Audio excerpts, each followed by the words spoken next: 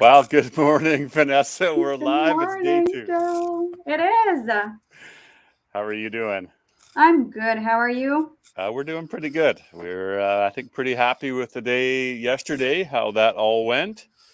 And we're on to day 2. So a couple little minor tweaks here and there, but I think, yeah, we're pretty excited for day 2. I think all in all, on your end, pretty good from a C5 level. Yes, definitely. Like you mentioned, adjustments here and there, but it's such a complex structure. I think it went well, and today's going to be a great day again. We saw great bowling yesterday, too.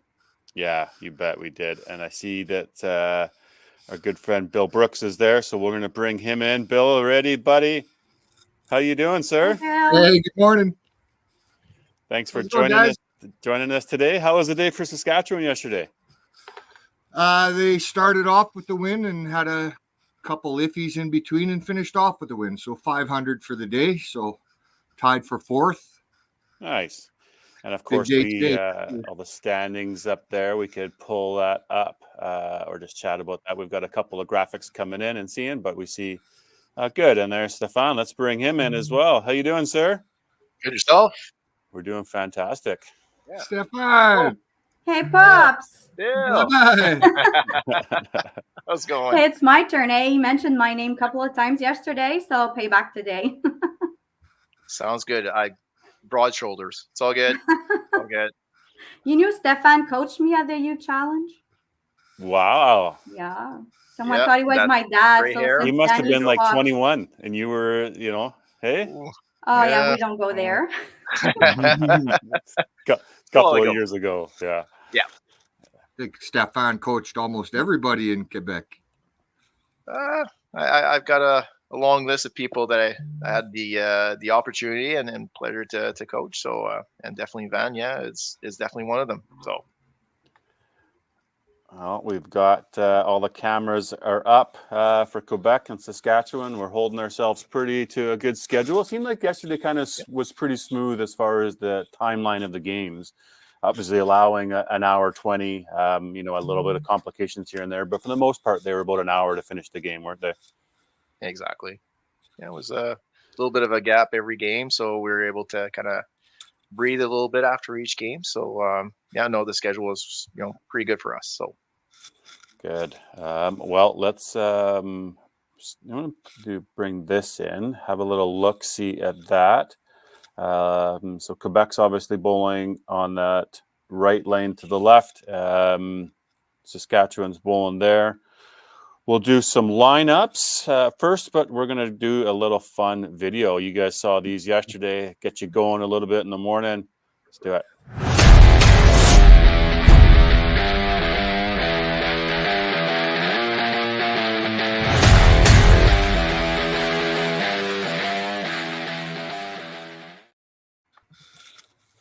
Right? Couldn't that just play for like 10 minutes? We'd be sitting there just strumming along. I know we would.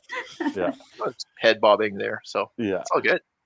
Before we begin, Saskatchewan has a little commercial that we're going to play. So thank you to them. A quick little Minto Rec Center.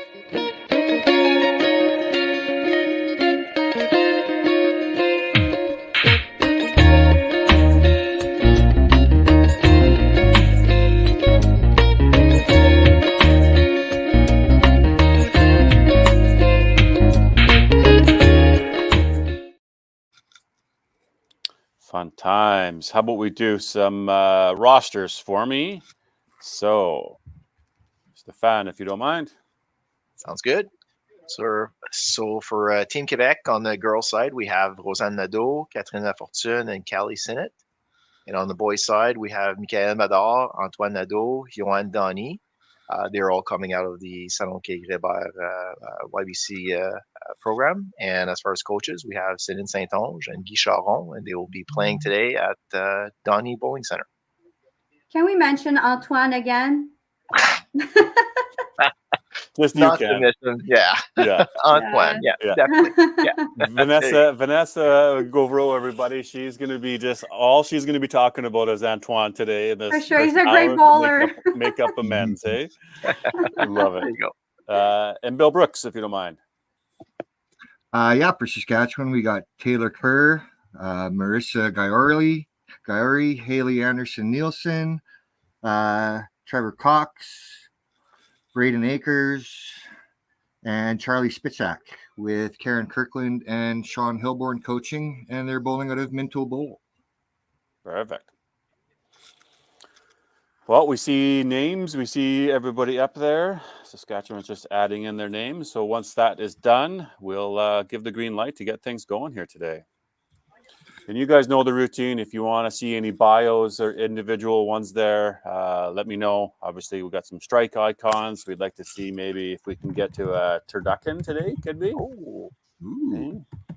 What have we made it to so far? I have made it to this, a virgin Martini. shaken martini. Yeah. Yeah. And then there's the 6-pack of non-alcoholic 5-pin Bruniverse. Yeah. I'd like to see a snowman too. That would be a good one, right? I feel like we could get to 8. Hey, let's push ourselves. Let's do this. There you go. There we go. No pressure. No pressure, kids. Yeah. And fans, for all of you watching and listening, feel free to comment.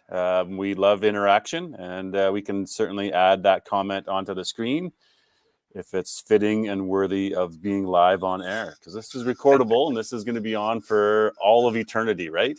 There you go. I like some of the fun YouTube names or the Gmail names. I think there was one yesterday, I am Groot, that got a few comments in there. I saw that as well. Yeah. It's a big match here for both these teams. Exactly. Yeah. They're all big matches. Yeah. But, this first match, looking at the standings, is a pretty big match for both teams. Saskatchewan to stay pace with the leaders and Quebec to get up to pace with the leaders. So 5 big games today. Yep. So you could definitely see a lot of movement here, and usually that first game kind of gets you going, and you want to have that momentum after that first game. So definitely, I think both teams will want to start off fairly strong. Absolutely. And I want to throw a quick shout out to some of my Quebec friends who might be watching. We're going to be there on Monday, hoping to see everybody. Michelle Campbell, good friend of mine. I'm really looking forward to seeing him. Maud Rondeau, who's like my daughter from Quebec. So looking forward to seeing everybody there in the next couple days. Get ready. Coming down for the Open. Yes, sir.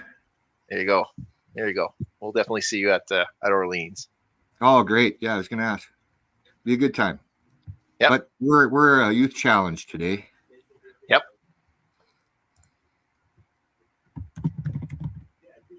Oh, setting up the lineup there. Yeah, we're just setting up lineup, and I'm adjusting scoreboard here as we're getting all the names in. So we'll just go like this. You can see we'll play around. Every game, once we get started, I kind of adjust a little bit after I see what the scoreboard's going to look like on there. And looks like it's pretty good so far. yeah, clean things up a little bit. So I think we can see everybody. I'll keep maneuvering a little bit. But other than that, I think we are good to go. Yeah, on your ends, guys? Like it? Good to go. Yep. Excited. Let's go. We're good to say like this.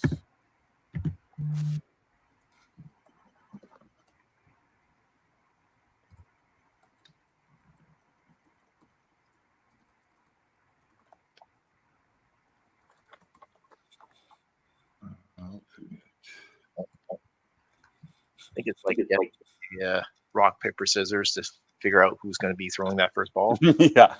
Well, I think it's the being notified and when do I go? Can I go? Can I not go? Are we starting? Are we not starting? And then once it's just rolling, it's going. So they're all watching, and there is a little bit of a 7-8 second time delay from us watching to them. So, and we're game on. And there we go.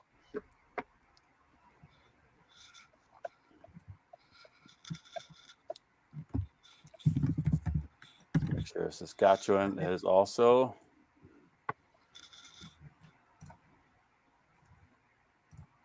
Probably probably just doing a little cheer in the Oh. background, are they? I think There- I saw there you go. somebody loading up on the.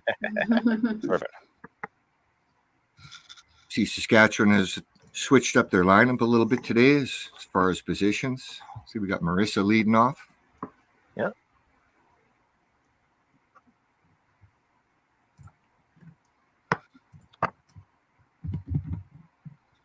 Oh, first frame for Kelly. Suppose that get that jitters out of the way for that first frame and then get in. So hopefully the rest of the team like sets it up for the first one. We also saw her coming back many times yesterday, averaging 241, which is pretty good. Nice shot.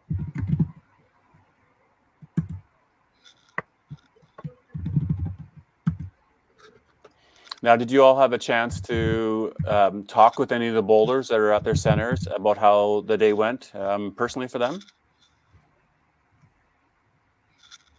I talked to parents last night there, and they said the kids were having a really good time. They went out to an escape room, and they were hot tubbing Oh, and swimming. nice. Oh, there you go. Getting Yes, all ready. good That's good to dinner. Teams are definitely bonding for sure. Ooh, Great ball from Braden. a little bit of a tough break there for Roseanne.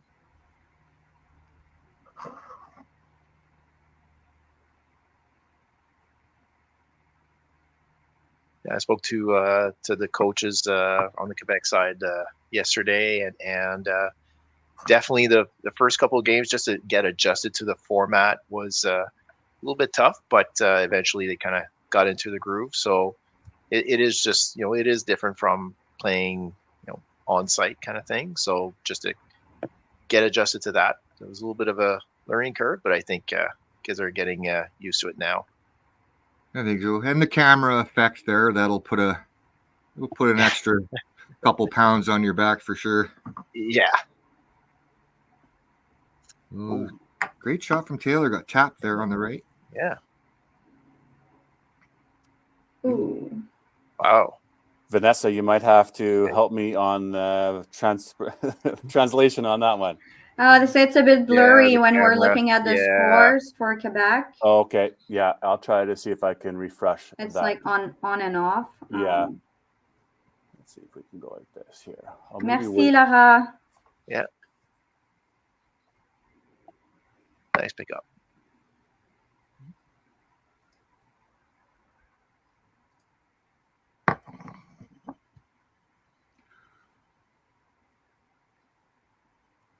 Charlie in the anchor spot today.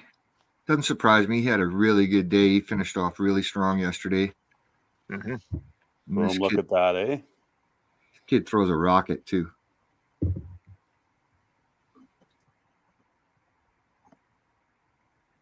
Oh, great shot there Good from shot. Antoine.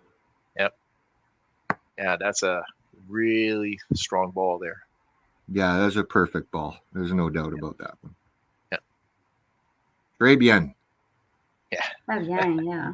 Yeah.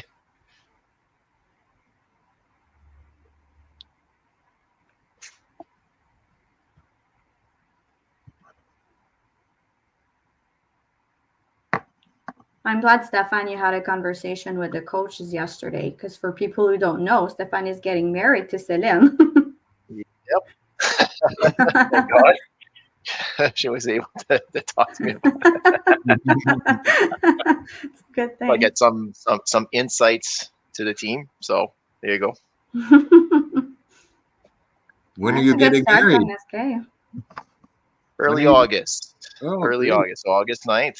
So decided after 9 years was long enough time. So Oh, great shot from good shot. Callie. That's great. I remember when you first started dating. Yep, it was actually at Masters coaching. We met. We had met previously, but coached her at Masters Nationals, and just developed from there. And now she's stuck with me. So That's all good. the beauty of bowling. Yeah. Right? Oh, it's the trick. Marry a Yeah. bowler. or get them to bowl. That worked. There too. you go. I Hey, know I didn't marry a bowler, and we're still together, but it's probably for the better because I'm a little bit on Found the a crazy great side. one. You found Yeah. a great one. Yeah. But on general, I understand the yeah.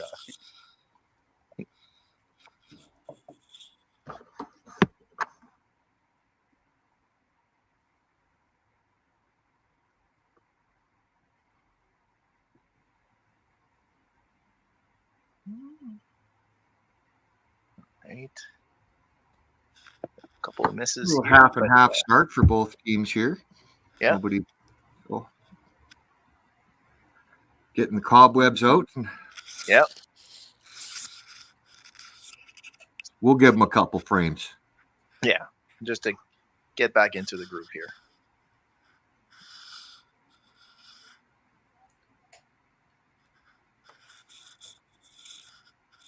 Oh, nice shot. There we go. Lausanne. Yep. A couple of Pro Bowler kids on this team, right, Bill? So we've got Braden Akers. Obviously, we know Lonnie Akers did some commentary yesterday. Yep. And then also it must be Zach Nielsen's connection there. Is that? Yeah, that's correct. Yeah, it's Haley. It's actually her second year bowling, so Nice. she's Wow. proving Second herself year. to be quite a Wow. little phenomenon. Yeah, she's got the talent. She's got the spirit. She's got a great attitude. Nice. Only 14 years old, so this girl's going to be around for a long time. Wow. Well, to get to this this level after just 2 years, I mean, that's great. That's Yeah. awesome. For sure. This There is was a good lot to of hear them from yesterday. Kathleen. 13-year-old, 14-year-olds, Mhm. even the Maritimes. So that's just great for the game when they've got 4 or 5 years left of youth competitive bowling before they have to potentially enter the adult ranks and competition there. For sure. Yep. Great double from Trevor. Yep. Good shot. Good start.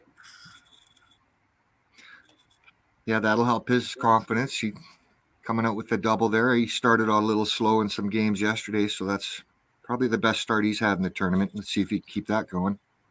Yeah, and Oh, if he that got pulled, it's affecting the average pretty quick, right? So Yeah. good for him. It's a nice start.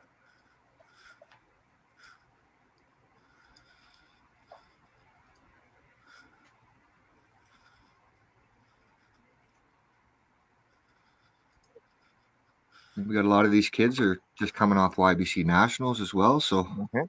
Yep. they're Yeah, we competitive. had two of them on the Quebec side. So Callie and Antoine did participate a few weeks ago to YBC Nationals at home. I think there's a few bowlers on the Saskatchewan team as well. Yeah, we had Marissa and Taylor were both there. Yep. Braden.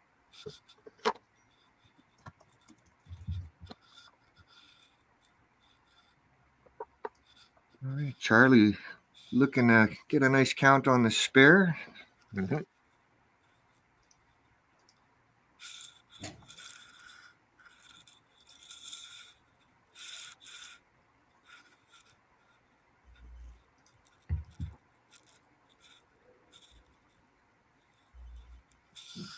Close. Yeah. Really close. I can let everybody know on the streaming, and I mentioned it to yesterday on the Quebec side at Donny. As far as marks, you can see that as far as spares and strikes, that they won't kick in until there's an actual count on them. So if you do 3-4 strikes in a row, you essentially have 0. So the counting for the total is a little bit complicated. Yeah, I believe it's when the frame is closed. So after 3, I think it's giving the 45. But let's try it. Yeah.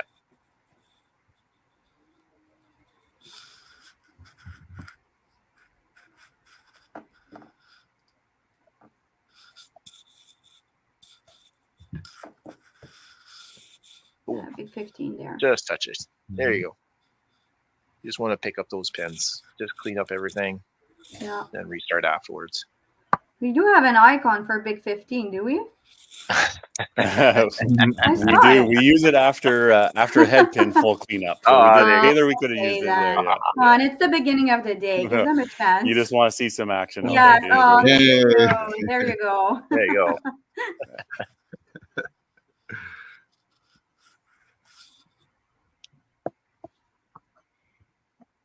All right, we got a couple warm-up frames in here now, so Yeah.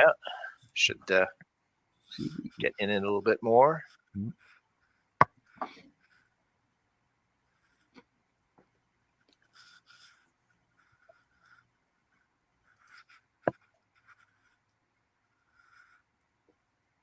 Oh, A little bit tap there. Better shot. There you go. nice there you go, Marissa. That's a shot.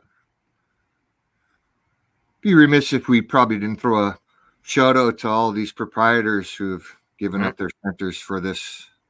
This is a big deal to give up all that time, and certainly appreciated all the volunteers and everybody doing commentary, and Carrie and 5-Pin Universe behind the scenes with this tech stuff. It's great job by everybody so far. Yep. Shot there. Bit of a break.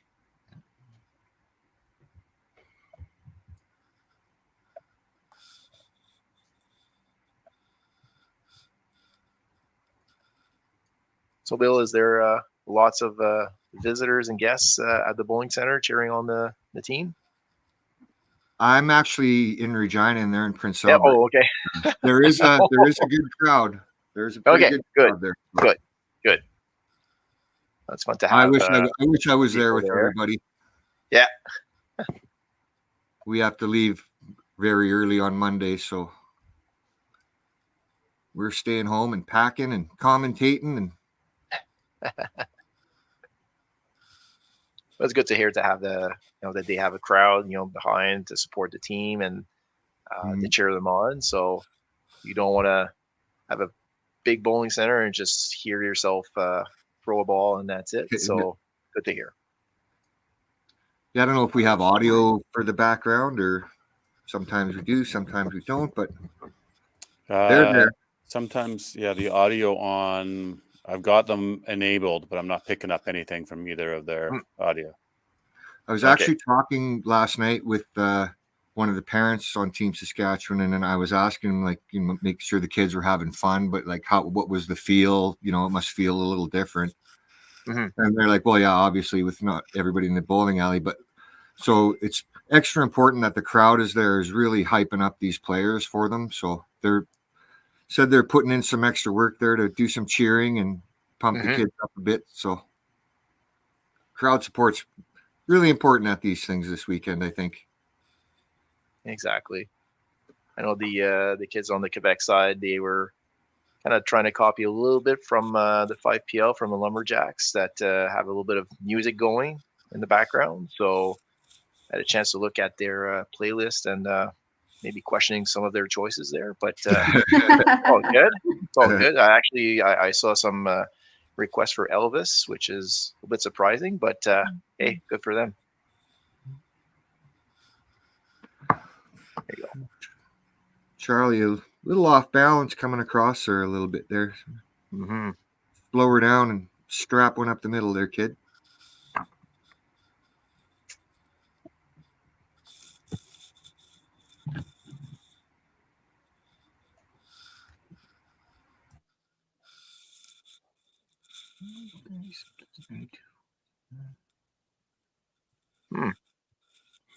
Really Pretty good one. even match right now. We got Yeah. a couple marks on the Quebec side and a couple in the spare over here. But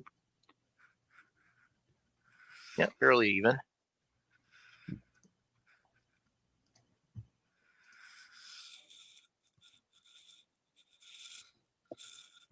Such a powerful ball, eh? yeah.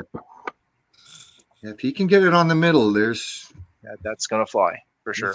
Oh yeah, Pins have no chance there. Couple of high team scores for you yesterday for some individual teams. So Manitoba with a 1346. Yep. High fours, high triples. Some pretty nice high single scores, even 4. And talking about some 15 to 19-year-olds. I mean, that's pretty good. Impressive. Those are getting you wins in the pro league. Yep. Very impressive. Good shot for Callie there.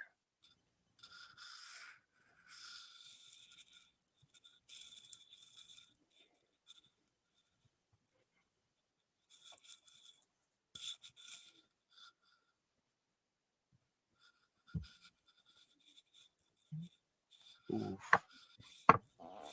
Couple headpins on see on both sides here.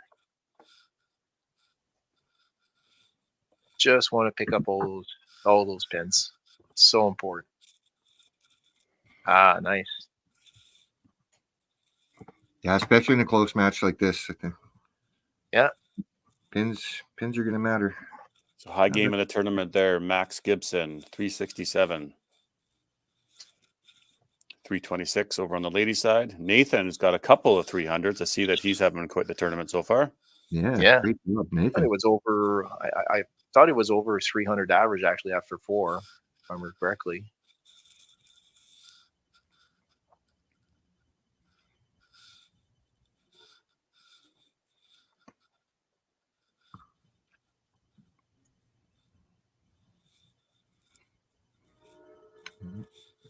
Saskatchewan finding the middle a little bit too much at the moment. Yeah. Like back to picking up those sticks.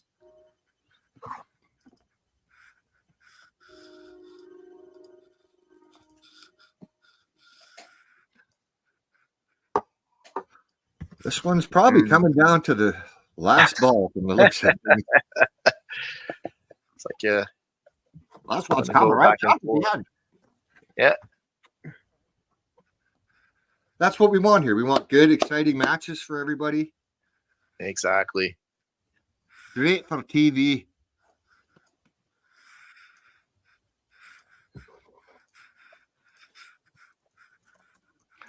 Yeah, all matches head-to-heads are really close. Like, there's not more than one ball separating any of these matches. So I think both teams would probably be pretty happy with where they are in this match right now, considering the starts that they've had. So exactly. Like if the other team would have run away with it, then it's one thing. But you still feel that you're in the game. Like you just need that really big frame to kind of pick up the pace, and then you can go from there. So that it just takes that one good frame. Yeah, I think just as soon as a couple of bowlers on either team put a couple together, I think you're going to see one team start to take off a little bit. There's a momentum shift just waiting to happen here. Yep. A couple of marks there on the Quebec side for to finish it off. So big 30 counts for Catherine. Yeah, that's a big count. Did you see her 5 was like the 3 pins on the left and the corner on the right? Yeah, it's the 5 the hard way. Yeah. Looked like an easy spare.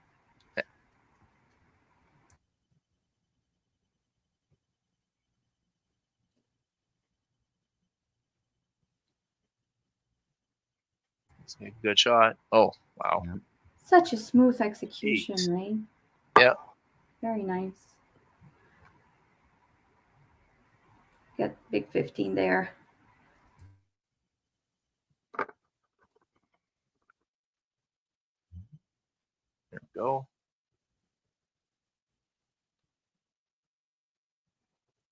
I mean, you see those headpins, and just a board off, and those are strikes. So you do have to tell the bowlers like you're right there. It just doesn't take much to really kickstart. So yeah. And now that we saw a big 15, we need turkeys in there. We need handbells. It was a headpin full cleanup. She did it the first time, so I didn't get her then. So we got you this time. But yeah, let's see some turkeys and ham bones here. Do we got a 2 in a row? We might need a 2 in a row. Yeah. Double fist pump or something. A piece or something like that. Big ball here to help maybe give Saskatchewan a little bit of momentum Yep. after a rough frame. There you And go. there it is. There you go. There you go. Charlie when with the you want to build 57-kilometer-an-hour ball. I don't know about that, but he throws pretty hard. It's not slow. No, it's not. No, he's a big, strong lad. Looks like he eats all the groceries too. So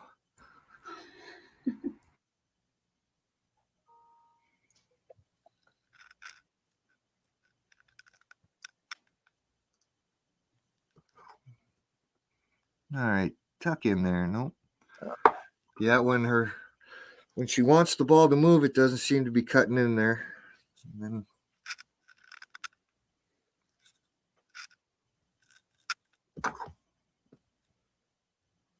great shot from Gailey. Huge double. Yep. A lot of separation up top in that match now. So Kelly, I mean, so young, 15.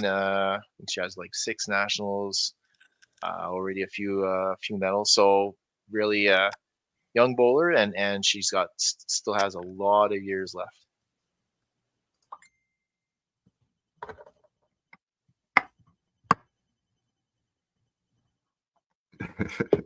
There you go.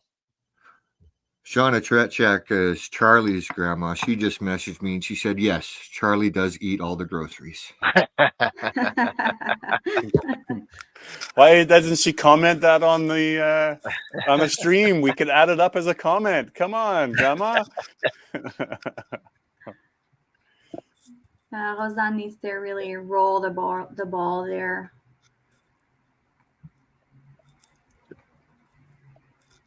Barely missed. Yeah. Oh, that's a good shot. Touch it. Oh. Thought that was good. Guess it didn't come in. Nice shot. That's good. There you go. There we go, Braden. Yeah. Oh, Nice yes. high 398, but he doesn't have a high triple or anything up there. Mhm. Yeah. And there you go. We'll see for Trevor. I mean, good opening here. Oh, wow.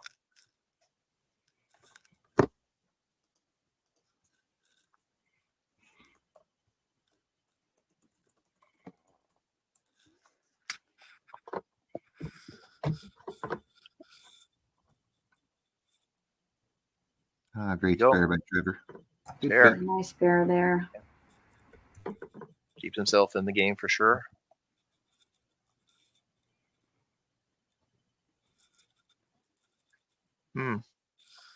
Few misses there on the Quebec side, especially on the second ball. So just need to concentrate just a little bit more, take a little bit more time. Yeah, that extra second. Nice shot. Oh, jeez. Oh, Wow. She is all over the head pin.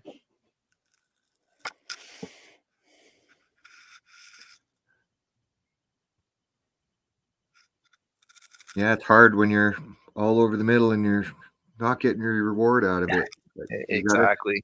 Got to stick with it. You know, you don't want to make a big adjustment, obviously, but I might want to see her be a little more aggressive with that first ball. Mm-hmm. Just kind of looks like she's sort of placing it instead of letting it rip. So, Yep. If you're listening, Taylor, PTFP. Hey, there's another big 15. I don't know if I want to keep promoting that for you, so we'll leave that off the stream this time, Taylor. But it is, good job. That's 3 of them yes. that you've done so far. But Yeah. Saskatchewan 16 points in the standings, Quebec 7.5. So Saskatchewan's tied with Newfoundland, and obviously, critical top 5 make it to the championship side, and bottom 5 out. So, Quebec, this is a big game for them to be chasing somebody in that 6th spot. They can Exactly. very evenly matched here through 5. Obviously, you got a bunch of strikes that aren't counting yet for Quebec, so maybe a little bit of the lead hand, and need to maybe capitalize on a couple of these doubles here.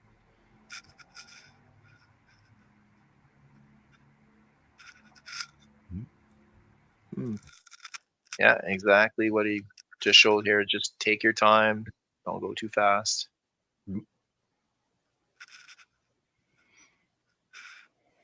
Saskatchewan high game so far is a 10.96 for them. That was the last game they played against Northern Ontario. Took 6 points. Mm-hmm. Yeah, Quebec pulled a strong 12:45, but against that big 13:46, I believe, of Manitoba first game. Yeah. Yeah, that was a great first match. Setting the standard pretty high for the rest of the weekend, we thought, but Yeah. So Nice. great. That's a couple of 3 spares from Charlie. Yeah. Not easy spare. No, we need a super spare. we need a super spare icon, sure. Yeah.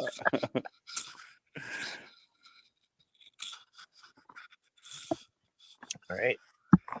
Let's see what Callie can do on that double there.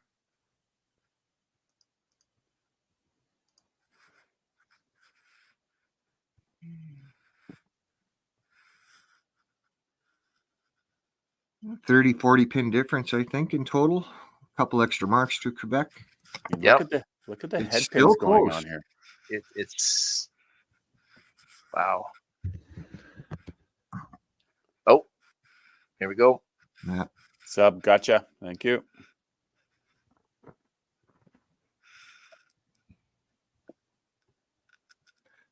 Haley coming in for Marissa. Yep.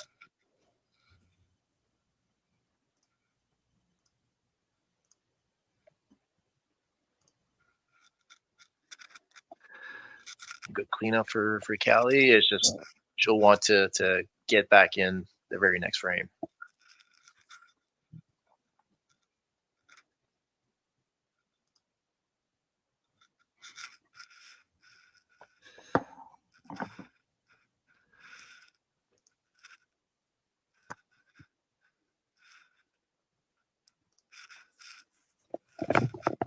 Haley looking for the cleanup on Marissa's head pin there. There Yeah, you great go. job. There you go. Stop. Use it again, Daryl. Here we go. That's like a Everybody's combo. waiting. That's a combo 15. I don't have. Big 15. Oh, Yeah. There you different go. person. Come on. There you go. Hey, good for the substitution though to come in and clean that up. Absolutely. Yeah. Yep. Gets you in the game right away. You got to throw 2 perfect balls to clean up a couple 3-2. So See if I can get this scoreboard for Quebec. Yeah, a little bit fuzzy there.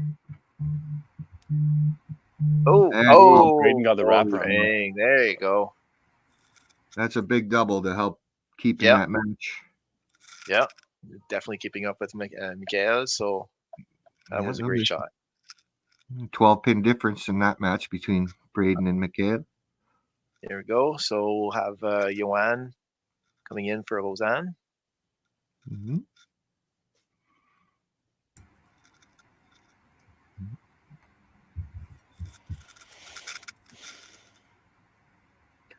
Trevor just kind of laid it out there to the right a little bit. Once again, I like to see him drive through those shots. You got to be aggressive. Yep.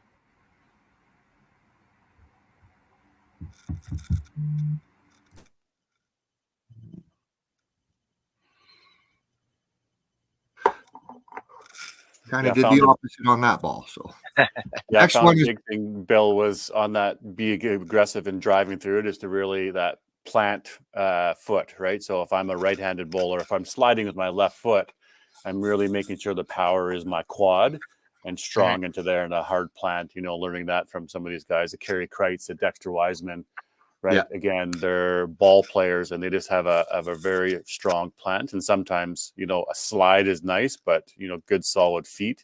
And that's how you drive your power through there. I'm thinking the approaches might be heavy here too, just from the looks of seem to be standing up a little straighter. There we go. There's a ball. Good shot. Ooh, Well, that one looked barely close missed. for Antoine. Yeah, he really wanted to have that count there, but close it up with a nice spare there and just continue. So looks like a pretty good frame so far for Quebec. Ooh, That that was even on the inside. Yeah, exactly. So a little bit of a bad break there. If bowling gods seen him pump his fist and they said no. It's like, nope. Well, no, it's definitely a good ball. You're saying Okay. Charlie sure just rips it, doesn't he? Yeah. So maybe one of the older. This is his last year. Would that be, Bill? Yeah. Yeah, I think he just turned 19 not too long ago. Yeah. Okay. Throwing a ball like that, 346 isn't going to be very long. He's going to be ripping 7, 8, 9 baggers once he gets on a heater. Mm-hmm. Yep.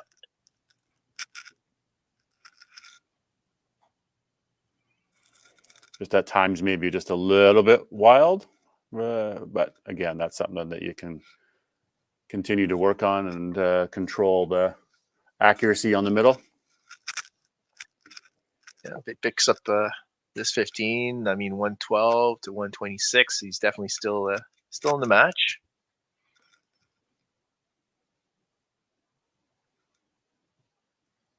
There you go. Here So we go. you got top match is a little bit of Quebec, still 4 frames to go. Lots of movement here yet, and what an amazing thing a double will do. Yep. Exactly. You know, We got, I think, 587 for Quebec and 521 for Saskatchewan. So might have it nice extra shot. 15. There you go. Good There you job. go. Off the bench. That's what you want to see. Absolutely. She has a great energy too. Ooh. So does this Kaylee being in leadoff? She's got some great energy, learning from some greats there in Quebec. But yeah, coming off the lane with some. That's a good key from a leadoff bowler, isn't it? Right? Yep. Hitting the middle, she does coming off with throw- energy. Yeah, she does throw a pretty hard shot. Lots of speed, lots of stuff on the ball, if you will, and she's very emotional, very aggressive. So she does have that energy to provide for the team. So she did pretty well yesterday. So kind of hoping to continue the same thing today. She definitely has her mother's daughter energy, where she's the daughter of Tammy Haley. She's a pretty great leadoff too. So Yep. Glad to mentioned see it Callie on the lanes. Yeah. A lot of people recognize her uncle Sean as well. Past nationals. Oh, nice shot. There you go. All right, good count. Gail keeping up as well. Yeah, great count on the double there. Starting to see some pretty strong shots here on the Saskatchewan side.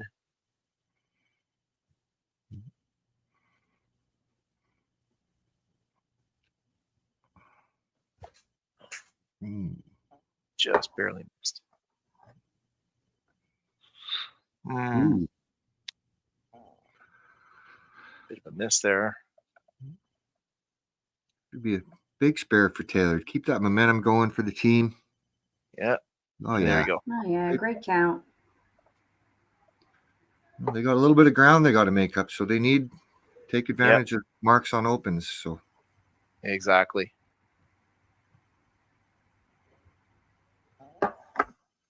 shaping up nicely to come right down to 10. Yeah, exactly. We see Johan there.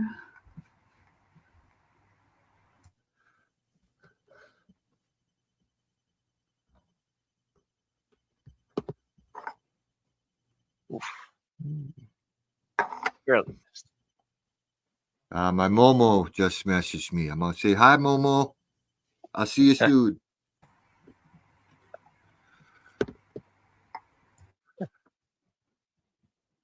All right.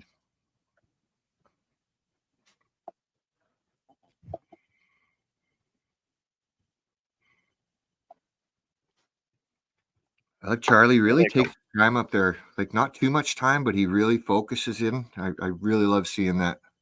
Yeah. And You can see does him every relaxing. Yep. Yeah. Ooh, that seemed to be inside. Mhm. Okay.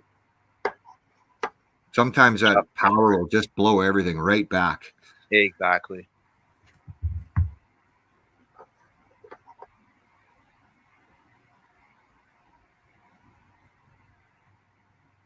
A nice strike over there for Quebec. Yeah. Here we go. On the There wood.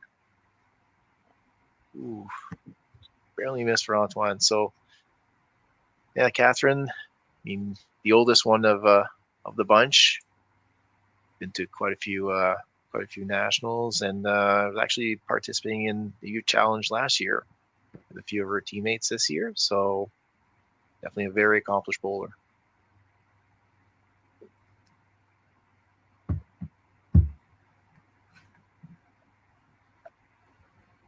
8, 9, 10. These are the big ones Yeah. coming up. Yep. More ball here for Antoine. Ooh, just missed. So definitely a Beep, beep. frame to forget a little bit for Quebec. Just one mark there, and Mhm. see a We few. have a match. Yes. Yep. 7-16. Yeah. Yeah, they're all really close matches, except maybe that first match is getting a little away. But we got Haley in working on a mark now. She could string a couple of together and Yep. get back in it. If anything, it all helps for total. Yep. There's 135 pins left here, so go get them all.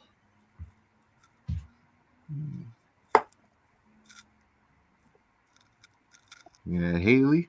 That's a great picture. 14, I love that bowling trick. out of Prince Albert.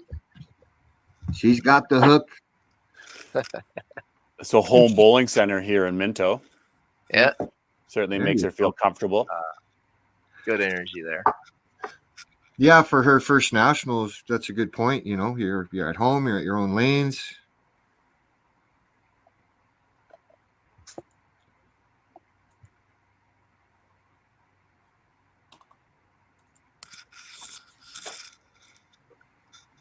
Oh, Ooh. Wow. Wee. Wow. Okay. will blow through. So you're 151, you're 138, potential 228 there. Get off it. Okay. That looked very familiar, and there's extra little give there, Yeah, Braden. yeah. The release and the standing at the line and the seen that before a few times. Come on. Come Wonder where on. he got that from. That's, I think, well taught, and said you need to do that because it helps. It really helps. I wonder if he got his basketball skills. Oh, so close Good for shot. Braden. Good shot for Miguel to just kind of stay in the game, actually get back in after that open there. So good shot.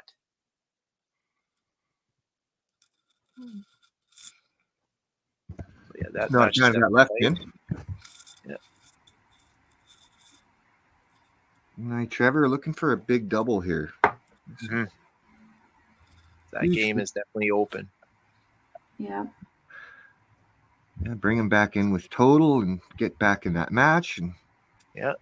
getting down there. All these next balls are going to be big in a close match like this. Oh, what a there you great go. shot.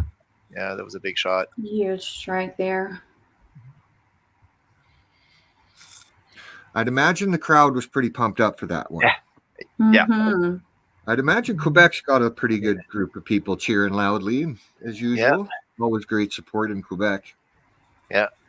Yeah, and I heard great comments yesterday on some advantages of doing it virtual. Again, not the intent. Like we want to bring it back in person, but Of course, it was yeah. nice to see the resilience there, and let's just enjoy the event and the fact that we can still at least find a way to have it. Yeah, there's no point in complaining. I think everybody's put a lot of really hard work into creating this event for the kids. It's not the usual, but I think what everybody's done here is really great. We could have folded tent and not had this event at all, but Yep. And it was Still a a lot great experience. more work, I think, on from the provincial standpoint. It was a lot more work, a lot more volunteers. I didn't hear nobody complaining about doing any work or volunteering. So Great job, everybody. That's great. Yeah, great job to all. Looking for a spare there. There we go. Good. See. Charlie. Oof. Oof.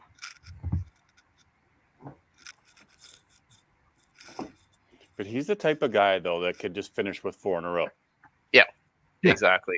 You know, it's just that type of ball. It's the power bomb shot. And see that again from, you know, even a Zach Nielsen out there, some of the other guys. That's the type of shot that they, you know, hard, fast, and see what happens, right?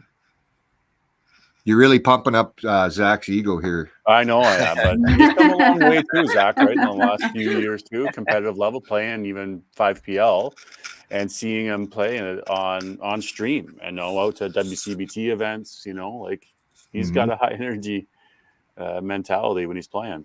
Yeah. All right.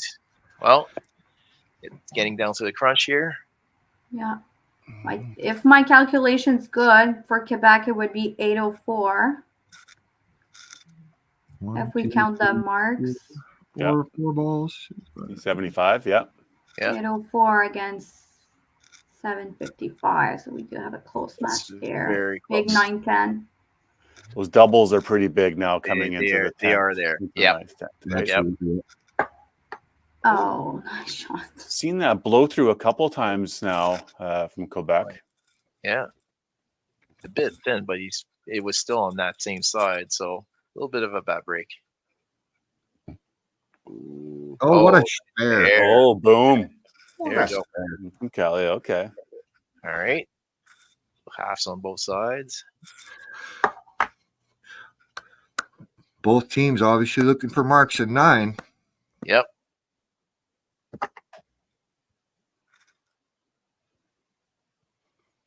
Quebec just keep pace with Saskatchewan in this frame. It'll really make it difficult on Saskatchewan in 10. So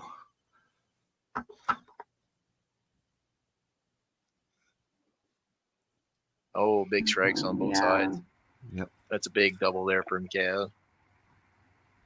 That match will definitely, it'll be some heavy balls thrown in the 10th frame. Those are the best ones. That's why we compete, right? Exactly. Oh, Oh, Meaningful moments. yep. This is a big one here. Oh, jeez. I'm ready, guys. I'm ready here and behind. Is that? Can you There feel was me like, just I wanting want- to be? Yeah. He wants to press that button there. just Yeah. hovering. Okay, here's a fun fact I just learned about Braden Akers. His favorite food. What do you think? pizza. You know what? You're never gonna guess this. So go completely like. Oysters. Off the grid. I'll say oysters. You know, that's funny that I said that, and I felt like you were gonna say exactly that, but it's not oysters. It's crab legs. Oh, Ooh, Wow. Okay. nice. Fancy. close though. It was Yeah. a sea creature. We're Fancy. deep diving into Yeah. bios here. Now, oh, hey, there we go. Huge shot There we go. there. There we go. Hey. That's pretty big there now, right? That's a triple heading Yeah, into that's huge. 10 when your totals aren't counting. Oh yeah, that's massive. Ooh. Oh my goodness. These head pins are a bit of a storyline for Saskatchewan. Yeah, I would say they've been on the middle, but They're Yep. hitting, right? Yeah. Yeah, they're there. Huge frame for Quebec there. Yep. Go get that 15 again. That's a Yeah. massive frame for Quebec, right? Yep. 4 to 5, Doubles now. 2 doubles going, and Yep. a strike down bottom. And if we remember, Quebec we talked about was at 7.5 points after yesterday. Saskatchewan was at 16, and Quebec was technically 8th place. Saskatchewan tied for 5th.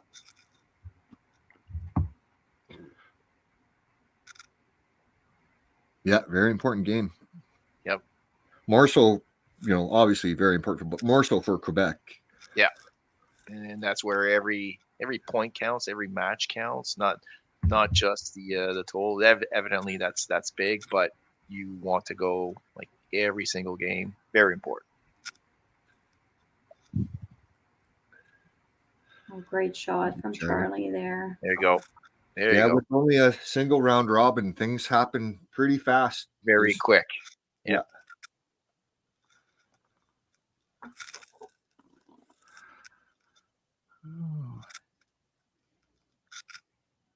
I like the Saskatchewan scoreboard how it tells you how many marks as a team. Marks at the end. Yeah. Yeah. Ooh. I wonder what a goal would be for a 5-player team, open nationals number of marks. I mean, I guess if you're going 4 per frame, you're looking to get up north of 40. I would say 30 would ultimately for youth be a good goal. 3 out of 5 you want to seed marks, right? So Yeah. We're a little off the pace here. Yeah. Yeah, but if the head pins unfortunately. 15 counts as 1 mark, Yeah. Okay, Oh, so and it went. Oh, there you go. Oh, There yeah. you go. there you go. Hey, nice, 100 Wow. points there in the Finish. 4 frames she came in. Yeah, Yeah. exactly. absolutely. I'm not Very going to good. get the point, but That's a great job coming in off the bench, though. 213 for Ricali and the point. Let's see for this one here. This is a big finish.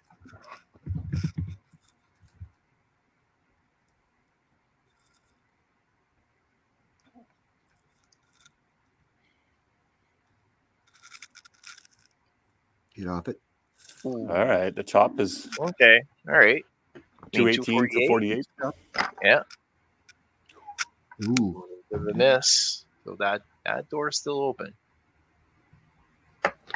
4 pins. 214, 244. Yep. Top spare is huge here.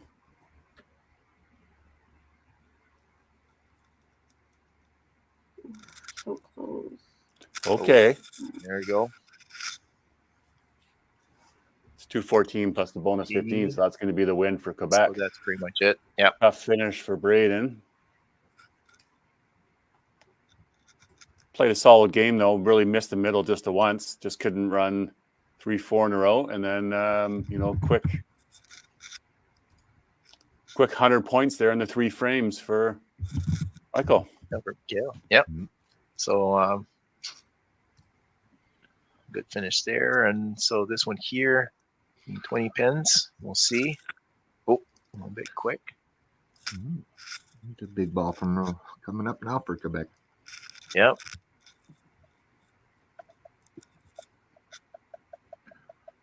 Oh, nice shot from Ooh, what a Yolan. hit. Oh, what Wow. a slow baller. That's Ooh, the So drama. this is first one since he came on. Yeah. Yeah. Because first one. Great timing. Ooh. all right. So 199. Want to have this one here. Oh, oh, Ace. wow. Oh, there you go. Okay, so Trevor will hold on for that 3 mark. Yep.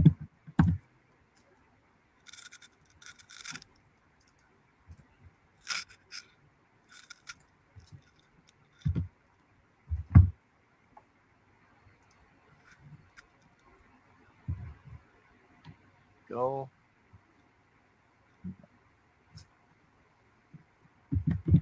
It's missed. That'll take care of total, obviously.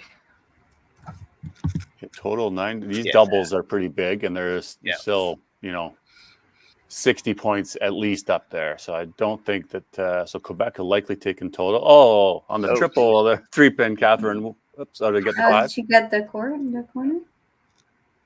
Looks like it came back and pick up the corner. There we go. I mean, for Taylor there, 4 head pins, but she cleaned them all up. Exactly. Which You is know, not good on easy you. to do. Keep Yeah. battling. Keep battling the day. You'll be fine. Yeah, she'll bounce back. They all will.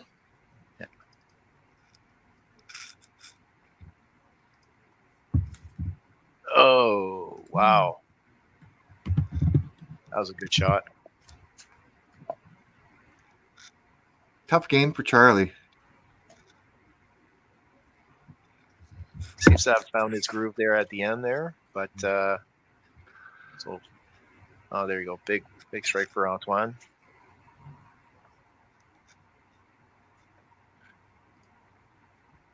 We'll see what Saskatchewan does with their lineup next game. I'd imagine there'll be a couple of spot switches. And They just got into some punching trouble here in this one, I think. Really couldn't get the momentum, and Quebec outlasted, I think, with a couple of doubles in the end. Yep. Yeah, and there's never a good time for a head pin, but they've had some really bad timed ones as well. So, oh, I missed the sorry there. Oh, the scoreboard got us, Boris, so we were good. With the little dance. Well, I was all ready to do the French translation here, gobble, gobble, gobble, but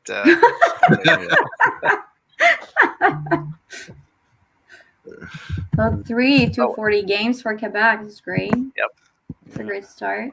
11:39 11:39. game for there. great second half of the game for Quebec there. 8, 9, 10. They really brought it when they needed to. So it was a great game for Quebec, and they really needed it. So showing a little love there to Quebec. Thank you all. Yep. And all of our French-speaking bowlers across the country, not just Quebec. Yeah, there are many francophones out there. Yep. Okay, so we have a 7-1 victory at the end of the day for Quebec over Saskatchewan. We'll minimize this. We'll just chat ourselves a few minutes. And go like this. Oh, I better adjust that. So first match done for the day, group. That'll tighten the standings up there a little bit, at least on these two teams, being Quebec winning 7. So they'll get to 14.5. Saskatchewan will get to 17 points. Of course, I don't know anything else on the other streams, but that's exactly the way Quebec wants to start, isn't it, Stefan? Yeah. Exactly.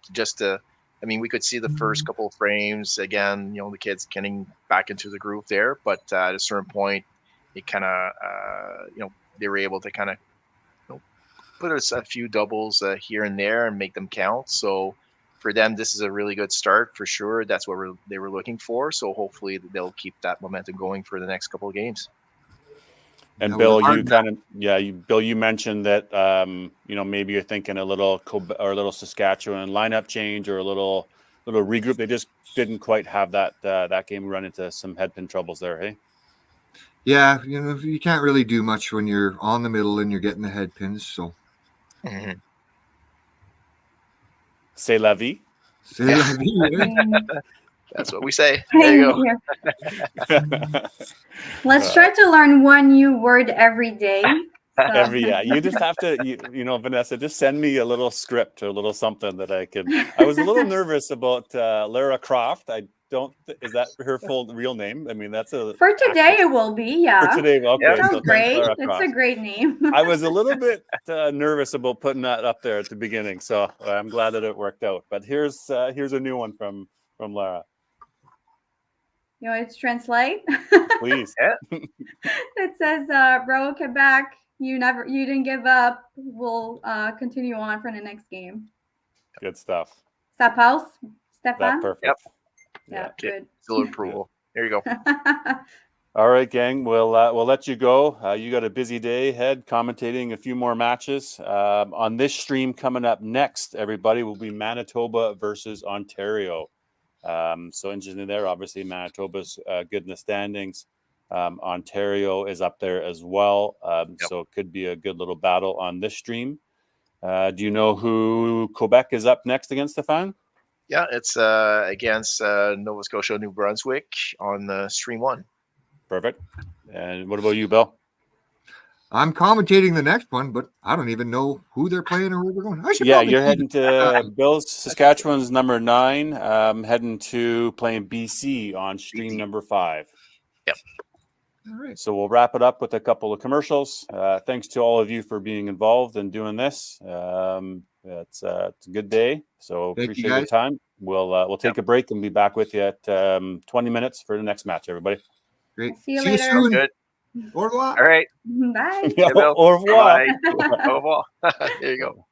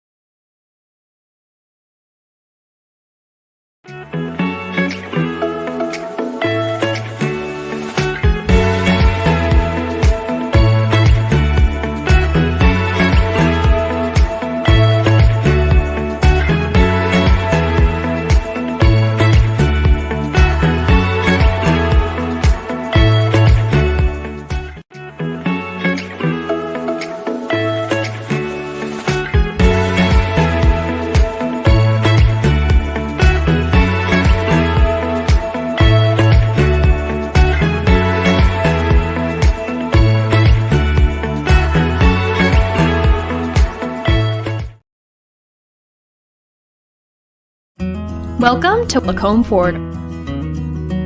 Small town professional service. Real people. Real rewards. Real easy.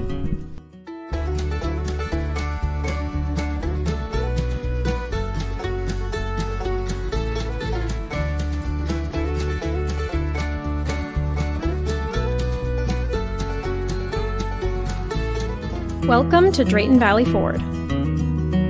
Small town professional service. Real people. Real rewards. Real easy.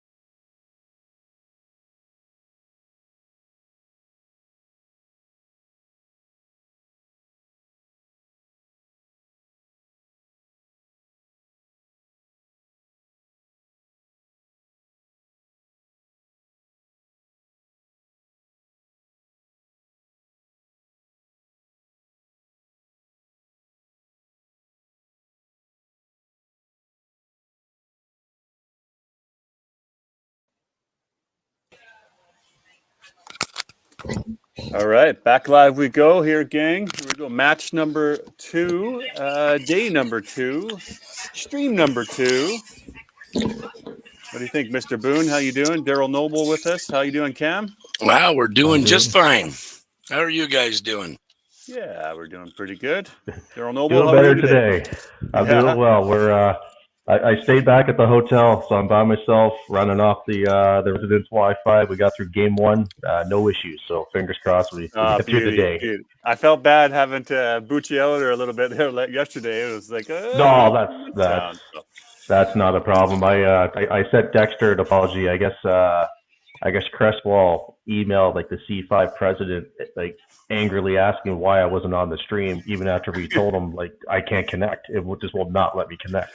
Yeah, it's nothing that we can do. Unfortunately, Wi-Fi across the country is a little bit different.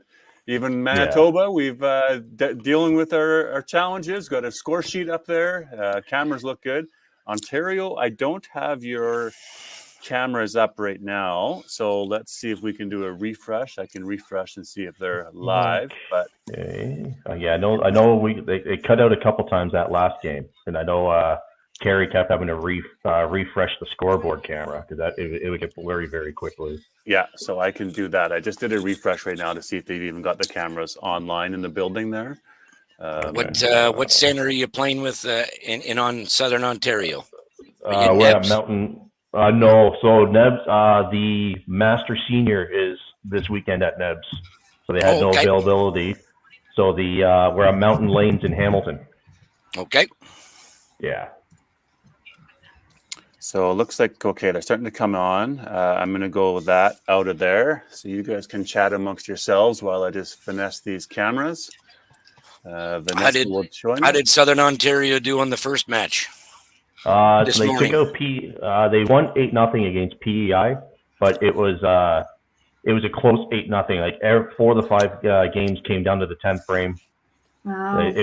It very well could have been probably if a couple shots went PEI's way, it could have been a 4-4.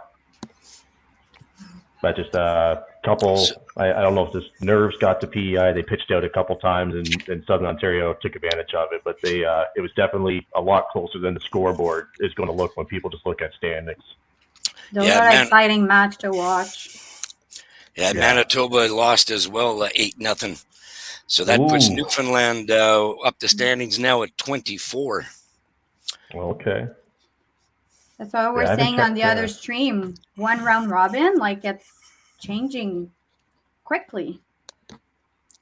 So I don't know if anybody has Manitoba's I just got a message from Ontario's coach that they would like Manitoba's lineup. If somebody can, I'm assuming nobody's in the building right now. They keep asking me if I have team lineups. No, that is our lineup right on the board there. Ethan first, Cadence, Jillian, Noah, and Maxim will be 5th. Okay. So yeah, we're up. I'll just tell her it should be on the board. Unfortunately, with the Excel spreadsheet score sheet for Manitoba, we don't have any icons that come up. So be ready with them icons. Okay. The ham bone and the turkeys. Perfect. I don't think Southern has any icons on their board. They must have turned them off. I don't. Funny enough, I never actually paid it up. I don't think there are icons for I'll be ready. I know the one request they were going to make today, and I guess he didn't, was that the scoring system for Southern won't count scores. Like if you're on a spare, it won't count your 15, so you throw your next shot plus whatever that total is. So it gives a little bit of a deceiving pinfall. Yeah, we've been doing that. I think with even most of the provinces yesterday, the 4 games we threw, 3 were the same scoring system where they would not add in the totals until that frame was finished. So we're getting kind of used to that.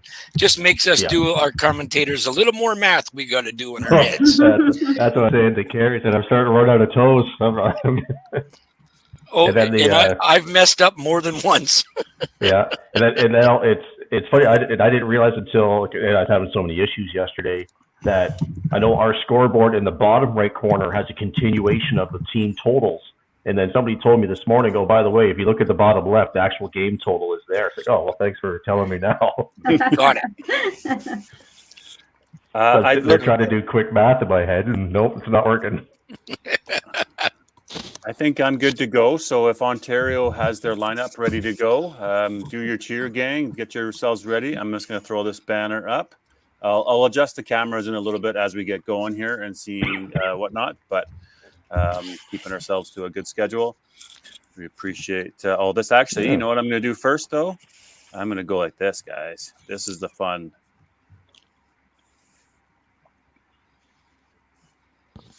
Here we go. This is fun.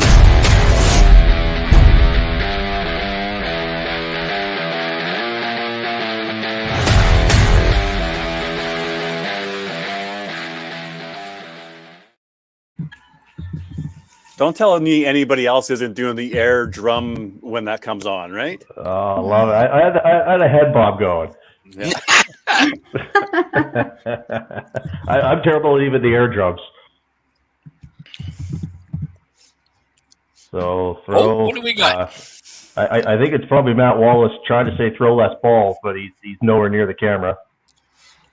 All right, we'll start up the match. Ethan is usually Manitoba's leadoff player. He's been for I believe this is game 4 of 5 where he's been the leadoff. And I'll change that because I had the wrong lane there for you. So give me a moment. Keep bowling, though. We'll adjust. I thought they were on the other lane there. Again. Less balls.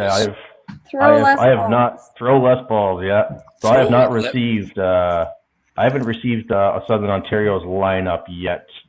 So knowing the 5 games that they've done today or done so far, they have not had the same lineup twice in a row.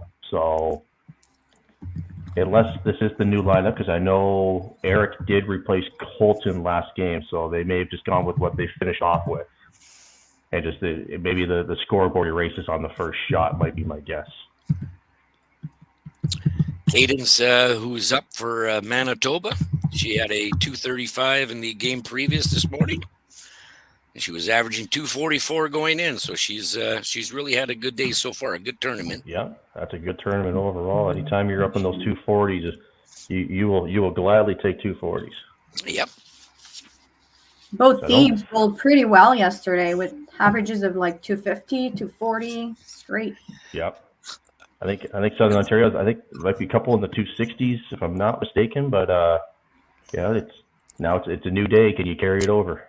After the 4 games yesterday, I believe it was Southern Ontario had the highest average team average, and Manitoba was second high, I think, with 242. There you go. If I'm correct. So this Ontario. So that was Eric Berg up at the top. So Eric anchored all yesterday. He started on the bench game 1 and came in. So they've left him up at the top this game.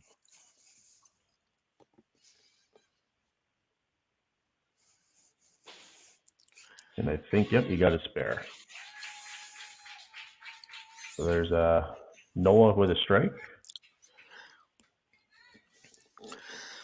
Well, it's always interesting to see, especially a team that's just got beat 8-0, Manitoba. See how they would respond coming out of the gate, and I believe so far so good. So far so good. I was going to ask you that. This is 2 different parallels. We have a team that lost 8-0, a team that won 8-0, and as I was saying earlier, it's a deceiving 8-0 because it came down 4 of the 5 games came down to that 10th frame. So you wonder what the mindset of each team is, because I know last night Southern Ontario, they were looking at they may have looked a little bit ahead of PEI and focused more on Manitoba, and PEI gave them a match. So you wonder what the mindset is now that this is Manitoba's traditionally one of the powerhouse provinces in youth and adult bowling. So you wonder how they're going to handle this. Yes, be very, very interesting. The only change they made was they took out Sadie in the 3rd hole and put in Jillian because she was on the bench in the first game. Oh, okay. So that's the only change they made, and they lost 8-0. So they're pretty confident. I guess they like that lineup. Yeah. Who did they? So I think who did they lose the 8-0 to? I think I remember you saying. I just can't remember. Newfoundland, Labrador. Newfoundland. That's it. Yes. Yeah, that Newfoundland. I think Ontario played them yesterday. That's a pretty good team. So we got a Let's Go Southern Ontario from Grant McGillivray. McGillivray. I do. There's too many I's and L's in there. My apologies on that one. The name rings a bell, but I can't remember where Grant is from in Ontario. So we got Kaylee, who's trying to clean up her wood off a head pin here. So Kaylee is the youngest bowler for Southern Ontario at 14 years old. Southern Ontario does have a young team. We have Kyla at 17, Kaylee at 14, and the rest of them are all 16 years old. So this is one of those teams that could potentially hang around for a couple more years. That is a very young team. That's a very young team. So we had pulled up Kaylee's bio last game. She's fresh off junior gold at the Four Steps a couple weeks ago. I just mentioned that earlier. But she throws especially for a 14-year-old, she throws such a good ball. And as she gets a little older, a little stronger, it's just going to get better. So good start for Manitoba. 3 strikes, 2 picks. So head pins obviously suck, but you're 5 for 5 on the middle. That's all you can ask for. Yeah, that's a good start coming out of the gate. Yeah, and then we got Southern Ontario's got their 3 spares going, so they're going to stay with them. But you take your strike counts over spare counts, obviously. That's a good extension there for Ryan. Very good extension for Ryan. Extension his arm all the way out. That's a really good shot. So Ryan is the beneficiary of, he is in his home center for nationals. He is from Stony Creek, which is just outside of Hamilton. Shout out to his parents last night who hosted a barbecue. Fantastic food, good times, good laughs. There we go. Grand Bowls out of Chatham, which is I should know this. It's in Ontario. I think that's like the Windsor area, if I'm not mistaken. Yeah, Ethan as well. That's going to be our number 1 hole. He's also he's from Polo Park Bowling Center right here. So he's bowling on his home pair. There we go. That's 15 years old as well, the youngest on the team. Youngest on the team. That's there we go. Yep. Oh no, sorry, he's now 16 years old. Right, yeah. He turned 16 in March. Yeah, he's just got some fake ID or something that maybe he's. He turned 16 right in March. So I noticed. Sorry. Go ahead. No. You go right ahead. Well, I was noticing in the bio there, he has it listed as a hook and a backup. So I don't know if you know him well enough. Is that just one of those, like, hey, depends on what I'm feeling that day? I would just call it a straight ball. I think he's a very nice young man. So I believe he just doesn't want to phrase himself as a one shot player. I call it just more of a straight shot. Yeah, just an end over end bowler. Mm-hmm. There's a nice shot looking there. Yep, good great slide. Shot there. And there's I was going to say, okay, Caden's area. I was following the little square going up. I was getting myself confused on who that was. Even at our center here at Polo Park, we still have the original 18 inches apart from each pin. But hitting it thin here really covers everything. The pins are still lively with the bands, so they do cover the corners quite well. And 3 pin there, and then looks like Kyla, she's walking off celebrating. So she got her 3 pin spare.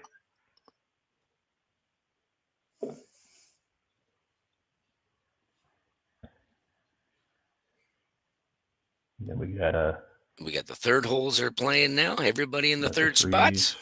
Yes, we got a nice little pace going here, which is always nice. I know Southern Ontario's last game yesterday against New Brunswick, there was they ended up having to move a lane because there was whatever issue, and then there ended up being an issue with the second lane. So that game took almost about an hour and a half to play just because they were having so many issues trying to get it fixed. And that could be tough because I was actually at the building yesterday in the lanes watching, and the downtime, you could see the kids on Southern Ontario really you can see them losing the competitive edge. You try to have some jokes, and next thing you know, you're laugh, and they're okay, guys, get back up on the lane and try and focus again. And that can be tough even for a grizzled old veteran to try and get that mindset switched like that sometimes.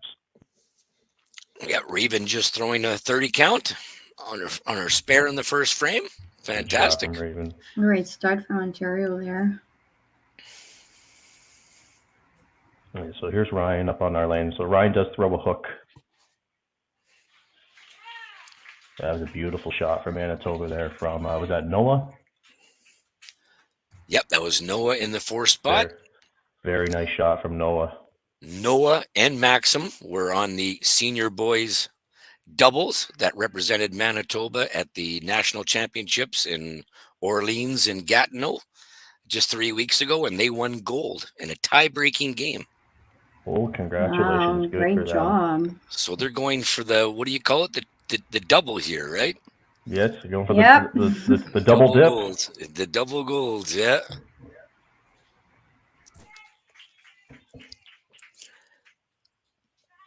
The first game this morning, Maxim, I think, punched 4 head pins in his first game and only shot, I think, a 223, but he still had a little chance at the match. Well, And I saw okay. he punched in the first one, so he may have to make quite the adjustment here. Yes, and that's I was talking to, I can't remember which feed it was yesterday. We were talking about in this format where you're on one lane. Sometimes it could be feast or famine for you. You find that line, it's fantastic, but if you can't get off that one particular line, Yes, you gotta make that adjustment. or even like you think, right? After the one game's complete, you would usually in a tournament you would go to the next pair of lanes and Yeah, could have a different reaction to every shot. completely different reaction. A little more tackiness on this approach than what you're used to. I feel like Yeah, that's something, Daryl, that the good bowlers at the elite level, the ability to adjust in a quick manner has elevated the level of the game. Cam, I'm not sure Oh, about yeah. yourself, but I used to be a player that never ever changed. I was just, you know what, here's my spot and here's my thing, and I'm just going to keep doing it. I never really changed, but seems to be now talking to some of the high end players. It's a could be a change every ball, it could be a change every frame, but a little bit here and there. So for bowlers to be able to know their own game and to know what the lanes are doing in a quick manner is to be able to do it. Cam, did you change very much in your game? Yes, I did. And still to this day, I'm never a bowling ball changer. I like my one set of balls that I've thrown since 1993, and I will always stay with those balls. But I do always like to move, whether it be one board left, one board right, or a half a step up or half a step back. I'm always changing. I'm changing.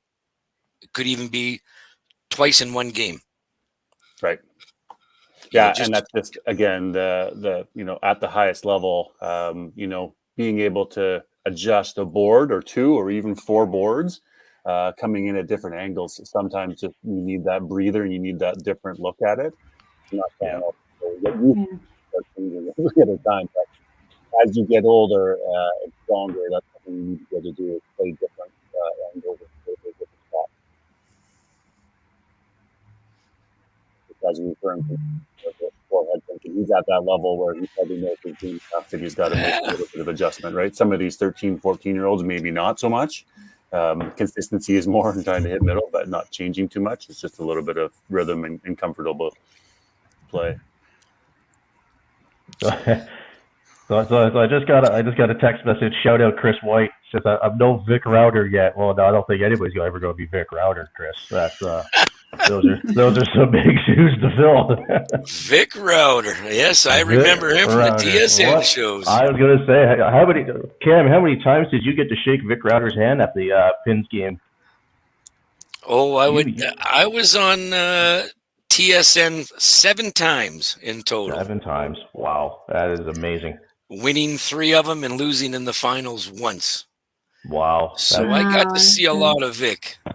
Yes, that is. He is. So he lives in the Aurora area, which is just north of Toronto. And I don't know if the video I know the video got out to social medias. He did a big shout out to the Timmins Invitational back in February, just wishing everybody luck and wishing that 5-pin bowling was still on TSN. And he went Vic Router mode, just that deep baritone voice, that storytelling voice that he had, but it was just unbelievable to listen to.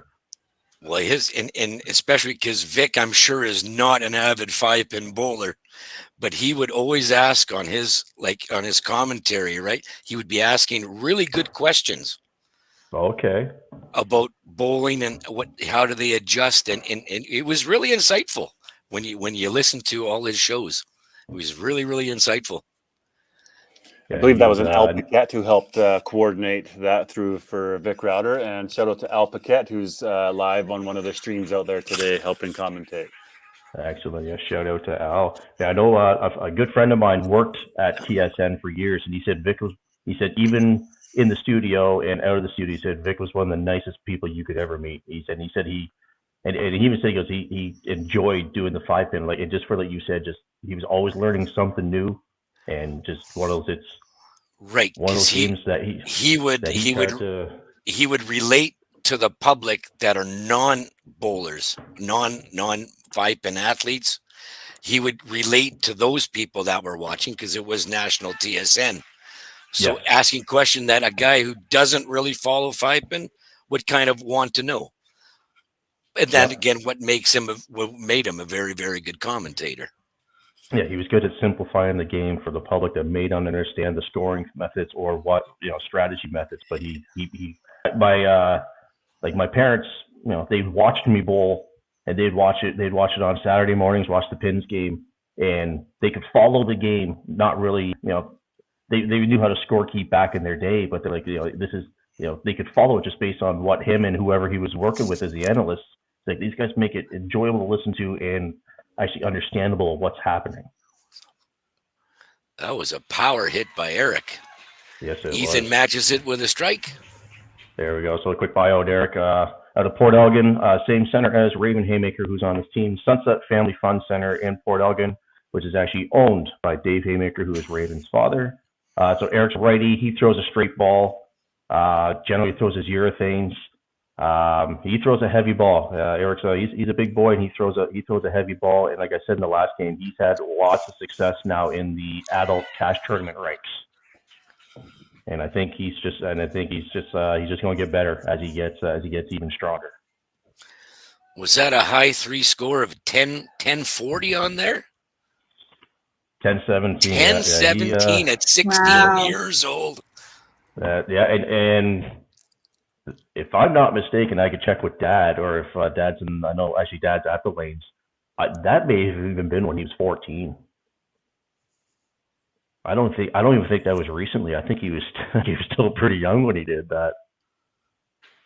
We have Jillian up from Manitoba on 2 strikes in a row with the team. Very nice shot. The team's now made 3. Did we throw up that turkey for Noah? Noah had a turkey. I don't think we did. Oh, a little late on the game here. Sorry, guys. There we go. We got a turkey up there. Good job, Noah. Yeah. So hope we didn't curse him there. Yeah. Big shot from Kaylee there to try and answer back Jillian's strike that she had thrown. How many times do you see that right corner miss and you follow it up with a strike? It's an automatic one. Yeah. It's almost an automatic. Yeah, he's going to push. Oh. Hey, you can't go wrong with a 43 count. If you're going to end a streak, that's the best way to end that streak. Any strike streak. Get that 43 count.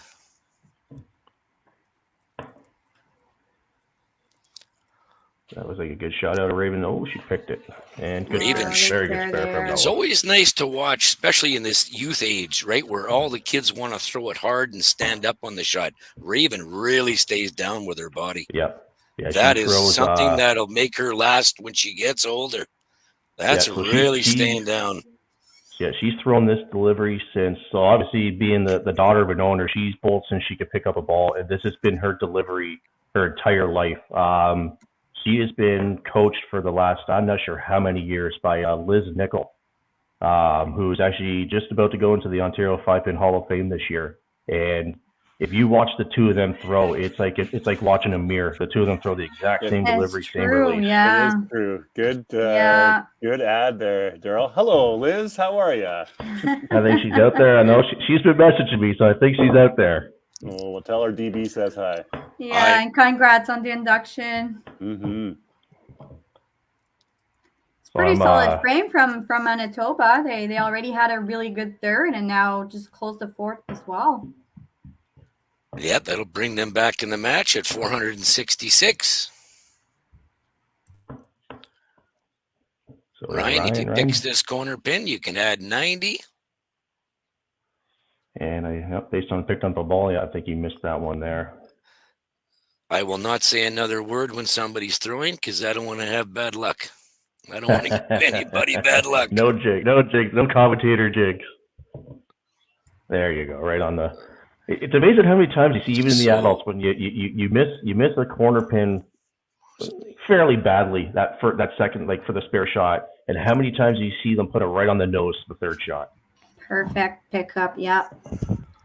So much easier on the last ball. Yeah, so much easier. Like, is it a case of like, okay, I don't have to worry about, like, I'm not thinking spare, I'm free, I'm just sort of letting the ball go, and now the body's just doing what it's been muscle memory's taught me to do. Yeah, we're just too eager to see the result. Then you're missing that last second of focus that you need to actually get it. Yeah. So Manitoba is taking a little bit of a lead, about 422 to 466. Finished off the fourth frame. We'll start the fifth. Ethan working on a strike. That looks good. Ooh. I can hear that sound. Never a good sound in 5-pin bowling. Good spare for Eric. Good count there. He's got a clean sheet going. Yeah, so Eric came off the bench last game in the 6th frame, maybe the 7th frame, and chased down his opponent for the win. He was probably about 30, 40 pins down, I believe, and ended up chasing down the bowler. So Kyla she's on a bit of a, well, she hasn't hit the middle yet, but she's getting her spares. She so has filled all four frames. A little good, a little bad that we're not hitting, but at least we're getting our spares. So there we go. So we got a chop She's off. got the count for the 25. Yeah.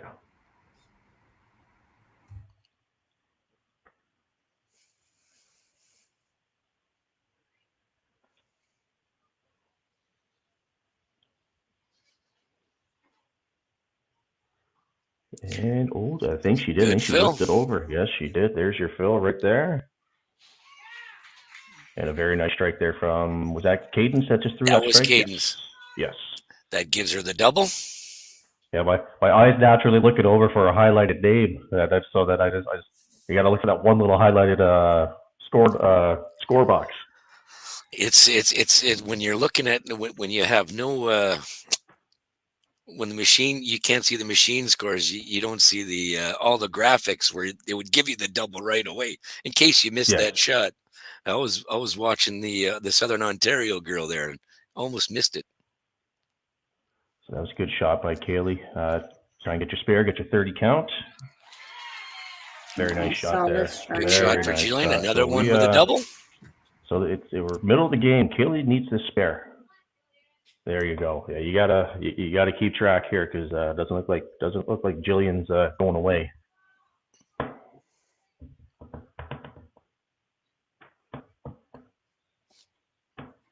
Yep, Jillian started on the bench in the game previous against Newfoundland, Labrador, and she didn't go in. She stayed on the bench for all 10 frames. So this is actually her first game this morning. Okay, so she's very nice.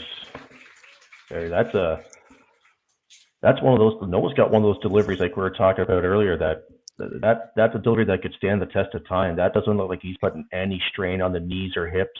It looks low effortless. Back. That looks very effortless. That delivery. Just effortless. Yeah. And do we? How old is Noah? Do we know? Can we pull his bio up?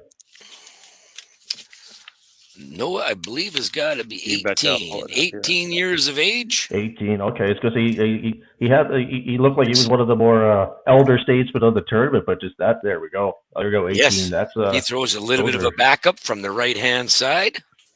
He uses Paramount bowling balls. And, of course, like all this younger generation, they all have custom shoes now. Yeah. It's Carrie and I were talking about that last game. I was saying, I said the 5-Pin Universe website needs to make a page for people to submit their custom-made bowling shoes and have a little gallery. Yeah, the good old younger generation with their high top shoes. Yes, they're high tops, so they're the skater shoes. Yeah, it's And us And- older generation with our memory foam Skechers that are That's extra right. layered. dragging the toe as far as I could go. I'm curious though, like with like how Dexter and the other brands, Brunswick, I would have to assume they're aware of this, and why not come up with your own line of street, quote unquote, street shoes, and maybe try and get some revenue that way. We've talked about it many times. It's got to be tough from a bowling product distributor for 5-pin bowling, right? Because from bowling balls, there's not a lot of like repeat customers year after year after year. Same with That's shoes. very You wear a true. pair of shoes and you start custom making your own, you're going to do that forever. So it's going to be tough. Whereas in the 10-pin world, I believe that there's a rule that that expires the bowling balls after 2 years, Cam? I don't really know about any of the 10-pin rules. Yeah, so that's in the US 10-pin. I believe that you have to have your bowling ball certified in order to play anywhere. I do believe now. Yes. And somebody can help me out If there. But it comes to certification, yes, your bowling balls have to be legitimately certified. And I bet you they have to be certified probably yearly. I believe it is. I know. The one podcast, the Sweep the Rack podcast. I know the one guy. He went on a tyrant when they banned the Purple Hammer because I guess for whatever reason I don't know why they banned it, but he's like, this ball's been around for years. He goes, and now they banned it, and he's like yeah, the price you pay for a bowling ball and I can't use it anymore. It's like when Slow Pitch bans a bat, everybody gets angry.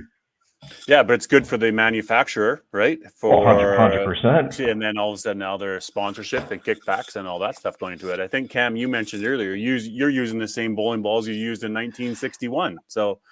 I mean, Hey, slow down. Here's a trivia question for you. When was the first year you could use personalized bowling balls in Canada? ooh, where's Don Sim when you need him?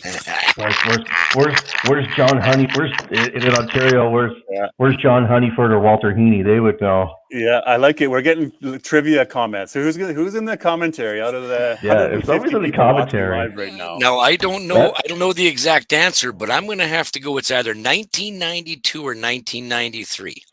So I was going to guess in that 90s area because I know. Yeah. I know Neb's Fun World just put out a video of like they used to do like a weekly local television tournament, and it was from 1991, maybe 1992. Steve Barker was in it. He had hair at that time too, and if I'm not mistaken, they were all grabbing house balls still. So somebody online that's watching this or in one of the streams has to know that answer. You're right, Cam, because I would have been a YBC in there, and I remember getting my first set of bowling balls. Yeah, in around that time. And there we go. So we know by 1995, the first year that I won TSN, I had personal balls. Okay. So I'm pretty sure it was 93 or 92. And that original, they only came, you had a set of green scorpions, a set of blue scorpions, a set of red scorpions, or you had these kind of pinkish, but it was purple and white, the ugliest balls you can get. So everybody was buying the red, the blue, or the green. And I went with that ugly set of balls because then I knew I could see my balls on the rack. Because everybody had the same colors. So you'd go to a cash tournament and everybody would have the same colers. So I could pick mine out easy, even though they're really not so nice colors. I still throw those to this day. Yeah, because so even though the personal ball rule came out, did engraving the ball exist at that time? Yes, You had to have you wouldn't allowed to put your balls on the rack if they weren't engraved. They weren't engraved. And they had Wow. to be certified and had to have a marking on it. Okay. And speaking of cert, so shout out Megan Blewett. So we were talking about bowling balls. So she says down in the States for duck pin tournaments, before the start of every tournament, you have to have your balls weighed and measured to be certified. Wow. So I would probably venture to guess that 10 pin's probably the same. Daryl, you got to tell these people that are texting you on the side to start commenting in the stream, and then we'll Absolutely, yeah. Yeah. Megan, stop killing my phone battery. Put it in the charge. Put it in the We'll comment make you group. famous. Like That's last right, match, we'll we make you had Lara famous. Croft messaging us. Like, can you believe that? Okay. And then going back to Chris White quickly, his wife. So it's Lindsay White now.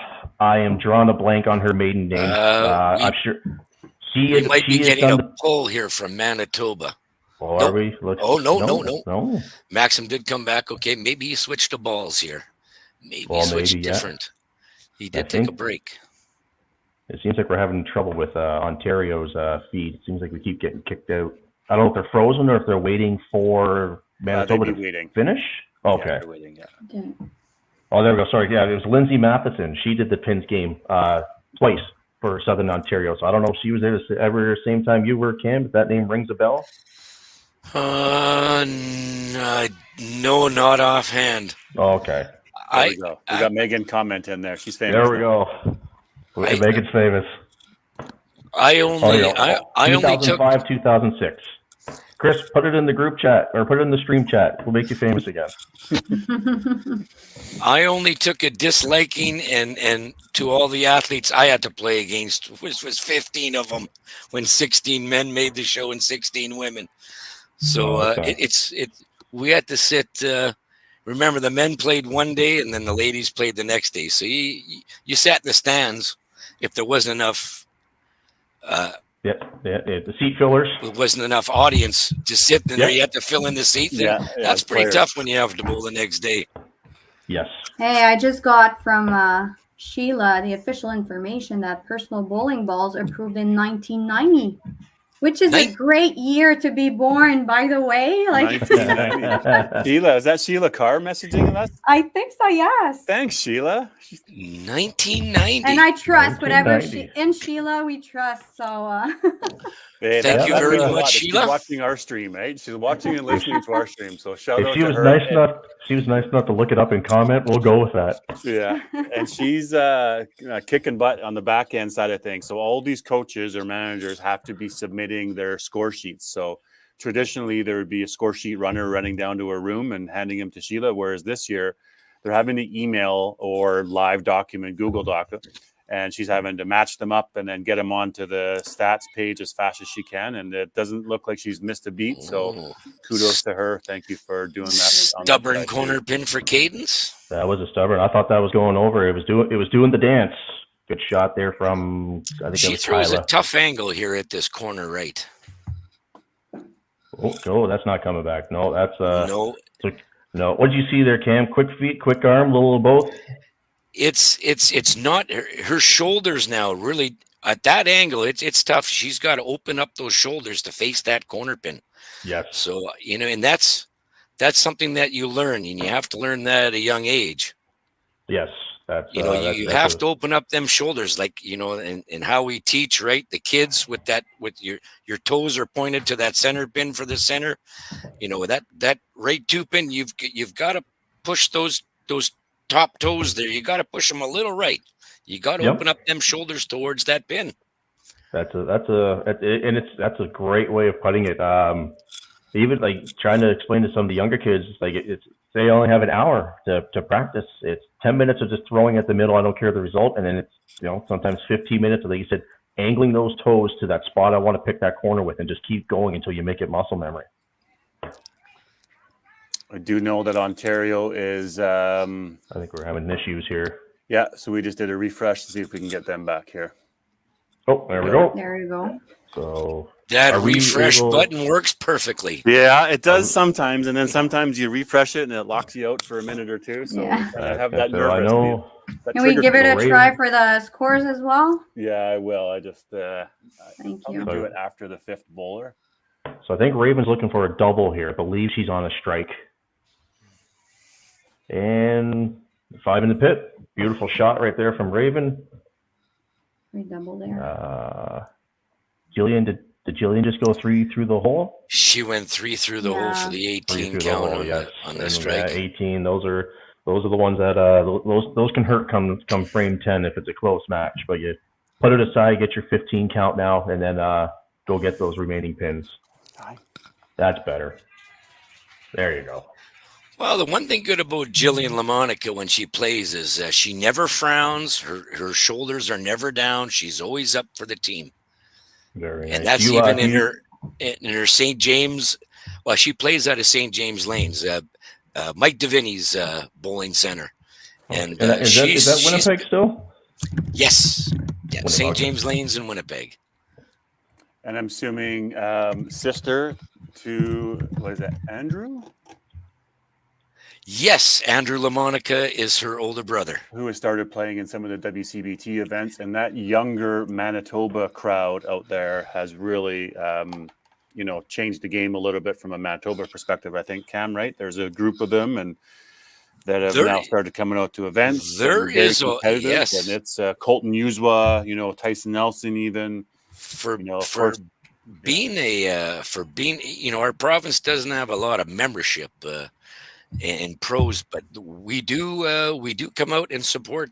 We support a lot the WCBT, and it's all the younger generation. Yeah, They're the Gilardis really, even, right? The Kelly Smiths. There's Brooke Goulets. There's 2 teams in the Pro League. yes. Obviously just in the final there recently, Dakota making it to the final. So that's a little the bit of a veteran. The Thompson boys now are starting to go out to the tournaments. Yeah. Derek Orn, Kyle Young, not Yeah. there, but your It's memory's good a to lot see- better than mine.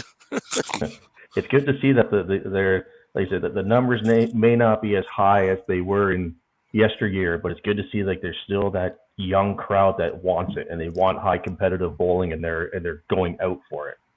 Well, even Daryl, on your end, from the club tour perspective that you're involved with, and the guys out there, the numbers, registration numbers are fantastic to see. Obviously, the Neb's the big one, but now you got the Hopedale Classic, you got the Timmins, that are really rival events to all the WCBT out west. That it's good to see from a competitive standpoint. The bowling across Canada is thriving. So keep it up, keep going, and they want to keep coming, right? They keep playing. Even with the even with the club tour, I stole the idea off Al Paquette, but he gave me his blessing to use it. I use those weekender draws, and I make sure I always do at least 1 or 2 like 23 and under weekenders, because you got some kids that may only have a part-time job and may not be able to afford the $250 entry, whatever it is.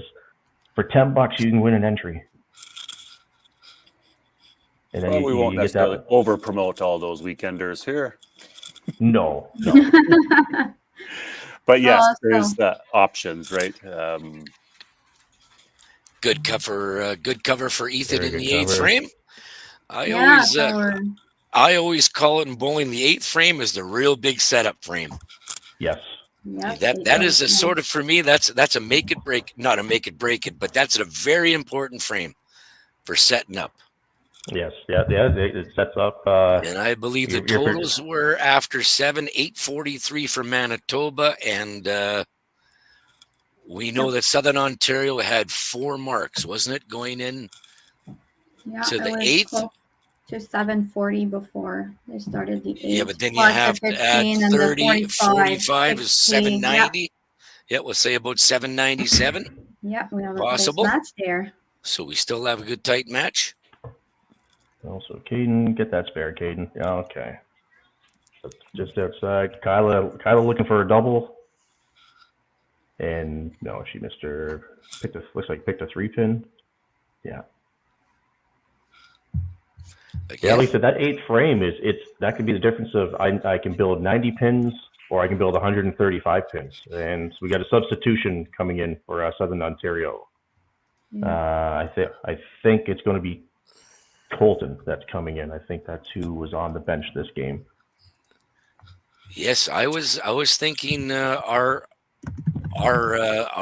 coaches as well in Manitoba would be thinking about to Cadence in that second spot, because she went open, miss, corner miss, and then picked off a deuce. Yeah. But being 172 in the eighth, she's still up though a couple. So Still up in her maybe match, they're yeah. gonna hang on. Good shot by Jillian there. Good shot by Jillian. Much better shot. So that was a tough frame there for Kyla and Colton there. Only a 5 count going into the ninth. That's tough. It's sometimes tough to come off the bench and get those pins, but yeah, you gotta make sure you get in there. Oh, something. Oh, there we go.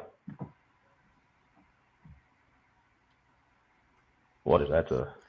You're saying a head pin from 10-pin Noah. ball will crack and become a paperweight after 2 years? Oh. Hmm. I've Thanks heard for the people comment, talk Danny. about Appreciate that. Oh, that. Danny Bear. Yeah. Okay, so we got a Saskatchewan guy watching our stream now too, gang. I like it. Oh, the words got out. We'll put a comment. We make you famous. Yeah. What other trivia questions can we come up with? So Cam and Daryl, I asked Carrie this question last game. I'd like to get your guys' thoughts.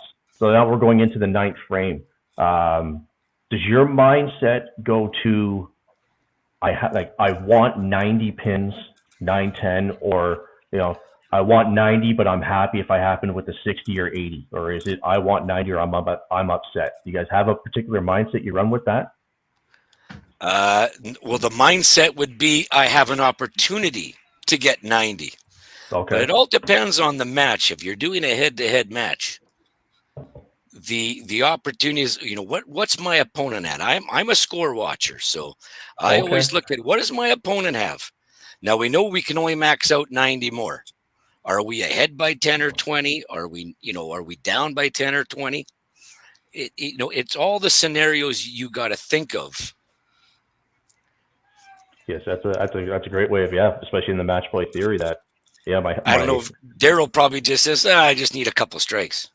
Throw a couple strikes there. You know what? Nine's pretty big for me, right? So you want to set up 9, and then you just got to throw the first ball in 10. You get the first ball in 10, I almost feel like you can get all 3, but really the 9 is the setup one. That's a mandatory. You throw your best shot in 9. Now, Cam, I'm with you on that. Oh, it's I just want to have the opportunity at the 10th frame. So it's a big 9 to still have the opportunity at the 10th. So good ball, close their frame, then I go to the 10th. Very nice. All right, so we got some close matches here. So 9:33 for Manitoba after 8. I'm not quite sure what Southern Ontario has at the moment. Well, we'll get it cleared up here. 8:59, 8:69 maybe. There's 2 marks in the 9th frame for Southern Ontario, so it gives them an extra 30. So we'll go with 889. We got 859 plus the 30 that aren't added in yet. There we go. So you said this is the big foundation frame for everybody. Now, Cam, you were saying you treat the 8th frame like it's your big foundation frame. Would your mindset change if, say, you threw a strike in 8 or open 8? Did you put a different mindset into 9 or a different pressure on yourself? No. Every frame is the same format, the same thinking. You don't really change the thinking. Now it gets a little more exciting when you're getting to that 8th frame. Yes. Because the 8th frame, again, depends on where your match is, but you really want the 8th and 9th, you'll set up for the 10th frame as well. Yes, and speaking of setup, and then we'll see where we sit going into the 10th. Yes, and 2 great shots there from Ethan and Eric, both right in the pocket, 5 in the pit. So they are, I think they're pretty. So we got a 5-pin game, and they both on strikes going into the 10th there. So that is close. I think it's a 20-pin difference because 166 in 8, and then a strike in 9 for Ethan. Oh, that 160. Oh, okay, sorry. Yep, I misread that one. Yeah. Nice shot from Colton there. Yeah, and this And then, cadence, we need to get a mark here or salvage this because you don't want to let that one match slip away. yes, So that Tough opportunity. yeah, that's a tough one there. But you can see the frustration on her face there. But yeah, like you said, you gotta try to put that away. And 172. A cleanup is 187. 187, yeah. and Kylie's got. Oh, I can't see what she's got there. And through the that's. I think Kyla. No, Kyla just threw the strike. She just threw the strike in 9. so look at the 3 load up there by Ontario. 141 and a strike in the 9th. Strike in 9. So For that's Kyla. for Kyla. So max Kaylee, out. / Colton, right? 90. Colton's in for Kyla. Yes. Yep. Yeah, that's a big change in that match in the second spot. 4 strikes there there for for Ontario. Yeah, they are. You can't ask for any better than this right now. You're on the mission. Nope. Jillian needs to answer something back for Team Manitoba. Yes. A She's nice working double. on a strike right now. She's giving it the wave. Yeah, great comment there by Megan, right? And Yeah, that's a good way of practicing. coach. Yeah. So I think Ryan just left the left corner pin. Yes, he did. So he's got 206 after 8. Try and get his spare here, and then you go 4 strikes and a spare heading into 10. You're all right. You'll take that any day of the week. Any team will take all that. Yes, that is you can. That is what you asked for. That's a costly miss. 20 for the strike in the 8th frame for Jillian. Now, is Couple of anybody? those, there's a 3-pin through the hole and then a 5-pin through the hole. So there's an extra 15, 20 pins up there. Yes. Does anybody happen to know the setup that Manitoba's running right now? Like, I know Ontario has Manitoba's feed right behind basically lane 14. Like they're standing right beside the monitor, so they have full view of what Manitoba's doing. Do we know what Manitoba's view is? Do they have a monitor? Like Southern Ontario's a TV. Like, is there a monitor right there that they're tracking? Do we know? Yes, for the spectators, there's a big 48-inch TV, I believe it is, on the back, so everybody can see it. Good. And the camera is angled from lane 14 over lane 15, so we can get a better angle. Oh, there's a tight spot. There We got a corner right. Manitoba really needs to throw a mark with these last 2, Yes. Noah and Yes, Max. Ethan, yeah. That is a strong huge 9th frame for Southern Ontario. Which Yes, is that, almost evens the game up, right? You got 1,000 Yes. there plus now, and only 1 mark. This is 2 a marks. big tide changer here. So another one for Big Max. spare for Noah. Yeah. And then for Southern Ontario's, I guess, advantage, I don't know if you want to call it advantage, Eric, who's traditionally been the anchor bowler, is up top this game. So you have a guy coming into the 10th who generally has the anchor bowler mentality. So if he runs with that, it's very possible he throws a 3-bagger in there, and all of a sudden this team could be off to the races in the 10th.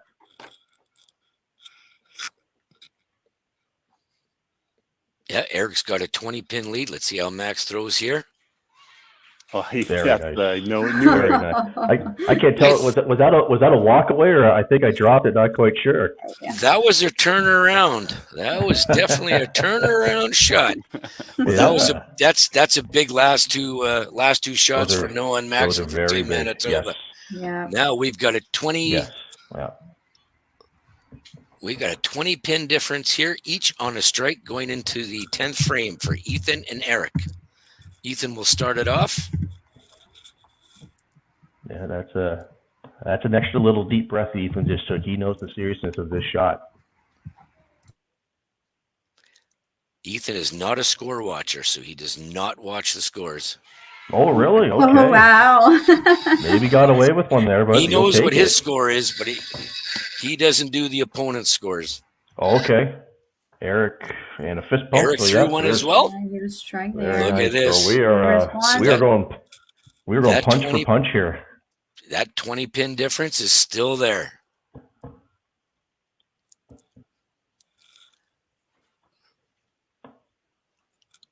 Down by 20. This gives you the chance. You need a full hit now. Oh, Whoops. oh. All right, so that's so big shot from Eric here. Max 231, so we're done now. Yep, we'll give one Yeah. point to Eric, Southern Ontario, 1 point. So now at this point, Eric, like as we were saying earlier about that different mindset, now you still want your strikes because you got to chase down totals now. That's right. There's still that team total. That's worth the 3. Yeah. Oh, There's that He other covered one. it. Good shot. Very good Okay. shot. comes the turkey. Gotcha. Thank you. Oh, there's a turkey. We got a turkey up there. So a solid finish from Ethan. Well, there's the 90 count that we talked about. Set up 9, you throw one great shot in 10, and it's kind of the rest is bonus, isn't it? Yeah. And that's what I think about it. Obviously, if I get ripped on a corner in 11, that's okay. I still got my 75 count. But so that's why that first ball in 9 and 10 are so key. Cadence really needing this spare to cover it. Need that spare. Need that very nice. Good work. Good spare. She can still finish with a 208 would be her max out. 208, and we have, was it Kyla working on 141 in a strike? That's Eric. So So Eric, spare if you just strike. throw the other one. This is a huge count. I think this We got- forces Colton. Kyla now to throw the first strike. We got Colton in for Kyla, but same Oh, right. same theory though. Yeah, So Colton needs that the first though. strike. Yeah. A spare strike does not enough. Oh, sure. As And you I- say that, there you are. Yeah, Yeah, just 201 refresh. if he I'm doesn't careful get the to not first refresh strike. too fast, but I still got to do it to see if we can get it. That looks good. Oh. Yeah, and there's a pick. Yeah. Well, you take your now get you, but So one. you give away the 1-1. match, but now you worry about totals. Get And your that could have totals been my back. fault because I added the ham bone thinking that Eric got the 4, but then I realized as I had it up that no, I think it was only a left corner. So my bad, gang. Ontario, you can take this one on me. So we have 1 point Manitoba. Oh, he got it. Oh, he's and he spared the split. He Good spared shot. it. He I owned up to my spared- mistakes, and he Look made at it that. Very nice. nice shot. And he might be running laps in the building right now. He's that happy. Not going to get the point, but huge for total. Huge for totals. Now, like I said, now it's you take a couple deep breaths. You got that adrenaline pumping. If you stand in your usual spot, there's a good possibility you're going to launch this one down the lane. So maybe get your breathing under control a little bit. So now that Jillian in the 3rd spot for Manitoba opened up, her maxed out now is 225. That gives Kaylee now a shot. So we go spare strike. Kaylee wins by 1. Yep. Now Kaylee does not need a strike. She does need the spare though. Yes. She must have a spare, so she needs a mark.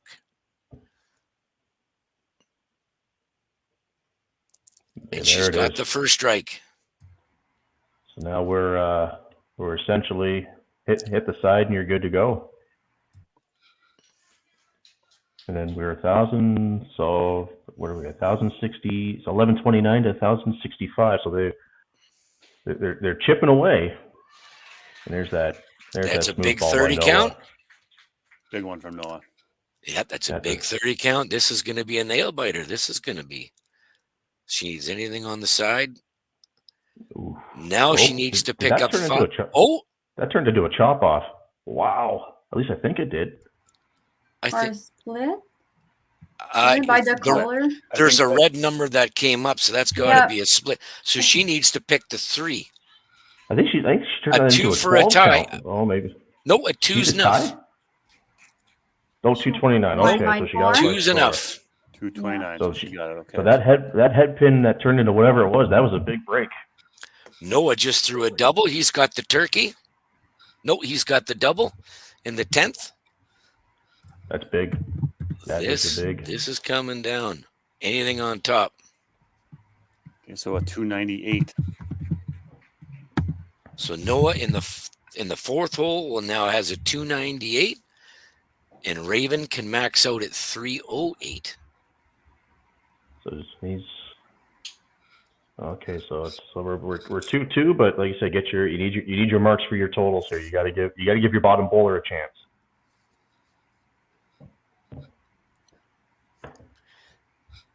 And in this format, we don't play ball for ball. So Noah is not waiting. He can go up, and that's a big spare. Good And spare. finish that up. And that's Maxim not what you just wanted. punched.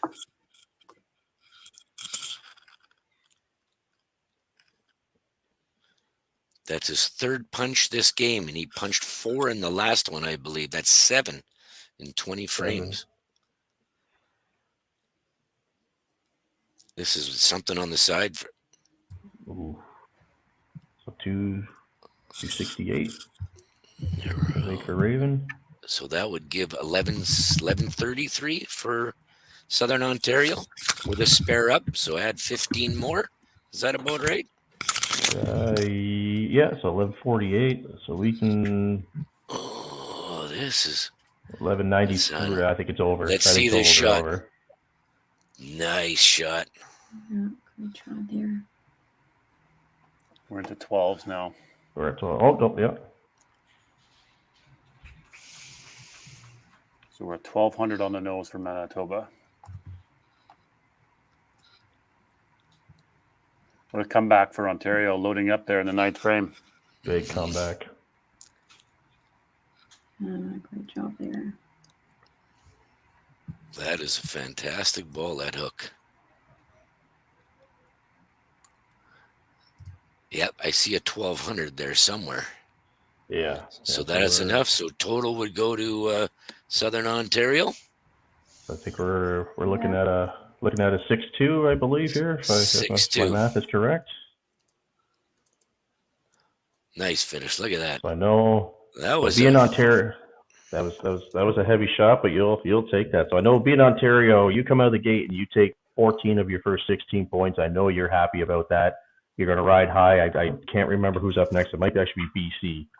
So you want to run that momentum. Cam, what do you think?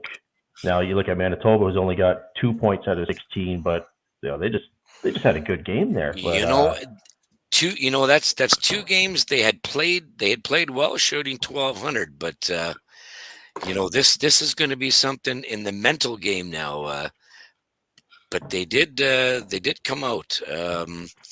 We'll find out what's going to happen. Yes. I mean, there's no lunch breaks here, so no, it's going to be a little team conference with the coaches and the players. Ontario plays next. Quebec. Okay, I was just about to ask you that, Cam. If you're Coach Cam, what are you telling that team right now? If Coach Cam would be remaining positive. I would maybe I don't think I'd be tweaking the lineup. The coaches that stand right now have been rotating the lineups in and out. So it's a tough call. What I would do. Yeah. I guess that's two by sense of 2 good games for Manitoba with bad results. It's not, and that's match play bowling. That is correct. No, of course you got to look at the bright side. We still play 3 more teams that are in the top half. So we still have a destiny to make that top 5. Yes. We may have dropped from 2nd to 4th, but we still have a chance. Remember, you just want to make that top 5. Right. That's right. That's all we want to do. Manitoba plays Saskatchewan next. Yeah. So still some tough games. Yes, we have Saskatchewan in game 7, Alberta in game 8, BC is our last one in game 9. Okay, and if you're just based on watching that Manitoba game, if you're other provinces, you see they only taken 2 points. There might be the quiet little fist pump of, oh man, because at the team, I don't know if I'd want to run into them in the step ladder. Well, there's going to be some power teams all jostling for position, right? Like you say, there's still 3 games left here. This is going to come down to the to the nitty gritty. It's going to be tight. Yep, the destiny for Team Manitoba is still there because you're still playing the other 3 that'll probably be in the top 5.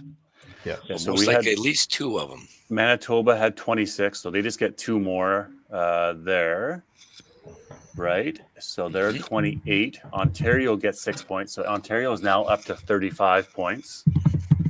Newfoundland was in 5th place at 24. Saskatchewan was in 6th place at 17. So a little bit of a gap here between 5th and 6th. But, you know, like we said, anything can happen. Or Quebec won 7. I don't know what they did last one. They were playing Nova Scotia, so that's going to pull it up. So lots still playing for. Lots of stuff still happening. Yeah.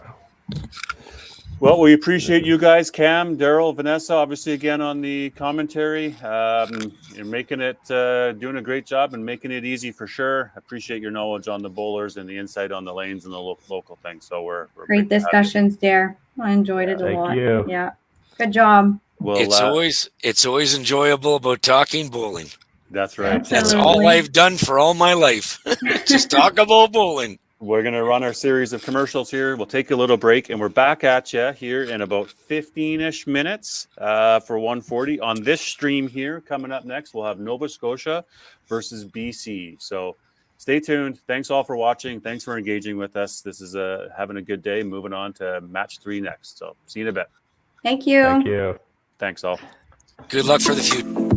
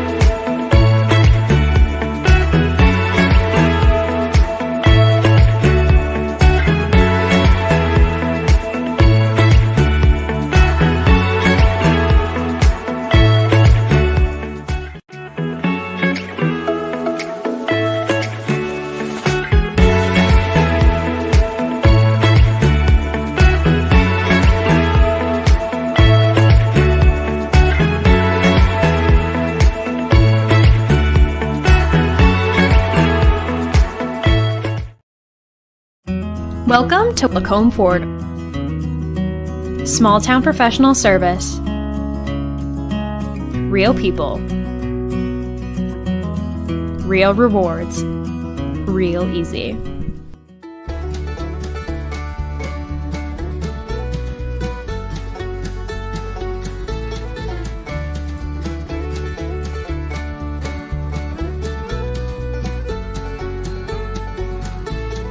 Welcome to Drayton Valley Ford. Small town professional service. Real people. Real rewards. Real easy.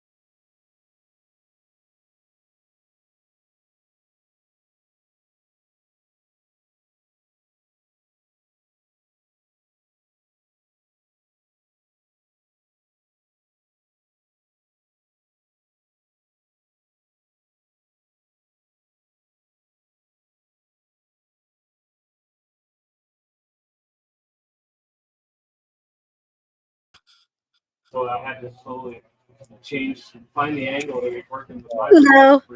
How are you doing today? Good. Yourself? Doing really good. How's BC doing so far? They had a great game one. Game two is a little tougher. Oh yeah. Tell me more. A little loss of energy, a little more, I think, placing of the ball, leaving pins out, not picking up those spares. Okay, so they would have played Saskatchewan. Yes.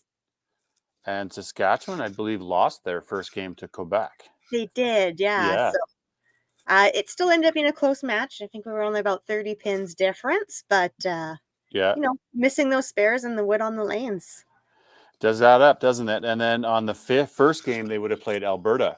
Yes. As well. So, okay. And that was another super close match. And they just had that better energy that game one and were on their spares. Right. Good. Okay. Well, the standings are going to be interesting. I know they'll be getting worked on here up to after game 6. Let's see. BC was in first place. So then they lost, you said, to Saskatchewan? They did, yes. Okay. So Saskatchewan then closes that gap into their 6th and 5th place. So what was the score? 6-2, 7-1? 6-2. Okay. So it's 2 points to 35.5. Ontario just took 6 points. So that moves them up there as well. So they're going to be up to 35. Not sure, of course, how Alberta did. If anybody knows, they can let us know. Manitoba, Ontario. Okay, well, we'll see that shortly and be good. Well, this match here, obviously, we've got now coming up BC versus Nova Scotia, New Brunswick, a duo. So we're looking forward to a nice little match here. I am going to play a little fun pump up video. Don't you love these ones? They're great, yeah. Yeah, okay. Hang on a quick sec, Yang.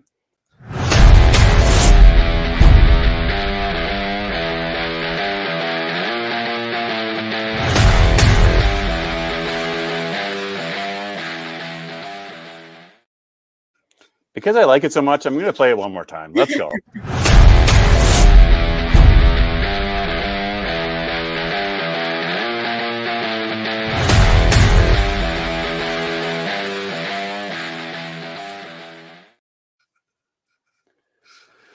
Okay, so we'll just pull this stream into the stage. BC will need to get their I'll adjust cameras once we get going here. BC will need to get their names on the score. Yes. So if you're listening to us, BC, let's get your names on the scoreboard, and then I'll adjust those cameras. They are playing on the right-hand lane. Thank you. Yes. Yeah, on lane 2. Okay, Nova Scotia is good. I'll just crop and resize this guy here while we're chatting. And I'm going to bring in Vanessa. Hello. Vanessa, how are you? I'm good. How are you? We're doing good. Just going to remove this out of there, gang. Maybe I'll have you do rosters here for me. So, Kayla, I'm going to put you for BC, please. Yeah, so for our girls, we have Kyra, Brianna, and Addison. And our boys are Nick, Gavin, Evan, and we've got coaches Karen and Jason. I see what you did there. You didn't want to do last names? Did you pronunciate something wrong on a last name and you got I have avoided last names every time because I will pronounce probably 95, if not all of them wrong. The only one I'll get right would have been Jason's. Yeah, which one's easy? Yeah. No, there's no Art Wells out there, hey? No. Okay. Keep the easiest one for Daryl, eh? Yeah. And Vanessa, let's have a go, if you don't mind, on these ones. Sure. Okay, so Nova Scotia, New Brunswick, we have Ellie, Amy, Addison, Hunter, Dylan, Alex, and coaches are Rod and Kim. Perfect. I still remember a funny story a few years back. Youth Challenge Nationals would have come through Edmonton, and I helped do some MC commentary at the final banquet. And there was a last name that I needed to pronunciate, and there was his name. He was on BC. I can't remember. And there was 2 Tylers. So I walked up to Tyler and said, "Tyler, can you pronunciate your last name for me?" And he looks at me kind of funny.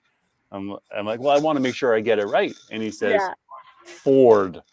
I'm like, "You're clearly not the Tyler that I'm looking for. So I'll go talk to somebody else." But that was just kind of funny. Tyler Ford, like that's hard, Daryl. Yeah, I do remember Tyler Ford. He pulled at the same center as me for I think a year when he went to nationals with Marcus and that. Yeah. Borkowski, good. Okay. Looks like they're getting a little slide in.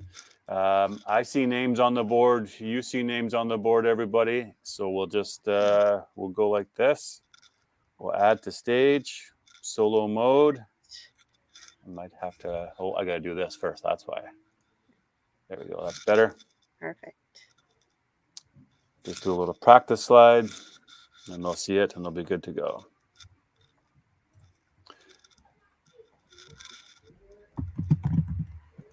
I can refresh that BC camera, letting last minute coaching tips there.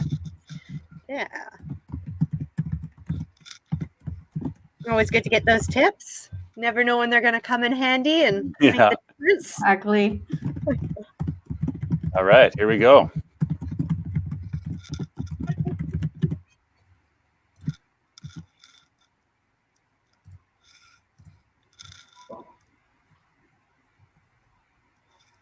There we go. Nice strike to start off with. I'm going to maybe play around just a little bit here if I can.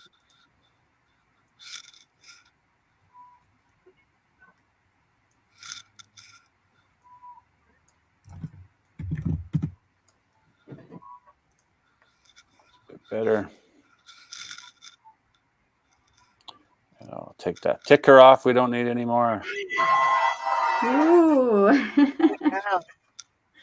Great cheering there. Yeah, we got volume set up, so if we hear them in the background, we should be able to hear them a little bit. And how has Nova Scotia, New Brunswick been faring out here? That last game, or the first game of the day, they had a tough one against Northern Ontario, and Northern Ontario is trying to work their way up into the top 5.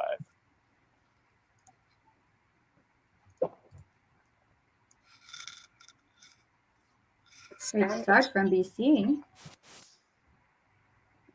Yeah, I think having that little bit of a break after the last game was very beneficial for us. give them a chance to kind of reset, get back focused.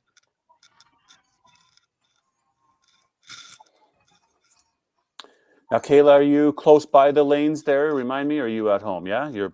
I'm close by. I'm using their office here, cool. so Right. I'm And probably how- down by lane kind of 12 thing, and they're on 2. Gotcha. Okay, so how obviously you would have been around the bowlers, and you are around break, and then Yeah. even in the nighttime. How are they doing? Are they digging the live stream? Obviously, making the best out of it. Team Yeah, functions. Where did we? Oh, right, we talked about you going to the beach yesterday. There was definitely no beach, but the kids did do some swimming at the pool at the hotel. As coaches, parents, commentators, Matt doing tech. There was a sitting area up top, so we kind of hung out up there as the kids did some swimming, hung out with each other. The kids did their own dinner last night as a team. They been bonding really well. The way the time works for us is we're kind of finished our day by like 2:30ish, and then they get the evening to just kind of bond and hang out. They got to celebrate with their chicken McNuggets yesterday that they won off the parents. Oh, what's So this? there was- What do they have to do to win those? So yesterday they had made the bet that if they had shot a 1,300, which they did in our last game, they would get 100 McNuggets to share. Ooh. So after the swimming in the pool, they cashed in on that and 100 that as- McNuggets. yeah. So it was kind of a cool little thing to see. They came together over that. It was a goal. I'm not too sure what they're playing for today, but the talk last night was looking like it was going to be a 1,400 was the goal for some Dairy Queen cake. Oh, hey, Ooh. no. I don't know if they fully decided on that, but that was the idea getting thrown around last night. You better be careful. You're going to start making me hungry. I've been on podcasts and stuff before where we've gone down this train, which I'm not opposed to, everybody. So if you're listening right now, you might start hearing a whole lot of food talk here. Skip the dishes. It's coming up on the browser soon. Yes. I snuck in a snack between the first and second game for some breakfast over here, which is great. And it's so nice to hear that the team is like enjoying time together, and we know it's virtual, and it's different, but it's very nice to see that they're actually doing activities, hanging with each other, bringing back memories home, and that's great. Yeah, I mean, for us here, all the kids traveled from somewhere in BC to get to Vernon, so it's nice that we're all in the same hotel there. And with it being just us, it does make them hang out together a little bit more too, and they're focused on one another and getting to know each other, which has been fantastic. I know a couple of them had mentioned it's almost less stressful being virtual. You're not directly with everybody, so you're celebrating your success. It's your success at the front. You're not concerned how loud you're being with your cheering, and it's allowed the parents to be more involved too with the cheering. They've been a great cheering squad for us here. That's great. Yeah.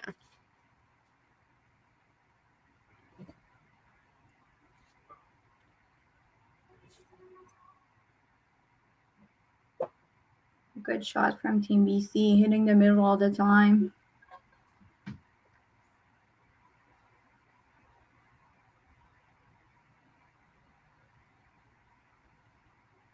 Is that a new shirt? Yeah, it's the first year of that shirt, right? It is. Oh, yeah. Yeah. It's nice. It's colorful. Yeah. I believe it's the new shirt for NSNB as well. Yeah, no, I'm loving all the shirts that are coming out with the newer years and that. They're great to look at. I love the names on the back. It's great to be able to tell who's bowling without knowing them. And absolutely. And they're getting more and more comfortable too. Yes. And different designs too. The personalities come out with the individual shirts. The team shirts are fun and right. And we've done a few in a year. Did all the YBC Nationals ones this year as well through Bradson Group and through Mark Johnstone, who helps all with these designs. Mostly, there's obviously other suppliers out there too, whoever you're getting your shirts from, but we take a little bit of pride in custom making shirts for people as well. Yes, yeah, no, I love the shirts you're seeing the last couple of years. These are cool, Nova Scotia, New Brunswick ones. I don't think we made those, but it looks like our font on the back. Maybe we did. You know what? I don't even know anymore. That's not my department. That's somebody else's department. I'm just the guy down in the corner office. That's all. It's nice to see the designs matching the flags without, reproducing it exactly. Yeah. It's a couple of doubles out there for BC, Gavin and Addison. Those will be telling to see how far they can go, because that'll create a little bit of separation in the team total mark. And where Nova Scotia will want to see if they can, and New Brunswick, obviously, get a couple strikes. Yeah, Addison came in off the bench last game, and fantastic kind of finish to that game. So it's great to see that she's bringing that to this game as well. Yeah, definitely a great start there. Opportunity too for coaches and getting used to the substitution in the poll. Now, YBC at Nationals, there's no poll, right? So this would be the only event for the youth that would involve this as well. So and then as well having two coaches at the national level, right?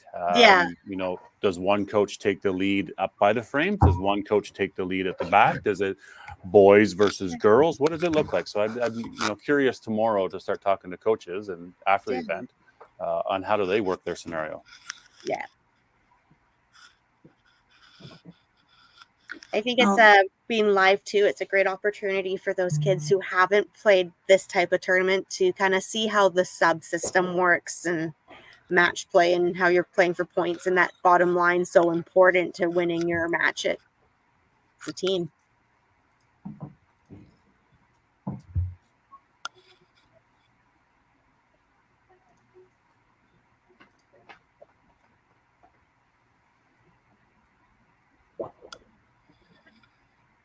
Ooh, Nick with a 3-pin spare.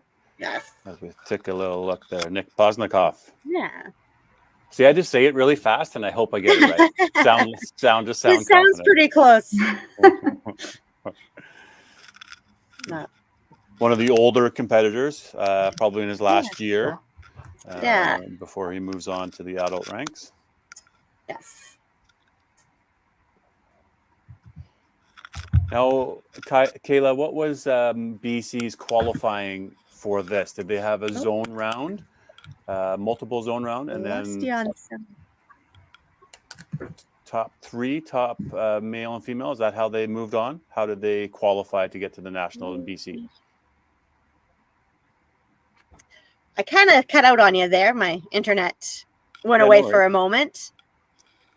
But so my question was, how did they get? So did you hear my question? Kids, do you always have a good challenge to make this team? We kind of piggyback on the weekend for the YBC for them to go national singles. So one day will be the one trials, the second day for the YC. I know Addison was first overall for the girls, which she had mentioned was probably one of her proudest bowling moments, with her only being 13. Yeah. So. Yeah, every province is a little bit different on how they qualify in order to make it to this event, and that's up to the provinces to be able to decide that. Not all of them have the numbers that some other ones have. In Alberta here, we're lucky we still have a zone round, and even some zones. We have a zone round, then we have a provincial round. We're getting a lot of bowlers out. So yeah, we go straight to the provincial round. So it's up to each individual bowler if it's something they want to try for. So we set the date and where it's going to be, and they show up and bowl, and then the top 3 of each gender will move on. So it's a great opportunity because it's up to that individual bowler if they want to try. And for some of them, it's just about the experience of the trial and gaining that confidence. I'm sure if you mentioned it, how many games are Usually they bowling we to do 8 qualify? games. 8? Okay. Yeah. The same day? Yes. Yeah, so it's very good experience to Yeah. go through all of it. So even, those younger ones who, I mean, Madison obviously bowled fantastic and made it. But it's never too early to kind of start doing that one and just get comfortable with it for the years you're going to be later on really competing to make that spot, because then you know what it's about. You feel comfortable with the format, and you've kind of seen what the kids older than you are doing as well. Mm-hmm.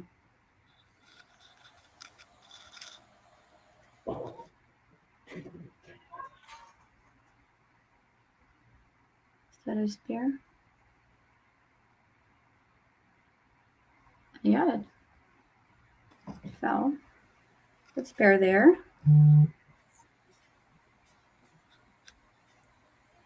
Ooh, nice strike. There's a big strike. Yeah. Alex Double with there. a double up top. So just like we Yeah. talked about, just needs, a couple of marks. And they did get, 4 out of the 5 marks there in that third frame.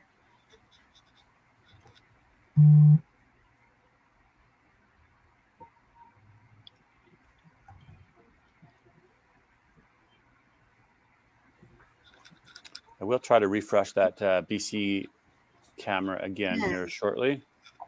We had it going pretty good, but I just don't want to lose the feed Yeah. completely. Sometimes it just sort of takes itself and working the Wi-Fi signals. Yeah. Yes. Scores are pretty clear, so Scores are pretty clear. Yes. it's easy to follow. Oh, but double there. Yeah. But I certainly think that the bowlers are very comfortable with this format. They haven't seemed to be too nervous, I don't think. I mean, maybe playing a little bit behind the camera, but, you still got to play your turn, and you still got to go and bowl and got to shoot. So they've thrown enough games over time that maybe a little bit different for them playing with camera. And I wonder if they'll practice with the camera a little bit. We certainly did, in Sherwood Park, bring out the camera and start playing, with that behind you. So that's where tour finals would be. So getting used to that behind you is key. Mm-hmm.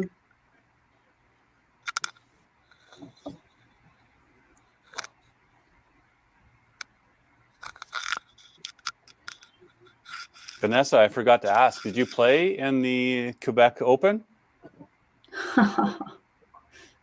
That wasn't a joke. Sorry. I know that you didn't make the cut, but I didn't know. I did, Daryl. We were 11 women. Okay. Meaning that 9 would qualify. I was I'll say leading the 9th spot by 40 pins up to the last game, where I punched 8 times. Oh no. So I missed the cut by 20, but I'm lucky enough I got chosen, and I'm coaching the mixed team. So Oh, nice. Good. Yeah. Sorry, I did mean that Open. I'm interested in that side of it too, and I'm glad you're coaching. Yeah. But what I meant was the cash tournament here last weekend. Oh, the Quebec Classic. The Yes. Quebec Classic. Sorry. Yes, I did. Actually, I bowled all 3 shifts. I needed to have, some more bowling in me, and I was like, I still have this. I have more to give. I missed the cut by 60, I believe. Wow, that's close. So yeah, and I kept increasing from game to game. So at the end, I believe the issue is just that I ran out of shifts. I would have needed another one. Hey, there's been 5 shifters out there before, right? See, Everybody like, who's listening? Yeah. Gonna work on Matt Leonard to add an extra shift next year. Maybe I'll get my chance. Well, good. It sounds like But it's a it'd be very nice. well run tournament. It's great if ever you have a chance to go. It's great. But yes, I did bowl that one. Okay. But to prepare for a Masters, let's say that way. Yeah. But that's exciting that you're involved with the Open here next week. That starts what people start traveling in on Monday and getting there, and mixed. I know that we've got a strong Alberta contingent coming to play you. Yeah, absolutely. It's gonna be a exciting. It's always different, right? Like whereas we're not virtual, but we're not really traveling either. Like all staying home. Okay. And Yeah.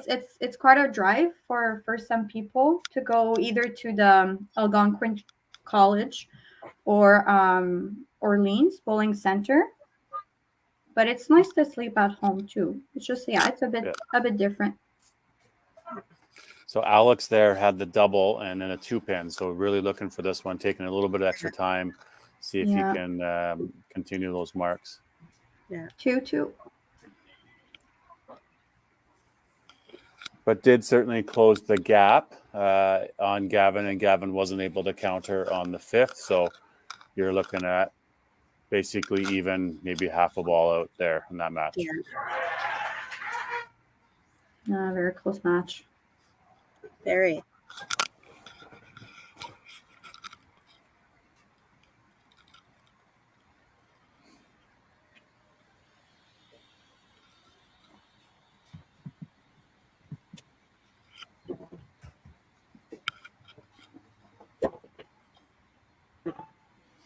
Big strike there from Nick.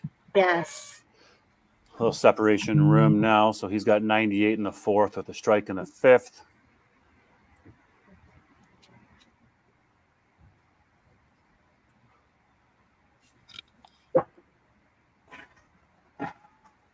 I don't know for you, but I'm kind of moving on the side to get the ball reaching the middle. I'm really engaged into this. Yes. I thought it was okay. I was seeing I didn't see it coming from the board. So Evan got a turkey. We've got some icons to be showing. And that was Evan. Oh, I don't need to show. That's Colton from the last game. Let's go to Evan. Yeah. Bowling out a Poco as well. 358 and an 825. Yes. Yeah. All of our boys are from Poco, so they all have experience bowling together, which is nice.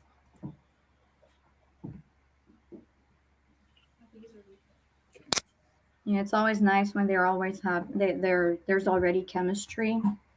Yeah. The girls are a little bit more spread out.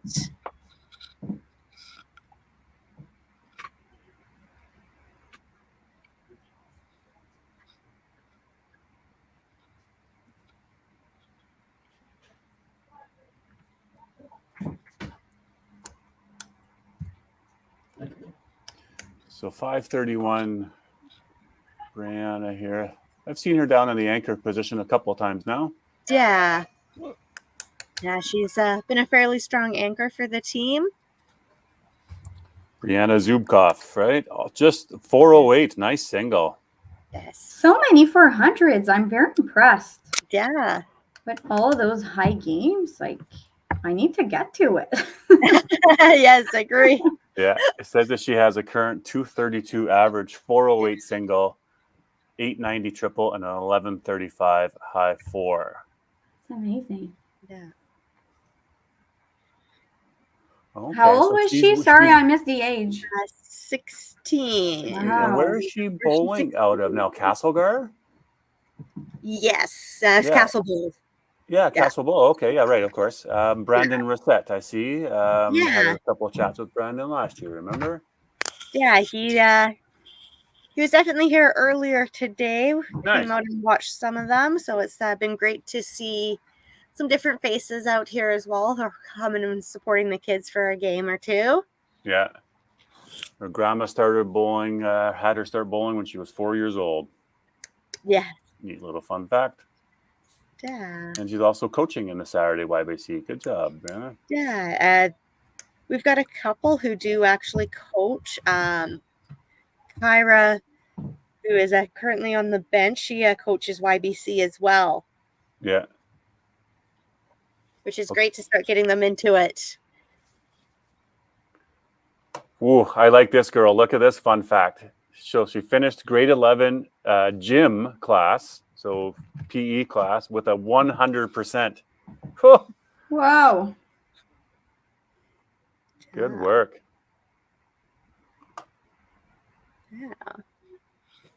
There we go. And shout out to her grandma's spaghetti sauce. We're going deep dive now, aren't we? Hey. Yeah. Yeah.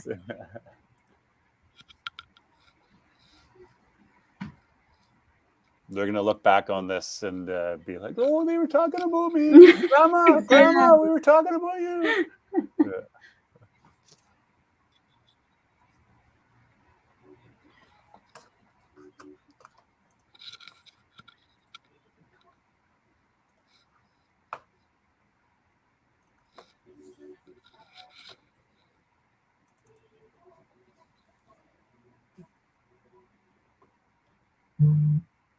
Oh, great shot from Hunter there. That was a great shot by Hunter. I feel like Hunter Holman just has the name of being a bowler. Like in 10-pin world, there was a couple of Holmans, and so it rings to me. So Yeah. bowling out of New Brunswick at Oromocto.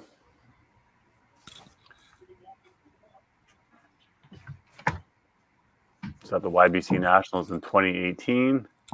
Also the Youth Challenge the last couple of years. Oh. Yeah. I thought Alex's ball was going, but Yeah. a little too much on the left there. Ooh, fun fact for Hunter Holman. Guess what his favorite concert was that he went to? Yeah, go ahead. No, we're not playing the guessing game. Is that what we're not doing? Hunter Holman went to the time, and what was it? Crab legs for favorite food? I wouldn't have guessed. So he went to the Drake concert in Boston. Ooh. Hey, Wow. that would have been fun. Nice.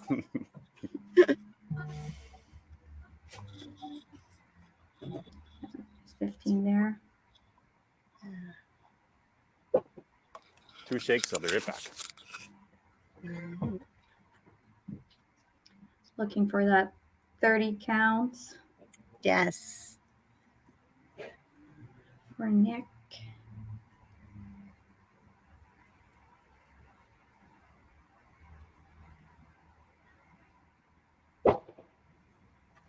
Whoa, right. that was enough. Yeah, Yes. good job.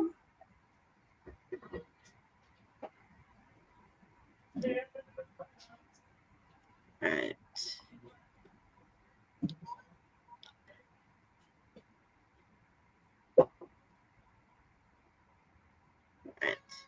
Oh, nice spare from Addison. Yeah. It's funny how from one ball to the other, right? Like you just throw this perfect shot and Yeah. nice spare there as well. Yeah. Just great count on his strikes. Yeah, absolutely. Oh, that 3-pin.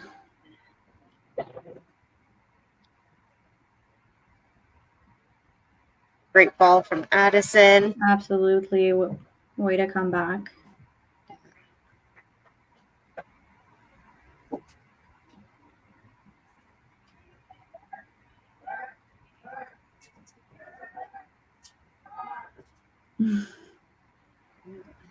I cheer with them.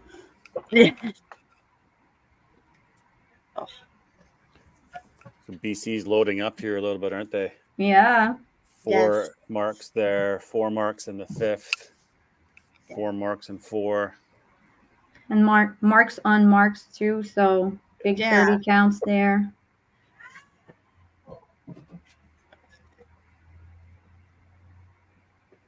I think she's thinking about her grandma's spaghetti sauce.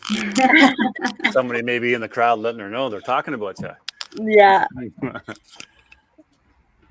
So maybe we'll move on. We'll go talk about Dylan now. Hey, next. Yeah. When we find out about Dylan.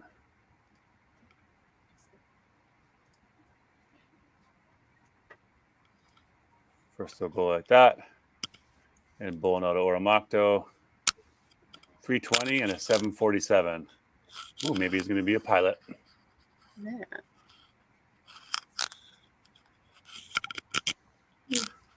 Ooh. I know his employer, but this is just going to make us even more hungry. Oh no. I don't know the name of the restaurant, but this is what he put in his profile. So employer's name is Cheese Curds and Gourmet Burgers and Poutineerie. Oh, oh, that hurts. I'm hungry. You just got me. I think I know what I might be ordering for lunch. I had something else in mind, but I think we might have just changed her up here. If Hunter can get their spare there, Yeah. make the count. And Dylan's been to a few YBC provincials and nationals. Looks like they're.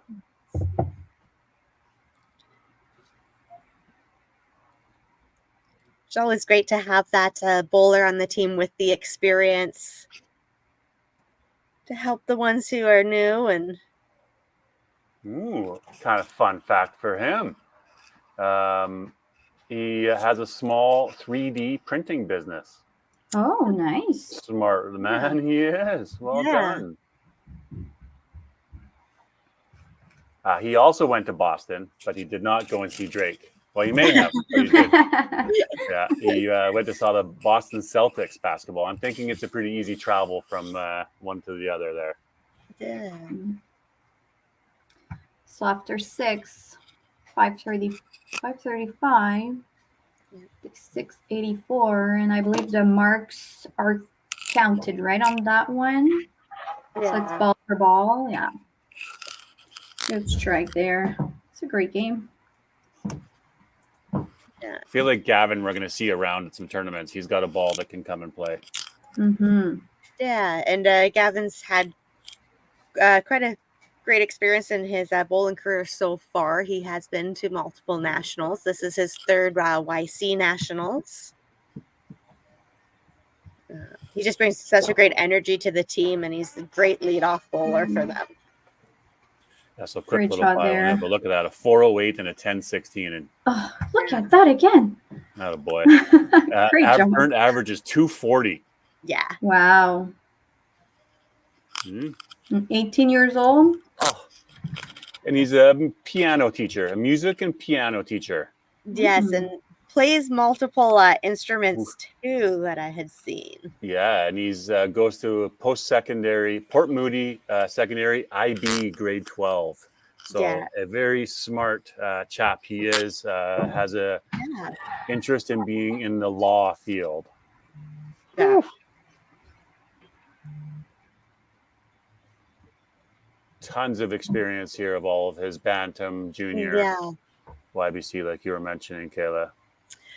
Yeah, from he's from the lower mainland, as I am, so I've got to witness him in many tournaments over the years. He's a great young kid to watch bowl. He's got a great attitude on the lane, very respectful to those around him. That's worth a lot. And a shout out to a coach, one of his coaches, Terry McPhee. He's here. Yeah. Helping him play. BC going for a perfect frame. Oh. I might have to stop looking at these bios because the very last question is, what's your favorite meal? Quick, somebody order me.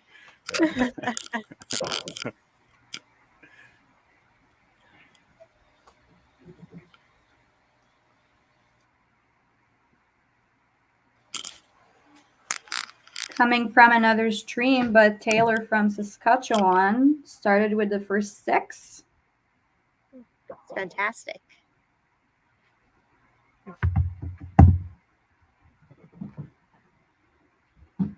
So how do you call it, Daryl, if everyone strikes except one?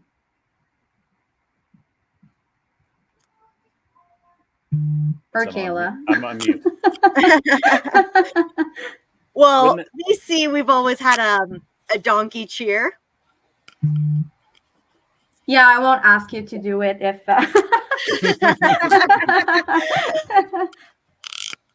Yes, I might get in trouble for a portion of it. So. Oh yeah, it's fine. All good. Hey, Rod. Okay, so there's a Thanks, Rod. substitution there.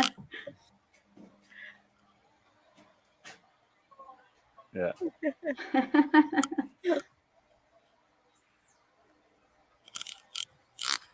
Nice.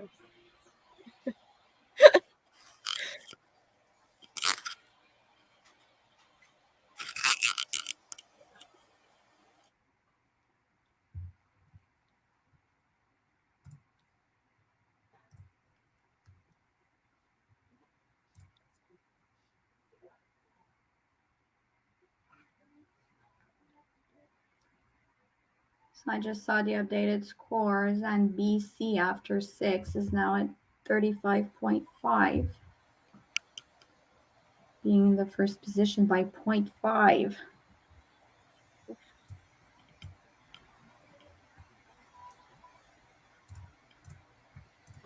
Again, Getting just look at the closer. consistency there in BC with the number of marks per frame. Now, whose was it had the number of marks on their scoreboard that led me to start thinking, what is a good number for, the youth bowlers here? And if we're counting them up right now for BC, you've already got 4. You got 5 in the second frame, so that's 9. Plus 3 is 12. Plus 4 is 16. Another 4 is 3. 19. 4, 23. We're already at 27 marks for BC. Yeah.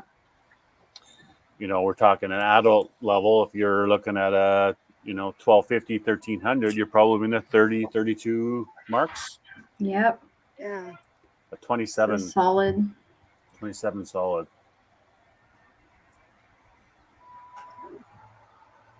So only one frame out of those not getting the average. Yeah. Ooh, chop spare.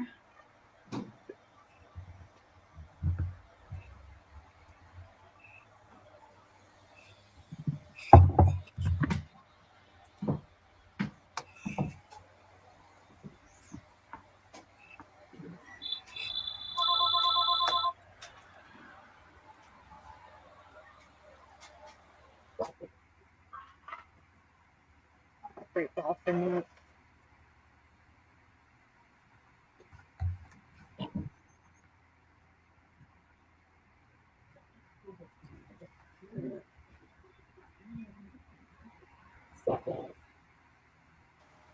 He's just got a lot of Whoa. rotation on that ball for Evan, isn't he? He's got Yeah. that's neat to see. It kind of reminds me of, I think, Cody Jacobs, maybe Newfoundland, the double-handed, sort of similar, but not the two hands. So Yes.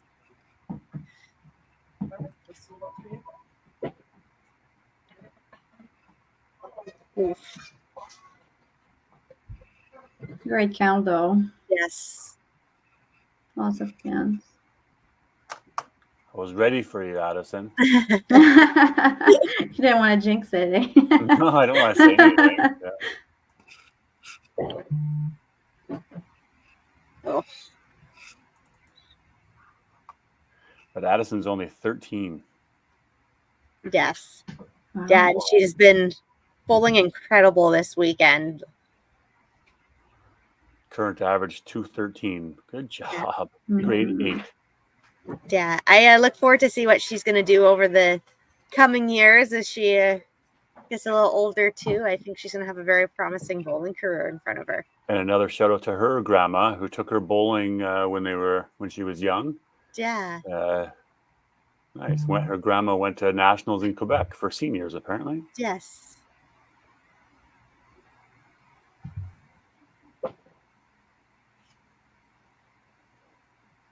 And Addison, if you filled out your own profile sheet and you did the writing yourself, you have fantastic penmanship.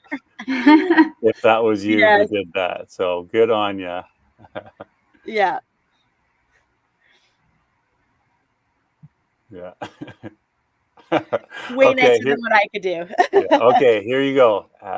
Addison, please list any other fun facts that people on TV should know. She says this. Are you ready for it? I've come here to chew bubble gum and kick some ass, and I'm all out of bubble gum. Yeah. We should have a little moniker, a little, pardon the bad word. She said it. I'm telling you. Yeah, it is right there. Yeah.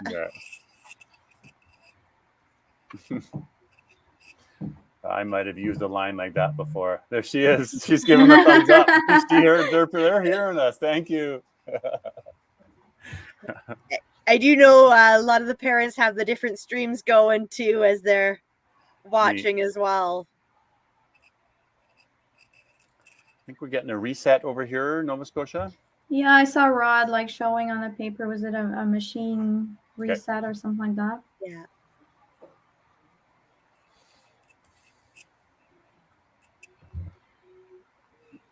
I gotta say, I love the artwork on the wall there. Yeah, right. Hand painted. that I little hope bit- somebody on there. It looks that way. North Rustico Lions Club. Yeah.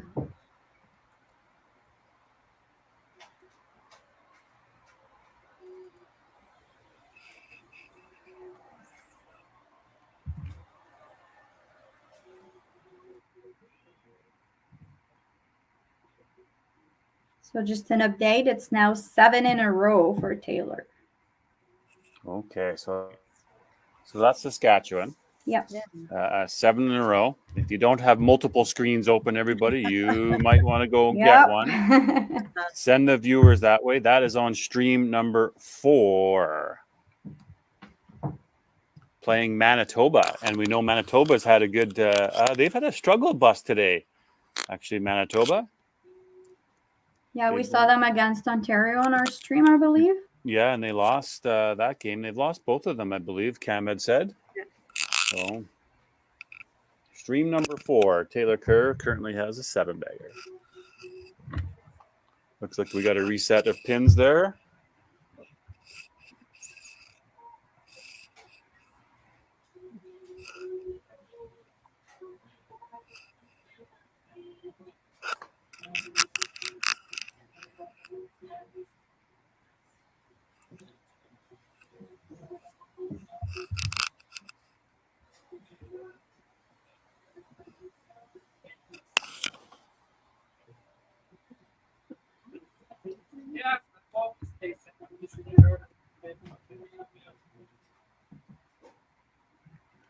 We're going to see what Rod or Seth they got going on over there in Nova Scotia.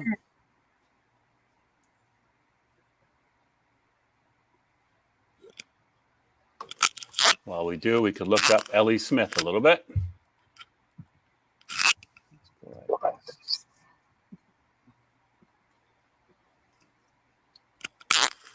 There's Ellie. Right-handed, bowling the Paramounts, a 309 and a 630 triple.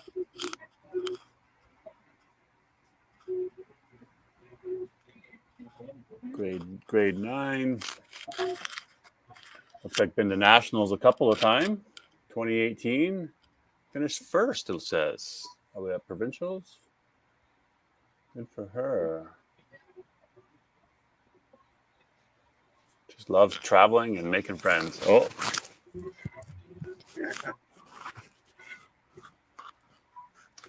Little oopsies, most memorable moment in 5-pin bowling in the Youth Challenge 2023. The fire alarm went off in the hotel on the last night just because someone brought and used their own toaster in the hotel room. Oh. That could be like, what color of, you've seen the toast. Yeah. One. What number is your favorite toast? The browning and the black, right? Yeah.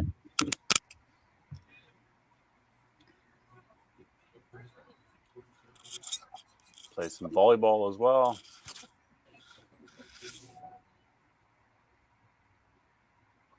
There we go. 3 cats: Milo, Oliver, and Lewis. Ooh.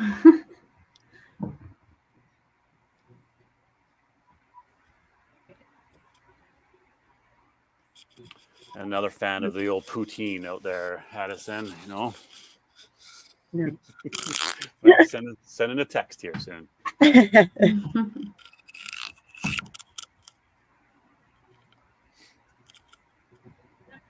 Oh, great shot nice. there. Yeah. Sorry, that was Ellie that we were chatting about. Yeah. Yes. You bet. I do have an update for Taylor. Unfortunately, she got a head pin on the 8th frame. So a great game. Yes. So somebody would have got to use the Virgin Shaken Martini 007. Yeah. It's the next one after that. Snowman. Oh, the snowman is 9. No, it's 8. Oh, 8. Yes. Sorry. 9 is the turducken.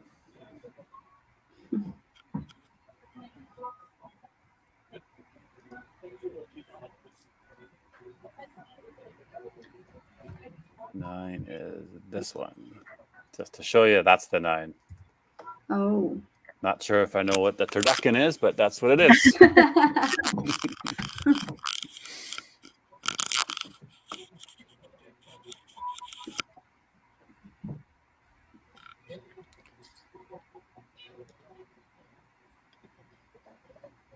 So yet again, another 4 marks for BC. 31 marks now. Yeah. Yeah, it's nice to see they've rallied back from last game.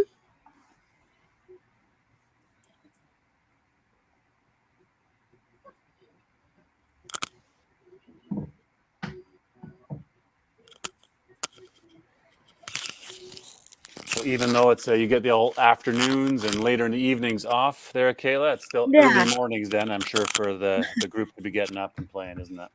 It is, but you know what? They seem to be doing okay with the morning. I mean, luckily for me, I usually start work early anyway, so normal timing for me. But all of them seemed in good spirits this morning when they got to the lanes. I think it's just, they're just excited to be here and representing BC. Now, tell me about the Vernon Lanes. Is there anybody else bowling at that center right now as in open play at all, or is the There isn't yet. They don't actually open until noon for open play, so okay? we'll see if we get anybody in the next half an hour. 16 lanes? 14. 14. Oh, 14 lanes. Oh. Okay. Yeah. I haven't seen that a lot. Yeah, I don't know how many 14 lane centers there are out there. Seems like a great house, though. I mean, it's been a while since I've played here personally, but like I said, the very accommodating and been great to the kids and all of us spectators here too. So That's great. Thanking all proprietors for accommodating and giving us some lanes for kids to have a good experience. Oh, there you go. Great shot.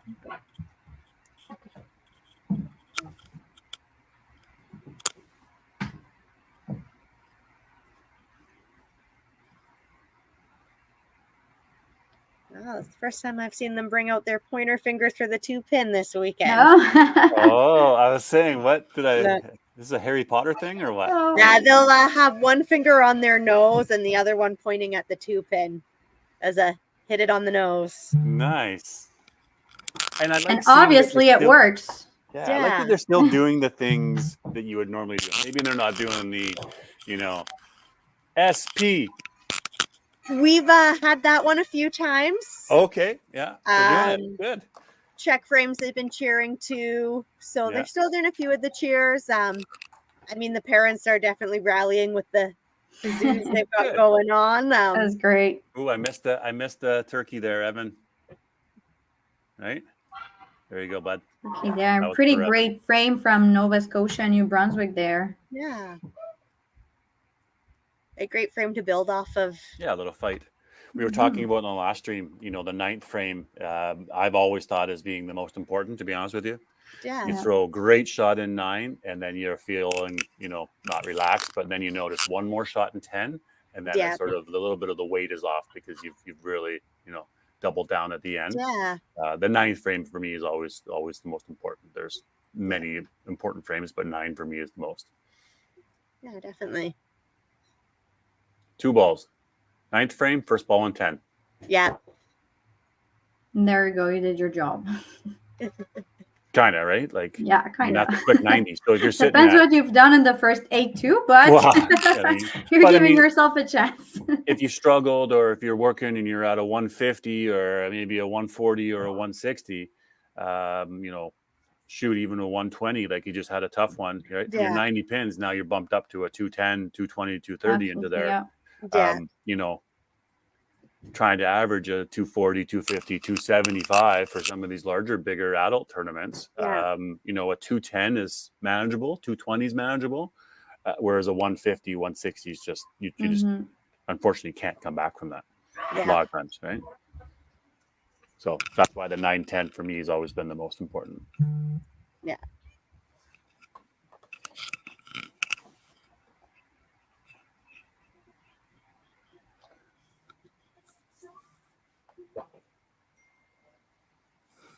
I hate those chop. Yes. We've made a shirt out of it. We should have had that icon somewhere, but although I haven't seen a ton of chopped cherries. We've seen a few on our side for sure. Seems to be one of our harder spares for a lot of them. Good game though, Gavin. Yeah. Yeah. Oh, 1 point for BC.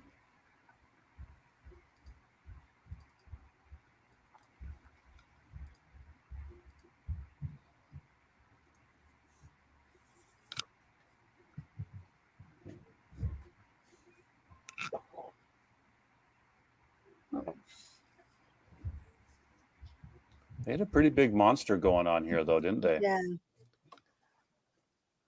It's okay. Still got a double and a single in there. I'd like to get over that 12 and a half would be nice for BC, right? Just to put up some numbers.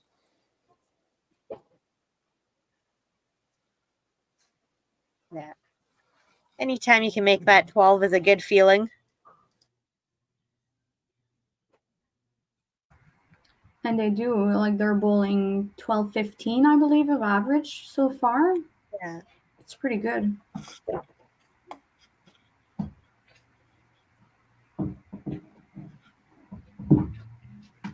Yeah, I think just the way they're supporting one another has made a huge difference for this team.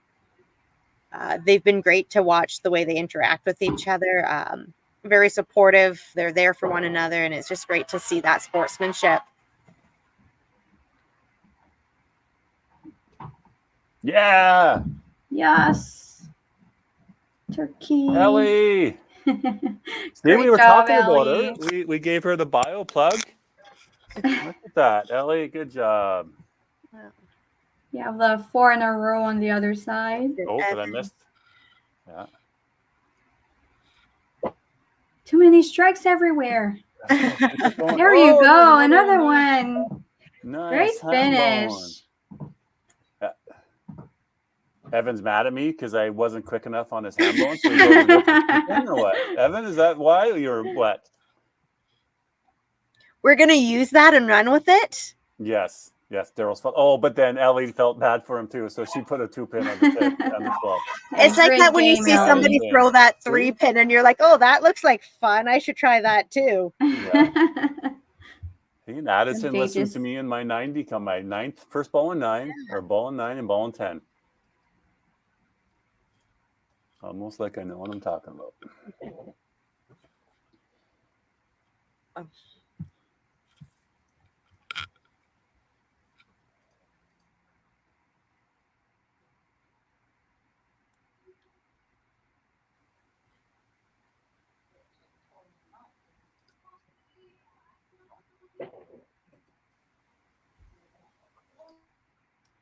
Good game there too.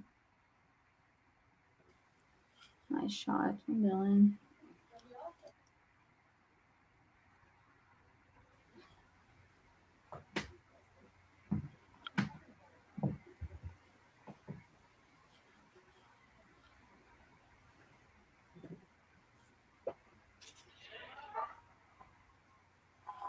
Good game, BC. Yeah, they just. Oh, nice. There we go. Yay. Great job, Dylan. No, I don't think that's Dylan. No? Was that the one that got sub? Yep, that's Amy. Yep. Amy. Oh, sorry. Great job, Amy. She's come in throwing a triple, right? So to spare an 8 and a triple. Great work. Yeah. Can we get it? Yeah. Oh, yes. Amy. Wow. Look at this finish. Good job, you guys. Yeah. And see, that quickly takes a 136 to a 226. Yeah, absolutely. That was off the bench. What frame? And look at Ellie. Ellie was a 128 to a 250. So you just got to always stay in it and believe that, you can pull it out. 8, 9, 10. Nice work, Hunter.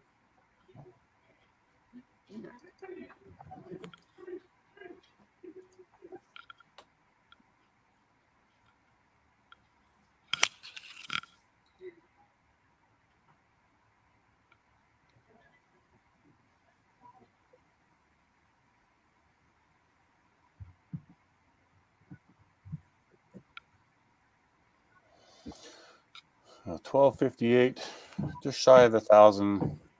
Yeah. Got to be happy with the 215 and 226 there. Yeah.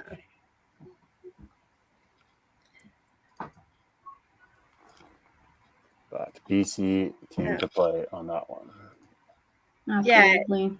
I feel they were a little disappointed with their game too, and that kind of give them a push this game too. Yeah, so as we're just letting them write down their scores on there, we'll quickly look at standings after the game 6. Yeah. So game 6, we had BC had 35.5 points. Ontario was 35. Newfoundland was 30. Alberta 29. Manitoba 28. So BC now getting an 8 point there. That'll put them still in first place at 43.5. Saskatchewan, as you were mentioning there, Vanessa, they were at 22 points, but they were playing Manitoba right now, and they were 5 points shy of them. So that could be closing the gap there. At Northern Ontario as well. I think everybody's got scores. So we'll just go with that. We don't need to do that. Northern Ontario as well was 22. Quebec 21.5. Nova Scotia was 9. PEI 7 points. So going to be a battle for the top 5. Yeah, which is fantastic. It's what you want to see. Yes. Yeah. Depth, right? Still a couple games left. Still some points on the board for these teams too. Even for Nova Scotia, for PEI, the teams that are trailing a little bit. But now Nova Scotia plays Newfoundland. PEI will play Saskatchewan. On this stream coming up here, everybody, we've got roughly what time? 2 o'clock. Am I right? Next on this stream, Alberta plays Manitoba. So I haven't personally seen Alberta yet, so it'll be a good opportunity to see hometown, but playing Manitoba, who's fighting for playoffs. Both of them are, honestly. Yeah, Alberta very much. So should be a great match. When I originally looked at the stream, that's the one coming up, and I'm excited about. All the matches are exciting, but you know what I'm saying. Yeah. Good stuff. So thank you both, Kayla. Appreciate your time. Vanessa, appreciate you as always. We'll take a little break here, gang. Find your stream. Let's see. Where does BC go next? I can tell you that. Right. BC is going to be on stream number 1 versus Ontario. So that'll be a good heavyweight match there. Yeah. Nova Scotia, you're up next, like we mentioned, playing Newfoundland. That's on stream number 4. So we'll take a little break here, gang. Be back with you in approximately, looks like 20 minutes for our next match. So I'll run some commercials and we'll be back in a bit. Thank you. Thank you. Let's just go like this.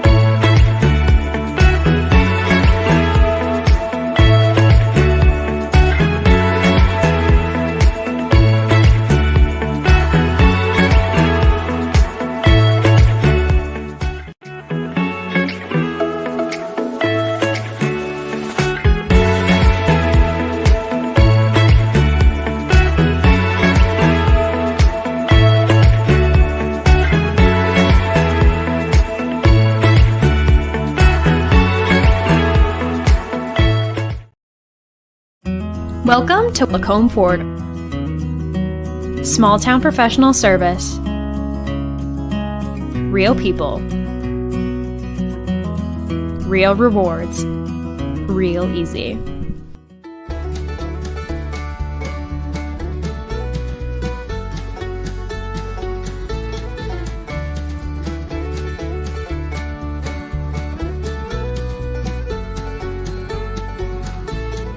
Welcome to Drayton Valley Ford.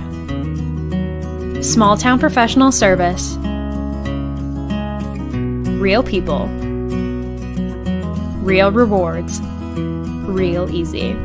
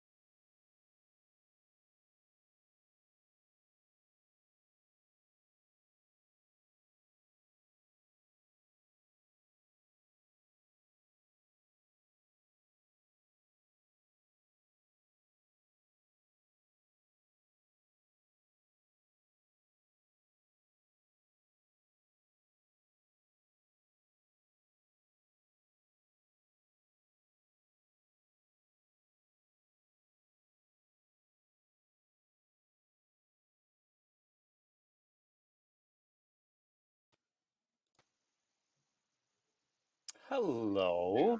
Hello. How's Michelle Manton doing today? Good. I'm getting to see all my favorite people today. Oh, you're too kind. I haven't seen you for ages. I know it's been a while. You've been avoiding me or what? No, I think you've been avoiding me because I've been out there.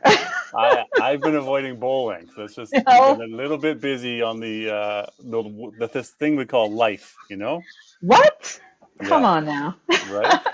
Yeah. Kids, work, business, Yeah. soccer. Yeah. How are you? How's Alberta doing this weekend? You've streamed 3 games. How's Team Alberta doing? They had a great last game. Yeah. They swept. They did. Wow. They needed to. Yeah. They had a tough couple of first games against Manitoba and not Manitoba. Manitoba's right now. BC and Newfoundland. They lost their games in the last 2 frames. So it was close all up, but they just killed it last game, which was awesome. Seems to be the standings are tightening up quite a bit up there. So it's going to be interesting as we get down to the wire where things fall out. So. Especially with Manitoba. Vanessa, right you met Michelle before, so. Not directly, no. No? No. Nice to meet you. Nice to meet you too. Yeah. No, it's going to be an exciting match. Just working some cameras and making sure they're looking all pretty, which I think they're doing pretty good. Good. Alberta's bowling on the left side or the right side? Left side. Left side. Okay. They did last game anyways, so. Yeah, they would be the same for sure. And we can go like this, actually. We'll go. And we'll add that into the stage just so they can sort of see. It's going to make some, going to manipulate and change this a little bit, which is always the fun of the back end side of things, right? Yeah, right. Lineups, I believe, set. Is anybody looking to see a lineup, or do you think they're probably okay? Nobody's been asking, it doesn't seem like. Yeah, that's the same lineup that Alberta had last. That's definitely a new lineup because Michaela came in for Matthew. So. Okay. We'll adjust the player as well. And Manitoba would be Cam Boone if Cam's going to join us. No, it's been a fun day. That's for sure. Yeah, it's been going pretty smooth, I think. Poor Katie had a bit of a rough start to it this morning, but. Oh, is that right? Just with the screen getting sorted out? Yeah, we were sitting about 8 minutes before it was supposed to start, and I don't know if it was an audio issue or something, but you could see she was having a little bit of a panic attack. It was stressful. Yeah. Oh, for sure, yeah. But it ended up going without a hitch. So, well, except for in the last frame of the game, the sport camera went out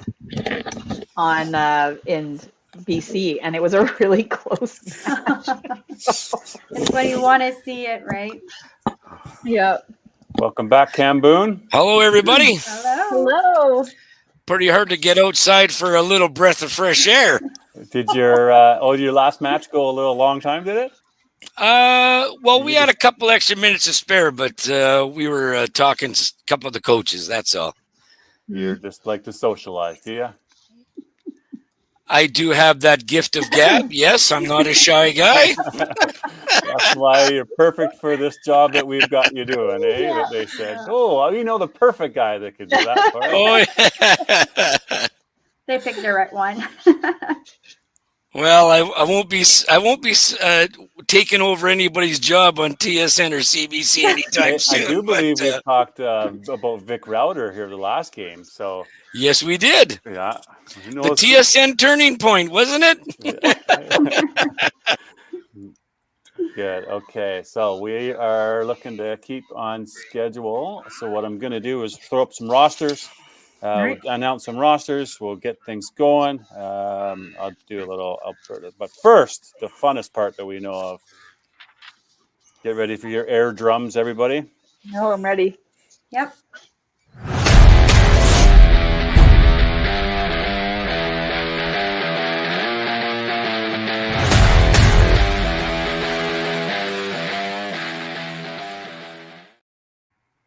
One more time.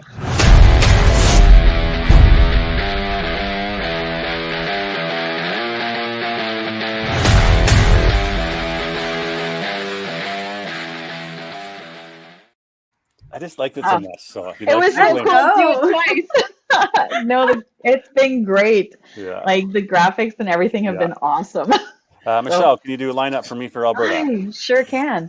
All right, so for the girls, we have Jillian Collins out of Sherwood Bowl, Michaela Sanderson out of Toppler Bowl, Brianna Nystrom out of Sherwood Bowl, and for the boys, we've got Jordan Lowen out of Cochrane Lanes, Nathan Woodkovich out of Chinook Bolodrome, Matthew Cox out of Sherwood Bowl, and our coaches are Heidi Mapstone and Steve Petrosivic. Perfect. You've been practicing Petrosivic, haven't you? Yep, I have. Yes, and Team Manitoba's athletes is Jillian LaMonica from St. James Lanes, Cadence Madden from Minnedosa Bowl, Sadie Olson from Rossmere Lanes, Maxim Gibson from Dakota Bowling Lanes, Noah Brown from Dakota Bowling Lanes, and Ethan Blackburn from Polo Park Bowling Center. Our coaches, Grant Spack from Rossmere Lanes, and Debbie Tarn from Minnedosa Bowl. Perfect. Thank you. Going to run quick commercials, and we'll be starting as soon as these are done, everybody.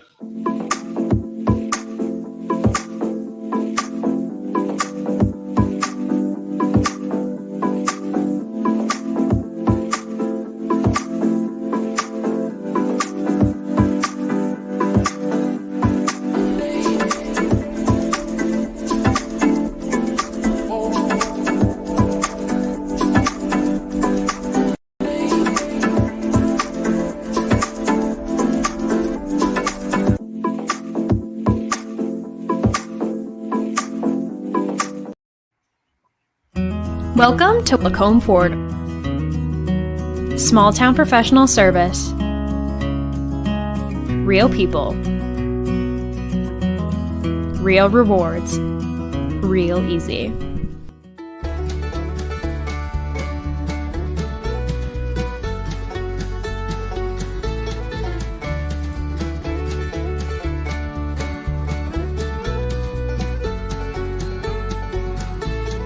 Welcome to Drayton Valley Ford. Small town professional service. Real people. Real rewards. Real easy.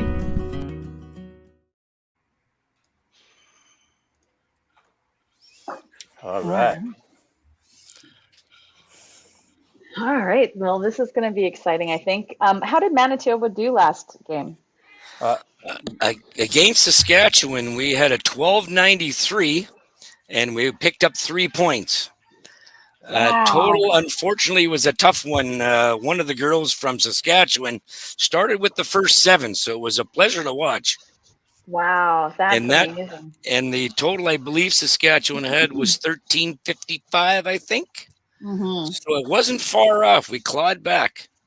Wow, that would have been an exciting game to watch. So I believe Manitoba is still sitting 5th, but Saskatchewan, I think, is only two games behind, I think. Okay. Yeah, as I mentioned, Alberta picked up 8 points last game, so that brought them up to 37 total points. And I know that Manitoba had been right behind them going into that last game. Yep, we got it right here. BC is got 43.5. Ontario, 42 in second. Newfoundland, Labrador, 38 in third place. Fourth place is Alberta with 37. Manitoba is 5th with 31. And Saskatchewan is now at 28 points. Wow. And then 7th is Quebec at 22.5. So this has become really interesting. Yeah, no kidding. It's been a big moving day today, that's for sure.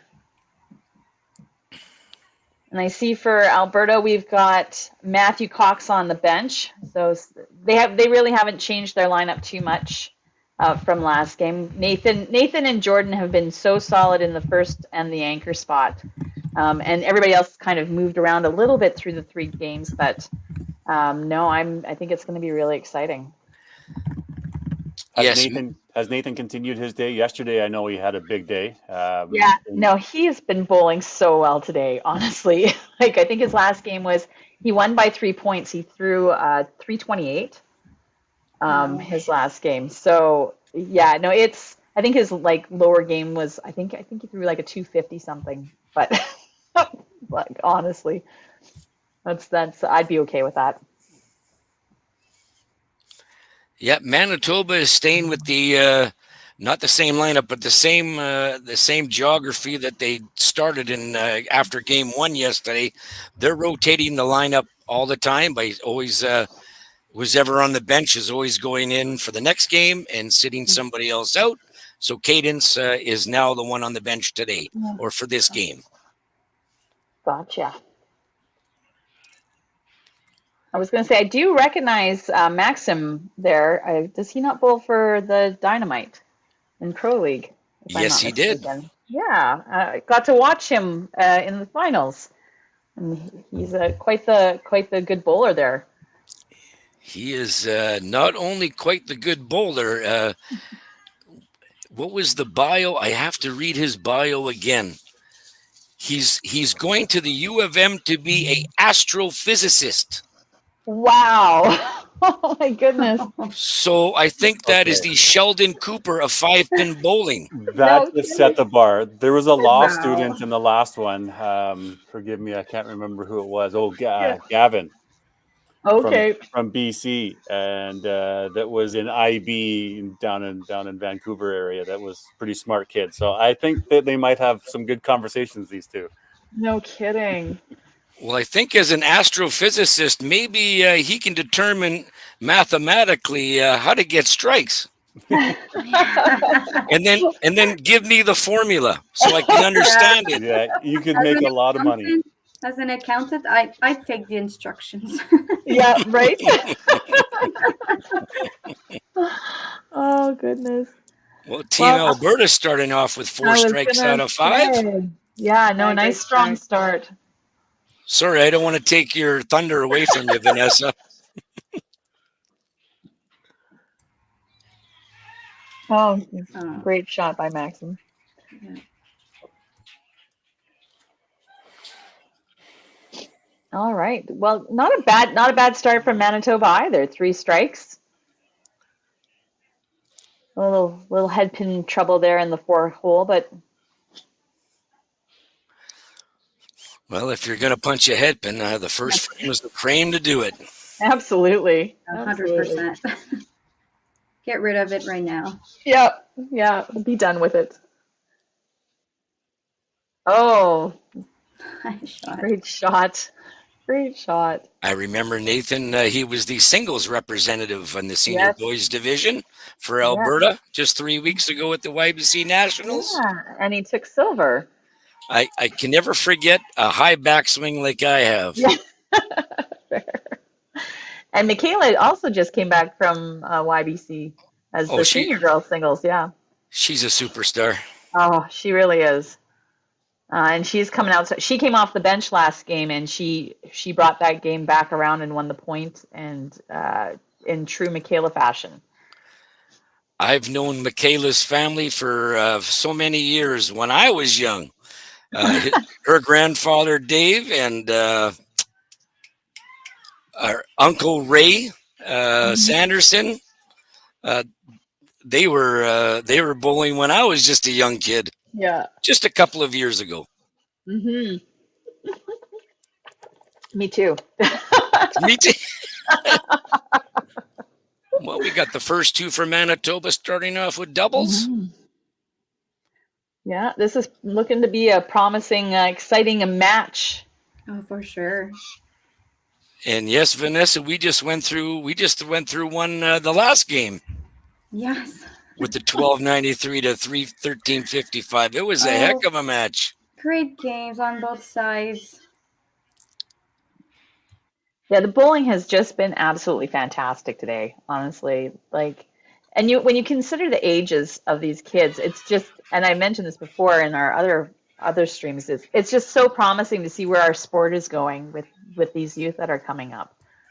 Absolutely. I told Daryl they all bowled like 400s already. They're like 16 years old. It's crazy, but yeah, promising for sure. Yeah. No. And I think things like this, that like that 5-pin universe are doing, with all the streaming, you've got the Pro League streaming, them coming in to do the streaming of the Youth Challenge Nationals and just getting the sport out there. I just think that it's so exciting for the sport, and it just really gets that exposure out there.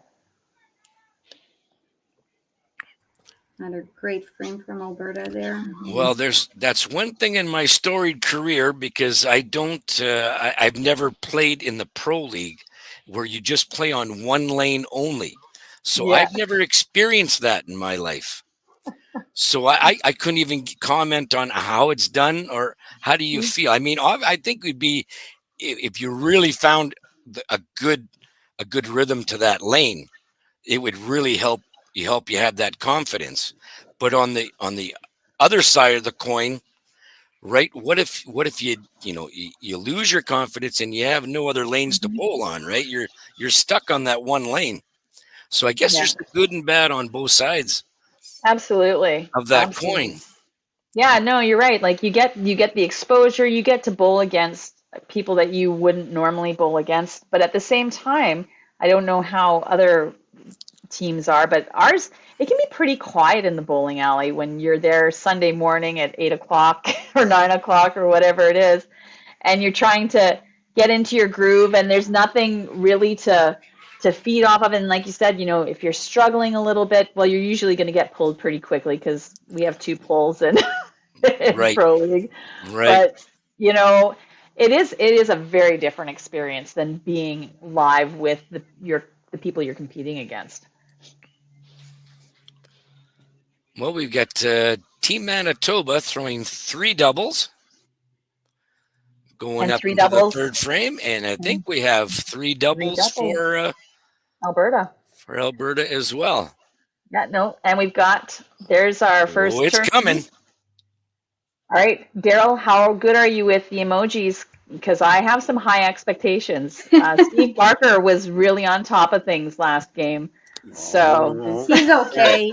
Thanks a lot. Just call me out whenever you want, bud. No pressure. He's going to push that deuce. Nope. Looks like a split. Oh, and another turkey. Another one.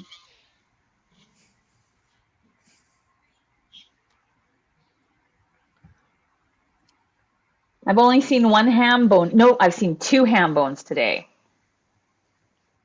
But I'm looking for the elusive Yahtzee.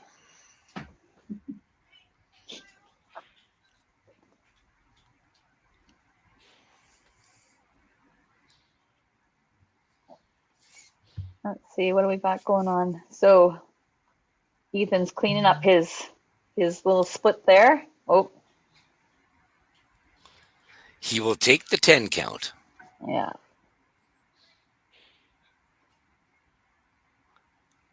I see Brienne has a little backup ball.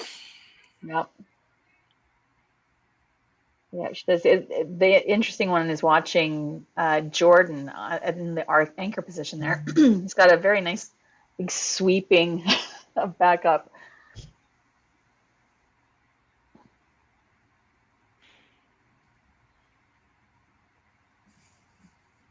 And I learned today that so he's from Cochrane Lanes, and they're still on wood. Still on wood lanes. Yeah. There's another turkey. Yeah. By Jillian.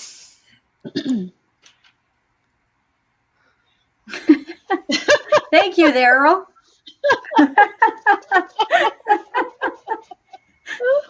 Well, thanks, Cam, for noted, letting Daryl know. Yeah. I'm just saying. Yeah. It's the teamwork here. Yeah, exactly. Oops. Little blip there for Miss Sadie.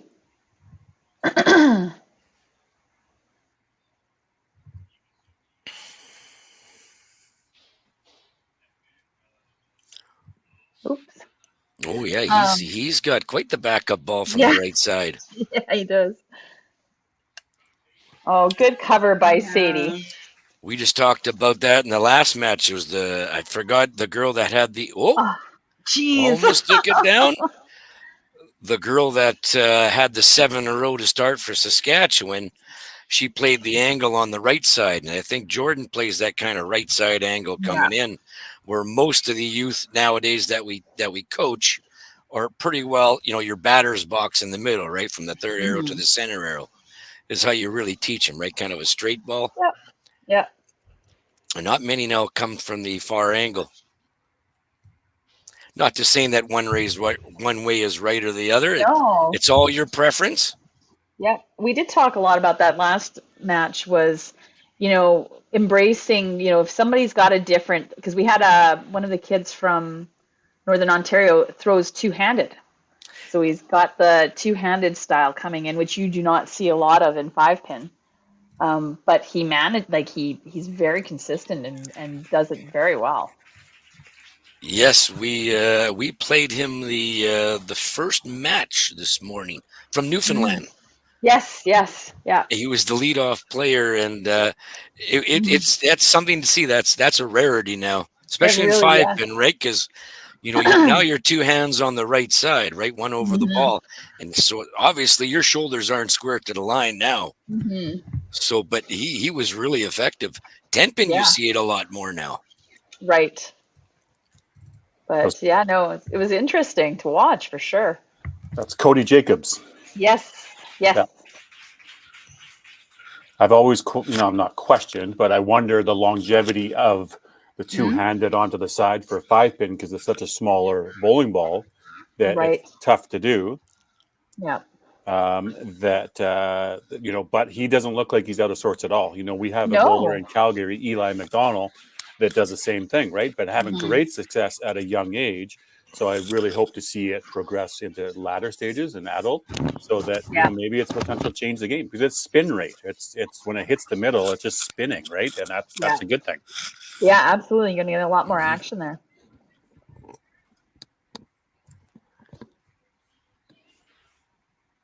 All right. So we have three marks going into the fourth for Alberta, and we've got 3 marks going in. We just have strikes versus spares. Oh, and a ham bone by Nathan. He's just been so solid, honestly. Left side of the pocket hit for Nathan. Ethan matching up with a strike.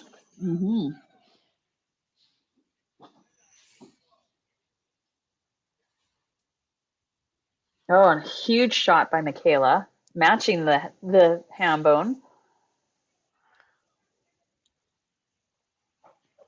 Let's see if Brianna can get back on. Ham bone time.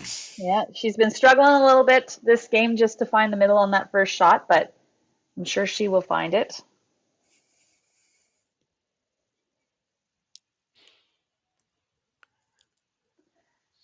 Go ahead. Oh, even with the adult coaches, that third slot is usually a soft slot. You don't put your strength too much in that third spot. Right. It's kind of a comfortable position for some people to play. Mostly the rookies usually that start tournaments, and that's how I usually perceive it. No, absolutely. But we were talking a lot earlier about, how the pulls, you have just one pull in this. It's the same format as the Open where it's match play and you've got the 5 players on and 1 on the bench, 3 points for the total. But, how long do you it's different than Pro League, where Pro League you've got your 2 pulls and you've got to usually make a decision pretty quickly. With this, it's being youth bowlers. How long do you let somebody work it out before you bring in your bench player? Yes, that it is a gamble when you only have 1 pull to making it early. Now in the Pro League, when you have 2 pulls, you can pre-do one. You can do one early if you really need to. Yeah. And knowing that you have that other one. Yeah. Yes, you still have that backup. Yeah. There's a 15 for Sadie. And that's the other thing to look at. That game in the 3-hole is really close. Are they? I think they're tied right now. Well, except for Brianna's got the mark, but still, the match is not getting out of hand on her yet. That is correct. The way I'm looking at Alberta's faces, that means there's got to be a TV screen to the right. Where Right. they can all see it. I'm just going to guess at it. I know in Manitoba we have our TV screen right at the back, where it, way back, so all the spectators can see it, but the athletes cannot. Okay, interesting. Is that just is that a bit of a strategy, do you think? Or? That's how the management team wanted to do it here. So I never really talked, but that's how they want to do it, just for the spectators. Okay. No, I'm sure now the athletes can always come back and take a peek if they want to. Obviously, not like they're not supposed to. No, fair. But sometimes when it's easily accessible, right? Like if you, especially youth bowlers, the mental part of the game. Sometimes if you see that your opponent's maybe on a bit of a run, that could affect you mentally. And some coaches might choose to be like, you know what? Yeah, let's have that at the back, and let's just concentrate on our game and not worry about what's happening over on the other side. So Manitoba comes back with 4 strikes in the 4th, but we have the 2 up front here for Alberta, both on 4-baggers. Or both on ham bones. But Manitoba has their own ham bone going on there in the 2nd spot. Okay, this is the moment I've been waiting for. Thank you. There you go. What a start. Oh. Yeah, no, and I feel like Michaela's just gonna feed off of that too, right? That's a nice thing to have to follow. It sure is. And she does. There you go. There you go. Those are solid shots too. Yeah, no squeakers or questionable. That you get a strike, but you didn't actually hit the middle. Exactly. Touch it. No, that one was pretty solid shot.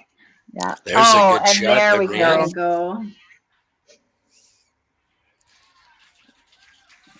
This is what's pumping up the team even more, right? Yeah, and you're going to get that momentum. You're going to get that excitement that...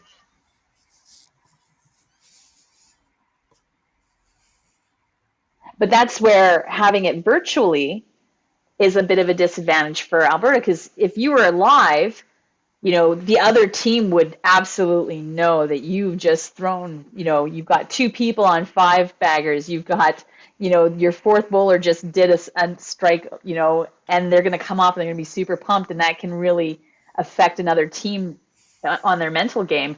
You kind of miss out on that with the virtual bowling.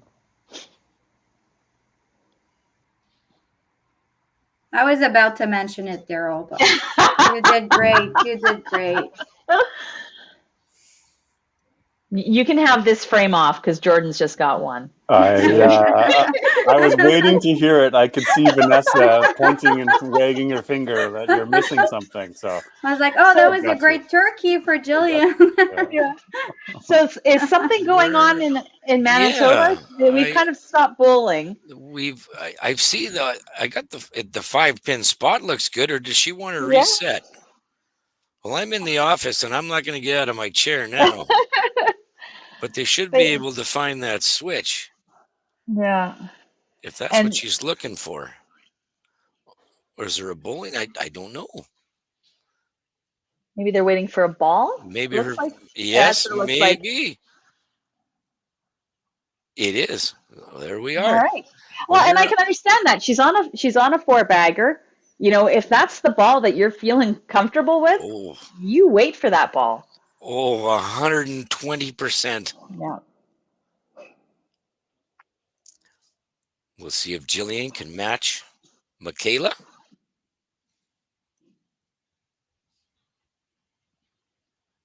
I hear nothing but silence in this crowd.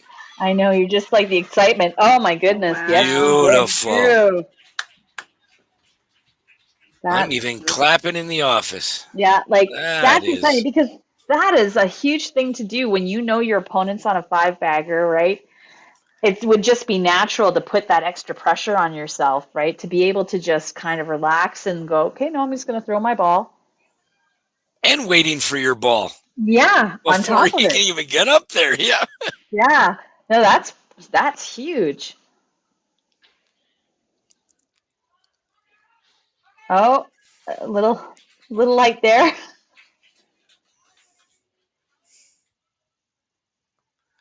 Well, I know from this camera angle, Sadie has got her first step is good on her approach. It's when she has the ball in her hand and she goes out with it on that first step, it Mhm. covers over her eyes if you watch her. Oh, yeah. And I've asked her, I don't coach her at all. She bowls out of Mhm. Rossmere. And when she was practicing here, I asked her about what if you just dropped so Yep. you keep the ball down a bit. That way you can keep your eye on your arrow all the time because she spot bowls. She Yep. tried it twice and it didn't work. And I said, just abort it then. Just Yep. abort. Absolutely. But you So have a really good point though. And it's extra energy as well, having to bring her ball up. Yes. So You rarely see it, right? Most Yeah. times you coach the ball. You always want to extend the ball out in your first step, but then you bring it down naturally, right? Yeah, She likes to go right where her eye target is, which is it does seem unique. I'll call it unique. Yeah. Yeah, no, absolutely. And if she's having success at it, great. But if she's not, that's a good thing to work on in the off season, right? Mm-hmm.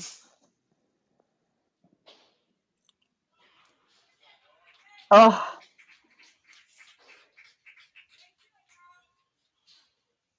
tough one. They've got to keep the energy up over on the Alberta side. They were done pretty quick, so Five balls is all they had to throw. Yeah. I know we're in a youth tournament. That still for me is a beer frame. Yep. We did talk about that. We can say non-alcoholic beer frame. There you go. The near beer. The near beer frame. Pop frame. Which is exactly what we're about to be throwing. 3 of them having the opportunity to have a, right? Yes. Yes. I won't say any further, but that's Nope, where we're we going. won't because we know. We know. We got Maxim on a good start here as well with a double corner spare strike leading into the 5th. Oh, and he got tapped.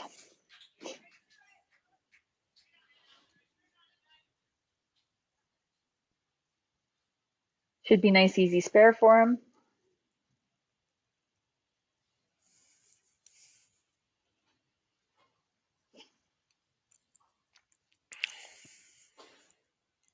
And just like that, nice, solid shot.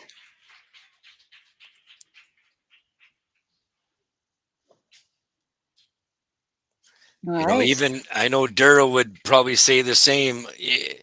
Every frame is a workhorse in itself, right? Every frame is a different challenge. Yeah, absolutely. And you work hard at every ball you can throw.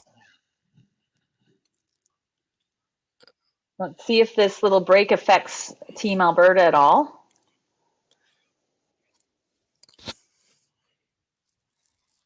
And did not. That is fantastic. Great job, First 6. Nathan. Nice. Solid Heck. shot. Oh, and then great answer by Ethan. That was a great shot.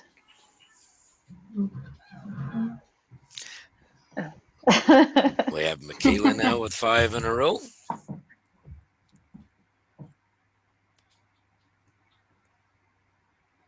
Oh, and Beautiful. Wow. Wow. Huge. Honestly, every time I see these young boys, especially I've gotten a chance to watch Michaela a lot, and she just amazes me. The level of competitiveness that she has and her mental game is so strong. Yes, I had chance to talk with her for a while at the YBC Nationals 3 weeks ago. Mhm. And what a level-headed, respectful young lady she is. Yeah. Just, and a lot of times I just, I babble on and on, but she was listening though to Mhm. what I was saying, and she just absorbs. Comes from a big bowling family as Yes. well, right? Yeah. Parents own a bowling center. Mhm. Yep. Toppler Bowling, Calgary.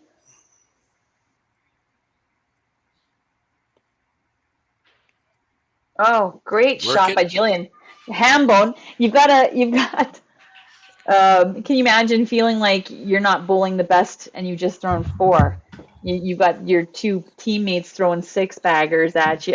Like, how exciting and fun that's got to be to be My bowling. fingers are busy on this one. No kidding. Yeah, you got to be on top of it this game, right? Oh, and a bomb by Fantastic. Jordan.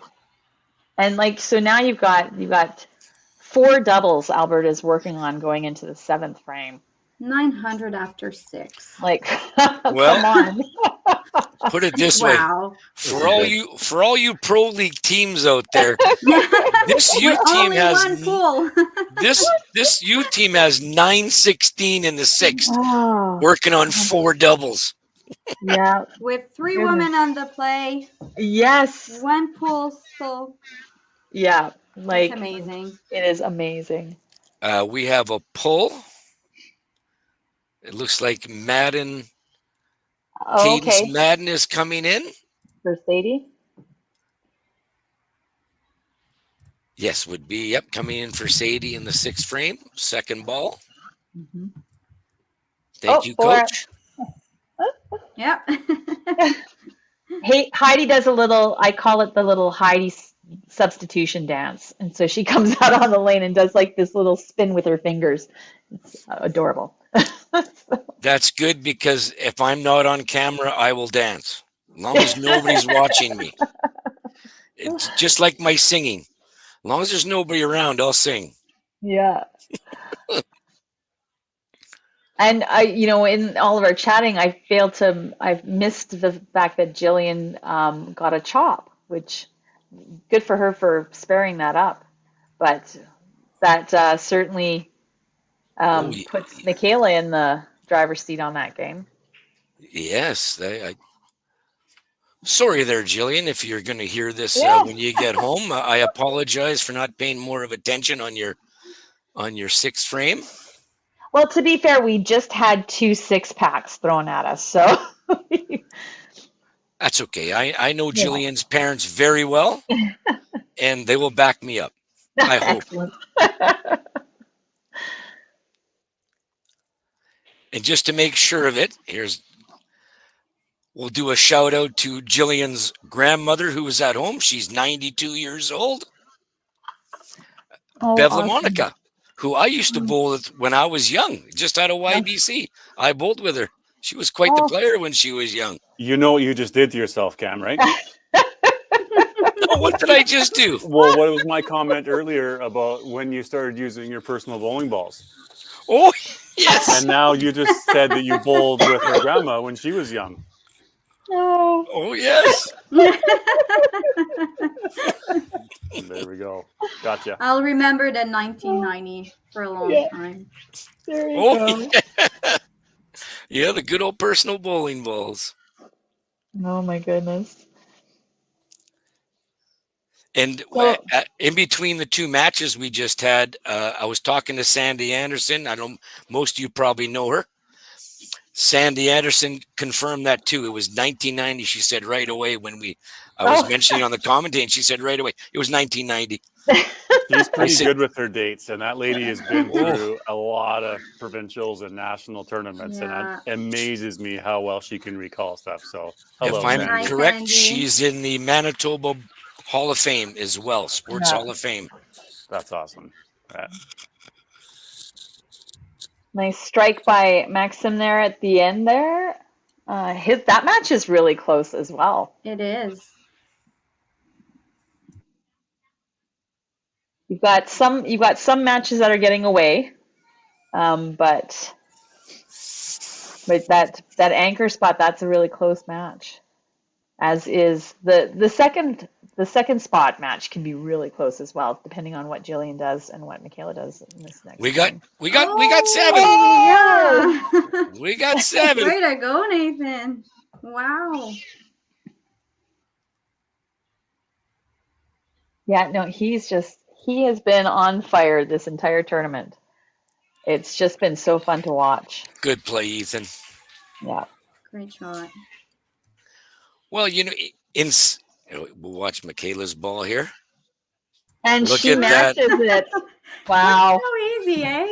That is fantastic. Wow. That's Solid amazing. Performance there. When you're playing singles and, someone obviously shoots the first 7 against you, you're down by 100, whatever it may be, 150. Singles, you can kind of say, okay, this is it. We'll just play it out. But in team, you're always, even though your opponents are shooting that big, you still want to represent for your team because you do have 5 others you're playing with. Absolutely. And that'll keep your momentum and keep your spirits up. Yeah. A little miss there by Brianna on her chop off, and it looks like Jillian had a little oopsie on her first ball there. That's the first, I think, miss that we've seen her do all game.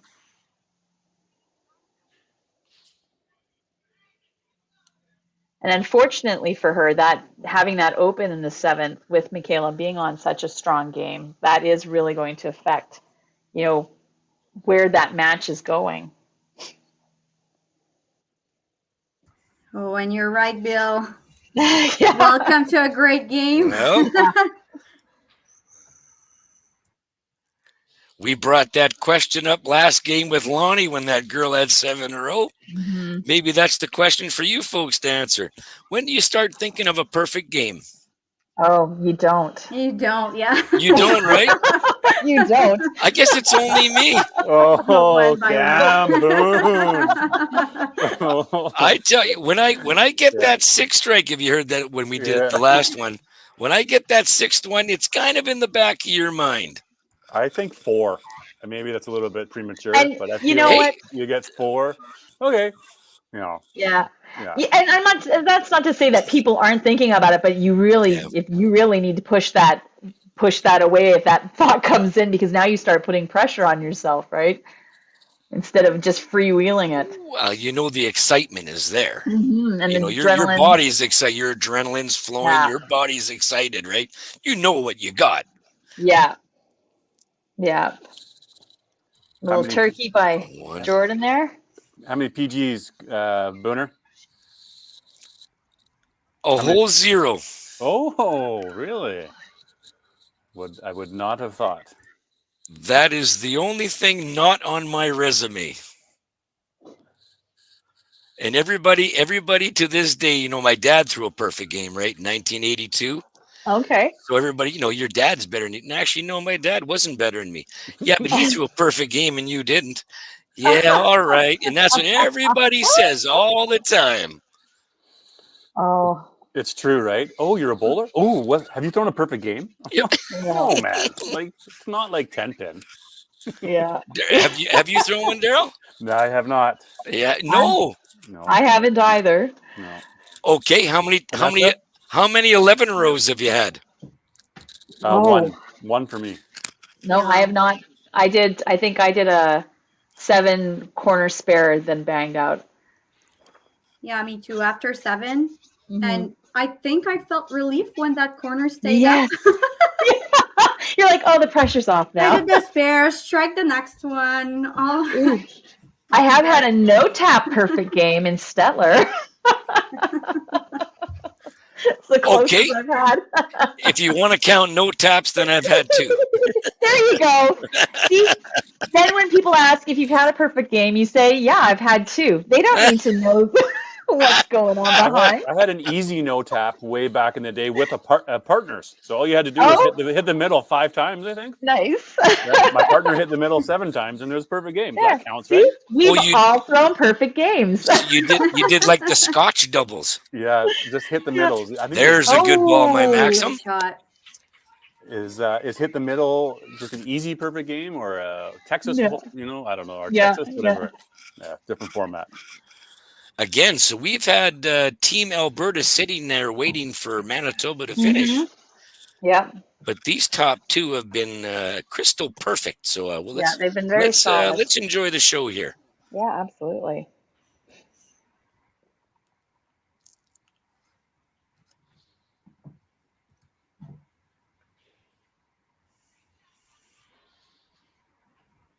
Come on. Oh. And that's what happens, right? You start putting a little pressure on yourself, and now you're just going to place it. Or the commentators start talking about it a little bit. Oh, That's what happens too. Or everybody goes quiet. Yeah. Maybe. I don't know. Oh, man. Oh, no. Now I'm fired.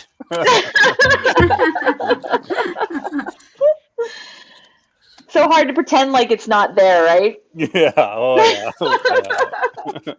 Because you don't want to be the one to say, "Oh, is he going to get 8?" Are you saying bowlers are got superstitions? No, I don't believe that. No way. No. Never heard of that. Oh. Let's see if Jillian can get back to throwing it. No, she jumped out of that shot just a bit. Yeah, she did. And Ethan had the turkey up in the first spot there. Look out. Oh, and I was ignoring that, Michaela. But All right. I'm sorry there, Nathan and Michaela. My bad, as they say the youth nowadays. My bad. Just take off your Manitoba jersey there, Cam. That's all. Yeah. But good cover by Michaela. All good. Good job.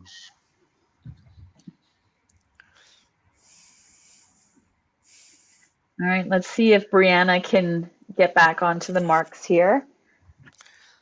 She's got a bit of a lead on this game, but you don't want to sit on it. Oh,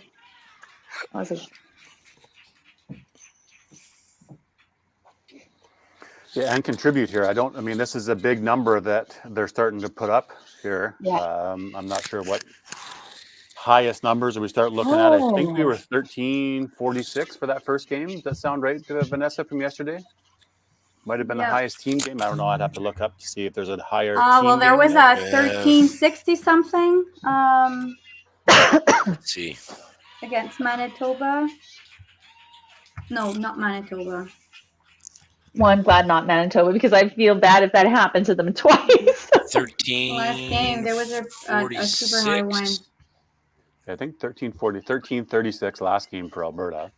1318, 1318, 1302, 1346. There's a 1358 Saskatchewan had last one with Taylor's 7-bagger. against Manitoba. Yeah, 1293. Yeah, that's it. Yeah.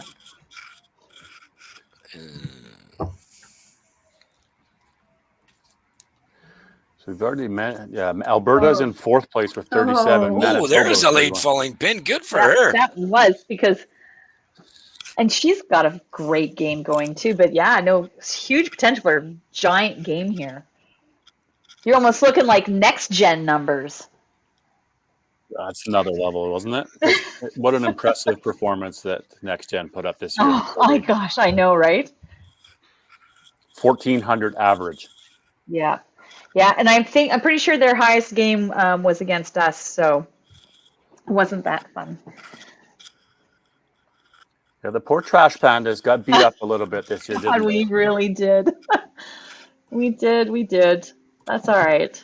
It's still, it just goes to show you how competitive we are in Alberta here, or even in the league is just huge. Yeah, I might have heard it a few times. Yeah, I'm sure you did. I'm sure you did. I think they'll have to get a score correction here on Jordan's. Yeah, they get fixed it up. Good. It's a pretty common, I think, score correction at Bonnie Doon there with those corners. Well, look at because that. you don't usually get corner pins at Bonnie Doon, is that why? That's it. I bowled terrible at Bonnie Doon last year. It's an amazing game there. Yeah. Got Maxim Gibson going for 3 in a row. Oh, Aye, there's no, a no stubborn slow. left. Oh, it's a great count. Yeah.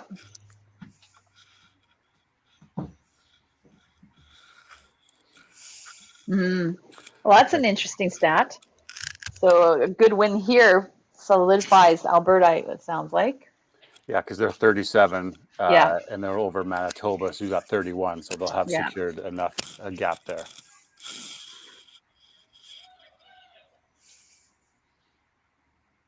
But it's amazing just how, it was truly a moving day today. Like you did see a lot of different things happening. Alberta started tied for second and a half a point out of first, and now, it's this game will definitely help, and depending on what BC, Ontario, and Newfoundland do, but it is nice to have for them, I'm sure, to have that spot secured.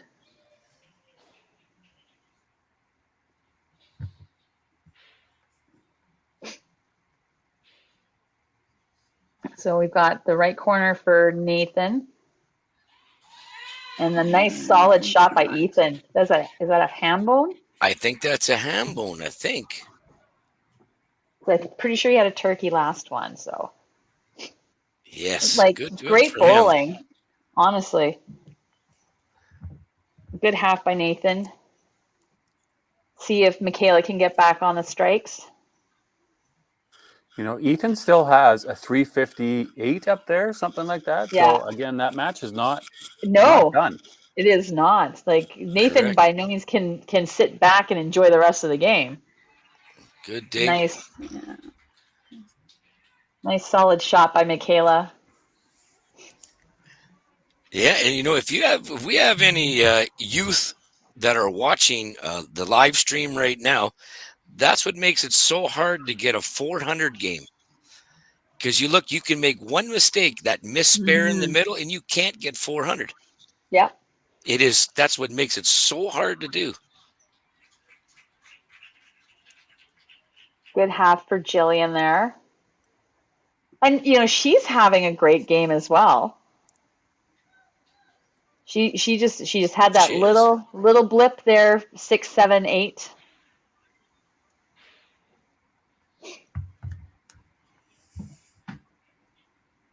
Oh, Nice great shot. shot by Jillian. Like She can max out. Like Alberta came to play. Yep, she can max. Jillian can max out at 385. Well, look, they're not even finished the 9th frame. They're sitting at 1354. You've got 4 marks, like 1 double.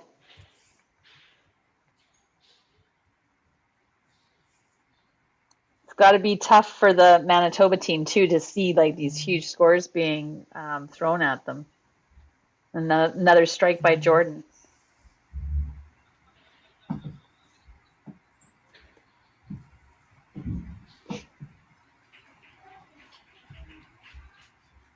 Yeah, that's a good building frame on the 9th for Team Alberta with having 4 strikes and a corner spare.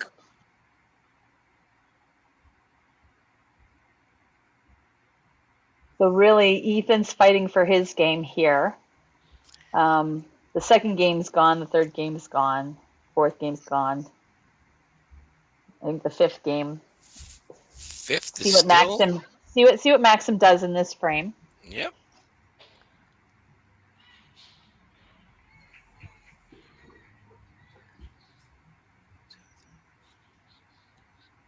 If he spares this up, I think he can still. Yep, Maxim can still get, I believe, 356 would be his max out. So it's still an opportunity to get a point. And trust me, even though your team total's out, these single points are still very big at this stage of play. With only 1 game remaining after this. So even you might only be picking up 2 points, those are a big 2 points when you're still sniffing at the 5th position. No, for sure. It's And I apologize. For some reason, I thought we were on Maxima already, but we were not. We were on Noah.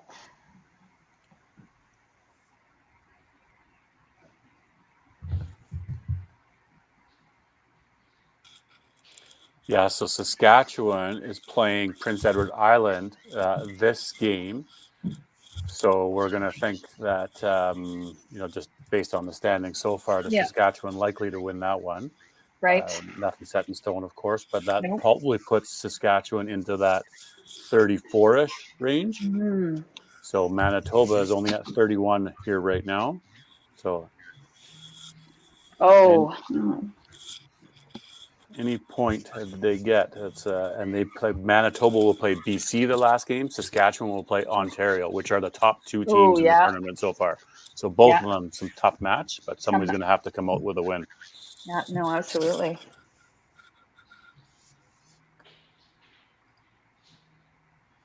Yeah, that was an unfortunate head pin for Maxim there.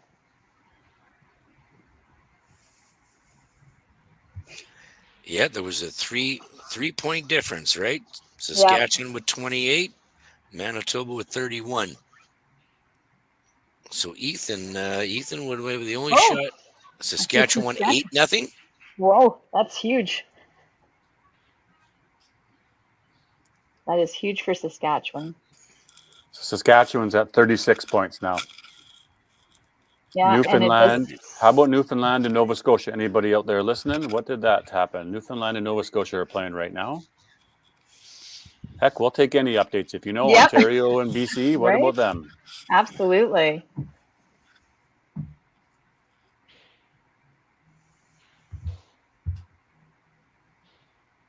Oh, great shot by Nathan. Wow. That's amazing. That is something to see. It puts them over 1,400 with your first bowler. Not even finished his frame yet. And 4 strikes to count. Yeah. Oh, goodness. It's fun to watch, though. Absolutely. Do we dare all throw down a guess about what the final number at the bottom is going to be? Oh, okay. Let's see. 1535. Ooh, it's going to be more than that. Oh, yeah. I feel like,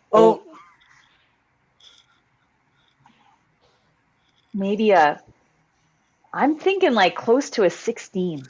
Yeah, it's like 1575. Yeah. I'm going to go, okay, then I'm going to go, because I'm the Alberta commentator, I'm going to go like 1600. On the nose. On the nose. 1600 on the nose. You have to go for it at that point. Yeah. Well, you got 4 marks coming up behind, and you got a double in there too. Yeah. So which is 70, which is 90 points there. So 75, yeah. It's doable. My number I was thinking it was 1606. Oh, 1606. That's like in Price is Right. Somebody says 1600 and you go, I'm going to be 1601. Yeah, 100%. Another great shot from Michaela. Wow.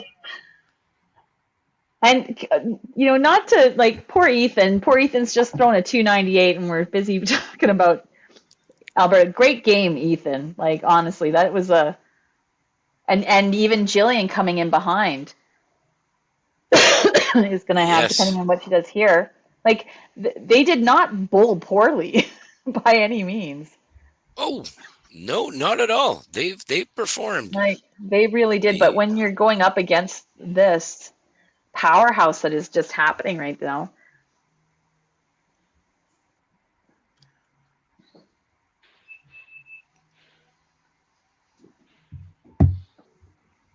Oh, Michaela did have a chance. That would have been the first Michaela, what was that? What was that?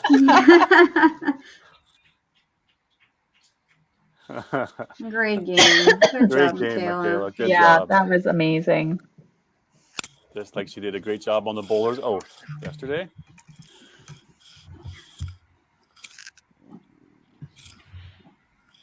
Great game alert. Yeah.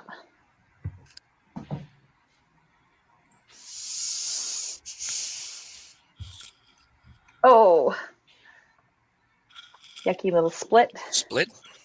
I'm not sure if anybody's gonna be happy with us now after we started throwing numbers around. I know, right? They're not. Bowlers aren't listening. Just the parents No, are. So maybe just the they're, parents. don't be telling them. Cam started it with the 15-20. That's right. 1535. 15-35. Okay, Cam. I also opened my mouth after the 7 in a row, too.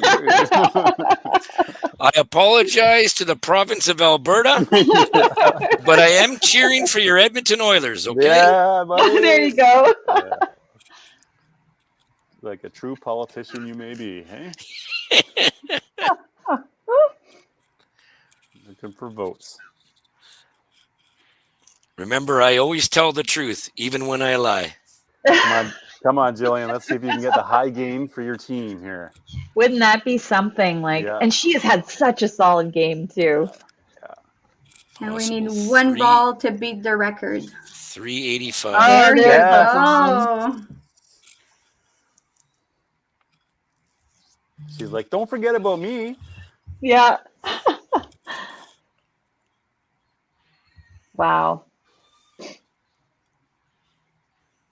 See, we were even going to let you off the hook with that, Daryl. Oh, look at this. Oh, BC won 5-3. That was earlier. Okay. We did have some guesses when we played our game, guys. Oh, did we? Yeah, we did. Put on the Tim Gass comment there. Yeah. See, Tommy's with me on the 1600. 14. Wow. Yeah. Well, that's gone. And up. Oh, There you go. yes. Beautiful. Wow. This is great. Good work. Wow. Lots of people tuning in to watch this finale here for Yeah, Alberta. absolutely. Great game for them. And like you said, a couple people, not much Manitoba could do. No. Some really good game by some of their bowlers, but it's just it's tough to compete when Alberta's a run in this. Yeah, absolutely. It seems to Team Manitoba is bringing out the best in the Saskatchewan team before, and now Team Alberta. Well, Manitoba Manitoba can be the trash pandas of the youth challenge. That's a nod to Miss Devaney, right? Who loves the pandas. Oh, yes, it is. It is. I forgot she is from Manitoba too. Oh, so that's perfect then. That is perfect. Yeah, Great a tough three. day. Yeah. Okay, so we can get to the 1600, 1606. Yeah. Come on, Jordan. Yeah, come on, Jordan. You can outdo us all. Maxim can bang out here for 316. a 316. Love it. So that would still leave Jordan. Oh, and he just okay. punched. 291, so potential 296. So he needs the mark. Yeah. And he's got it. Great Good shot. spare. Wow. Now, is this the Price is Right where I can't be over? So That's what I'm gonna say. He needs more than 5, Jordan. He needs more than 5 for me. I think they're gonna exceed our expectations. I do. Wow, that's Wow. They've already got the record. I feel like this game is going to stand as a record for quite some time. I don't know. These kids these days are just incredible. Yeah, that's true. That is true. Oh! We got it too! Oh, 1607. 1606 is the winner. Great game. Daryl, you're the winner. Yeah. Oh, That is fantastic bowling. wow. That was exciting. And honestly, Team Manitoba, well done. You guys had 3 games that were almost at 300 for 1204. Like, Wow. Yes. Yeah. Team Thanks for the Manitoba, comment. we had a 1200, 1293, and a 1204, collecting 5 points. yeah. So that's just, and that again is match play, right? Yep. That is all portable match play. So Mitch Williams, thank you for that. Yep. Chantel said that 8-0 for Newfoundland. So Newfoundland's now at 46. Alberta's at 45. 45. BC took Newfoundland 5, plays- right? Yeah, Newfoundland plays Northern Ontario on this stream next, everybody. So if you're sticking around this stream, Yeah. that's the match that you're on. It looks like they're doing some charging of the iPads. So hopefully everybody got their scores. There's the thumbs up. Thanks, everybody. Yeah. Oh, wow. That was Yeah. exciting to watch. Yeah, there's your Manitoba. Hi, everyone. Appreciate that. Yeah. We'll let you go. But Nice. wow, what a game. Wow. So That was- Manitoba is now 31. Saskatchewan, we heard, went 7, right? No, Saskatchewan went 8-0. 8. Yeah. So they're So 36 36. points. Manitoba's 31. So Manitoba's 5 points down, but they play Yeah. BC and Ontario. Wow. What did they take? Do we know? Ontario. Did anybody know how Ontario did? Did we get it through the chat? Not sure if I saw Not sure. Ontario in the. We know that BC's sitting at 48, Newfoundland's sitting at 46, Alberta's at 45, Ontario was at 42 before this match. So, Okay, so there's BC. So I think that means Ontario. oh, Ontario got 3. So Ontario's at Yeah. 45. So BC. so they're tied for fourth or for third then. So with BC is going to Alberta. be 48.5. Ontario will be 45. Newfoundland will be 46. Alberta will be 45. 45. So, wow, this is Wow. a crazy finish. 2, 3, 4 are all jostling for position in the step ladder, which is Yeah. massive, right? Wherever you can finish in the step ladder, the higher the better. We all know that. Yes. Mm-hmm. Yeah. And Manitoba playing BC last game is going to be tough for them, but boy, Yeah. need one big one at the end here. Goodness. That was exciting. That was exciting. Very. That's a lot of momentum to take into this last game, that's for Yeah. sure. Did we miss a 7-bagger at the end? Somebody said there, lucky 7. We were too excited about the 1606, the winner on that. So we'll just put it up there instead. But definitely some great game alerts. Oh yeah, for Absolutely. sure. Wow. We never No. got to this one, did we, Cam Boone? We never got there. No. No. We shouldn't have mentioned it. No. No. So we play BC next one. So the next person that has 7 row, I'm zipping my mouth. Yeah. Well, that was a pleasure, everybody. Appreciate that. Thank you, guys. New challenge record 1607, Wow. taken from the 2000 Nationals. Thanks, Colin Christensen. Yeah. There we go. Love to see it. So thank you all. Yeah. You're Thanks, wonderful, guys. Michelle, Cam. You're great. Vanessa, as always, appreciate you hanging out with me Aw. today. All right. We'll, It was a pleasure being with all you It folks. was a It really pleasure, guys. was. Thank Always you. a pleasure. Thank you so much. All right. Have a great day, guys. Yep. Have a good day.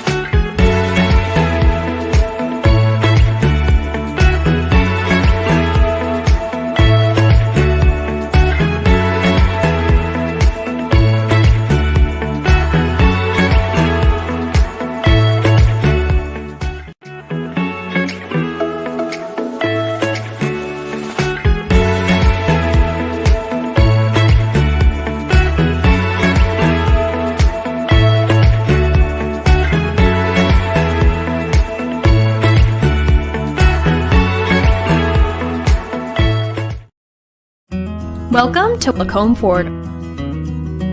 Small town professional service. Real people.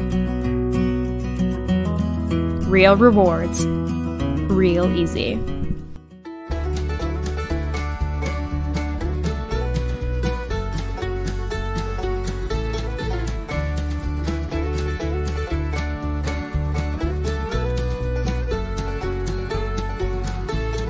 Welcome to Drayton Valley Ford. Small town professional service. Real people. Real rewards. Real easy.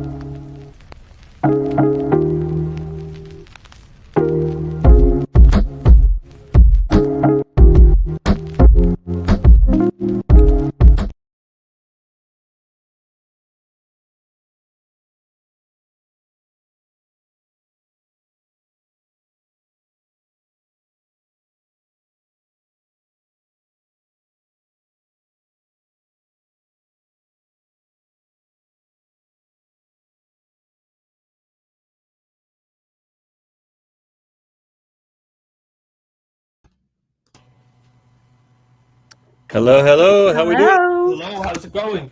Good, Mitchell Who are Williams. you? Hey, man.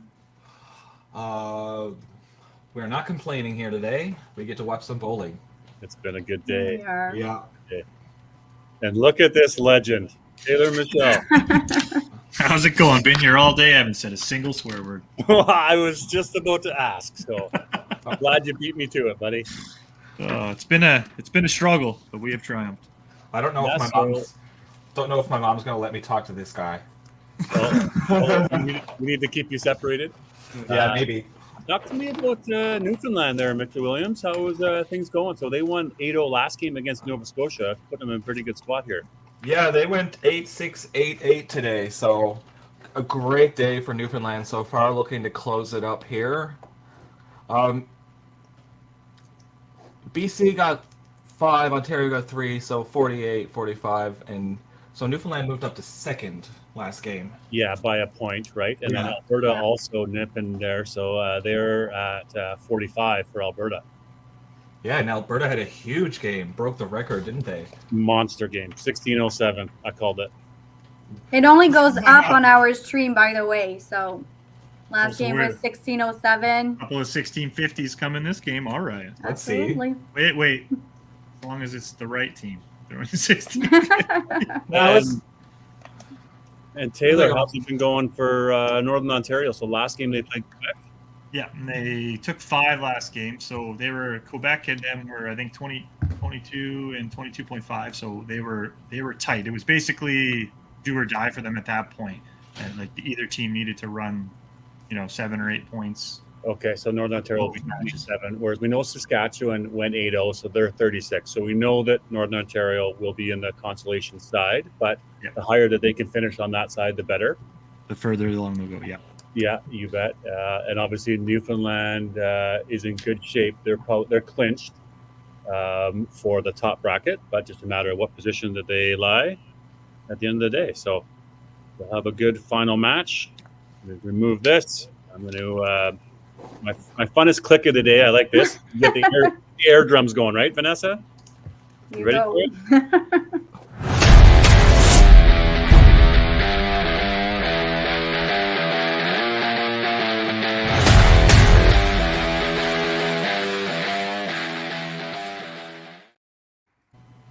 And Vanessa, you know that I can't just do that once, can I? Of course. Go again.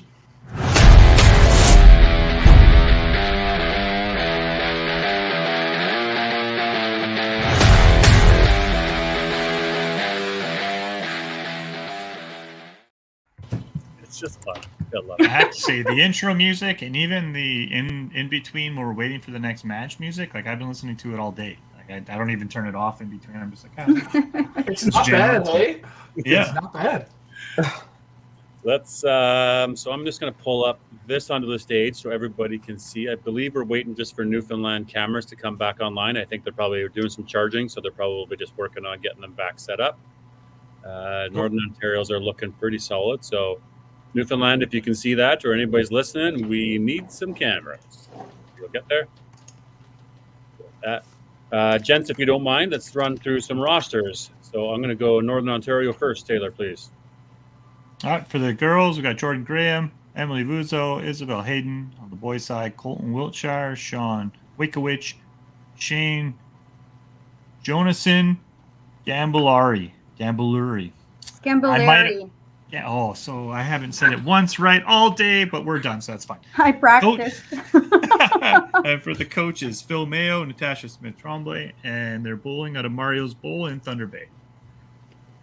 Yeah, that was the one that you got practice, didn't you, Vanessa? You I got a parent's voice message to assist. Yeah. Is the S or the G or what? It's both, I'm like- actually. I'm like, and when I read them, like one of these is silent, Yep. Yeah. and neither of them are. So I was Nope. wrong about that. Okay, Mitchell. For Team Newfoundland Labrador, we've got Vanessa Elliott Lynch, Abby Tiller, Jenna Lee Bowers, Carter Belbin, Luke Walsh, and Cody Jacobs. The coaches are Art Wells and Steph Kelly. And as for the cameras, they're working on the app got corrupted, so they're working on that. Oh, okay. So it should be there soon. We'll just fill the airtime, I'm sure. So what's the number of strikes that you've seen so far today, Taylor? Well, we bowled Alberta once, so that they didn't quite throw 1,600, but I think they had a 1,350 against us. So there's a good string there. I think they had 15 or 16 in their last 3 frames. There was quite a few triples and quads there running into the end. On our side, I think Jordan Graham's rolled the dice a couple of times. The Shane's gotten close. I think a couple of handballs from him. I believe that's it. Nothing too crazy.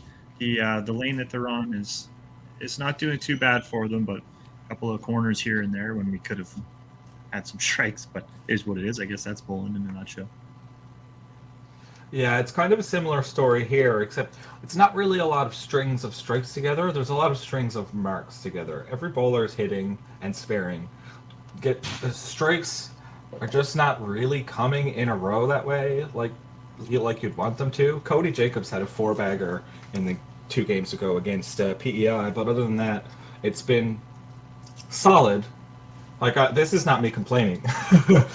Like they shot 1180, 1200, and 1379 with only 1 4-bagger, which means like everybody's marking. Yeah. Yes, everybody's marking. Everybody's picking up pins. Everybody's hitting. It's really great bowling. Nice. Okay, I see cameras coming back online, so I'm just going to back out of here, guys. You keep the good chatter going, and I'll do my thing on the back end here. Oh, he meant literally just this. Yes. Okay. He was going to run through the cameras. How's the rest of the? Not a lot of strikes going on. Well, I guess for our 2 zones, but there's definitely been a lot of strikes been going for some of the other teams. I've seen some high totals when I'm switching from my one match to the following stream, catching the tail end of another game. There's been a lot of big ones, a lot of 10th frame, 1 ball differentials for points. So quite a few games we've had. I know Shane had a game 324 to 328. The bowler that he was against had to throw a strike for his last ball, and he did. Or I guess aces to tie if we really wanted to get exciting, but he did not get aces. He got the strike, but there was been a handful of those where it's come down to the last ball in 10. Yeah, heavy balls, and they're throwing it. Yeah. That's crazy. Yeah. It's great bowling. When we compare it to the 5PL, like it's only 1 pool. Alberta just bowled like 1,600 with the three ladies also bowling. So it's great. Lots of like 1,200s and stuff like that. So yeah, good bowling all around. It's exciting. Keeps the matches close, keeps them fun, right? Absolutely, yes. Spectators engaged. That's what you like to see, a close match. As much as you like to see the big giant games, it's nice to see a game go right down to the final. We're enjoying comments too through the chat. So if you're watching, don't hesitate to participate. All right, looks like cameras are good to go. Yeah, looks like we're good to go here on this end. Obviously, once I see them start playing, I might adjust a little bit. But otherwise, I feel like I'm good to go. If everybody in the house is there, are good to go. Good luck. Last match of the day. Final spots. Yep. Let's party. So this game is actually pretty important for Newfoundland because they have 46. Alberta and Ontario both have 45. So crucial for them to match. Aren't those teams bowling each other? I can check very quickly. I thought I had the matches.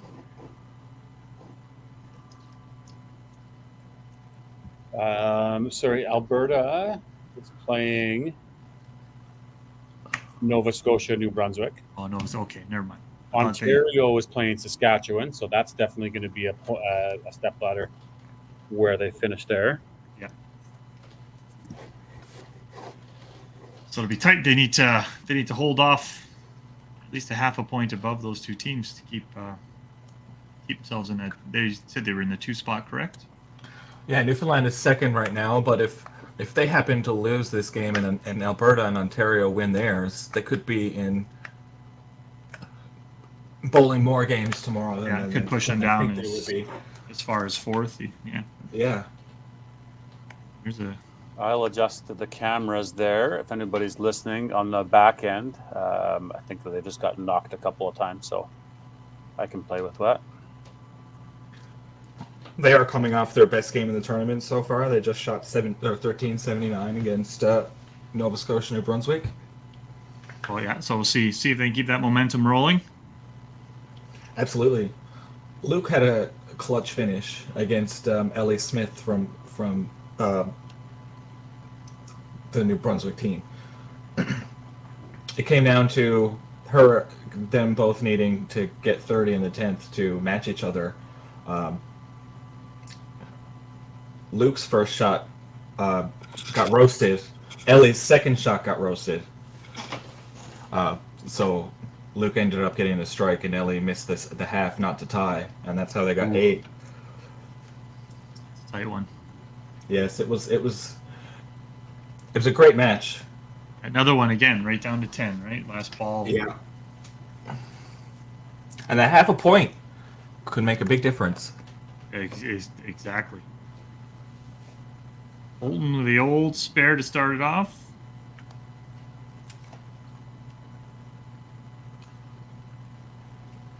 Northern Ontario is an experienced team, it looks like. I recognize Shane and Jordan at least. Yep. And Isabel was with Jordan this year for YBC. Old. Oh, yes. Okay.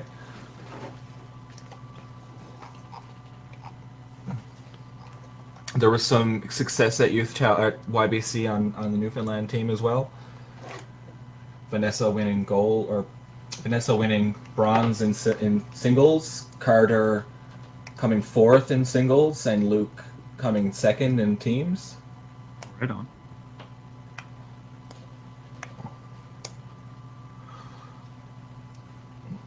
I don't know if the Northern Ontario team is seeing the point flesh out where they're at. Maybe a little bit of wind out of their sails.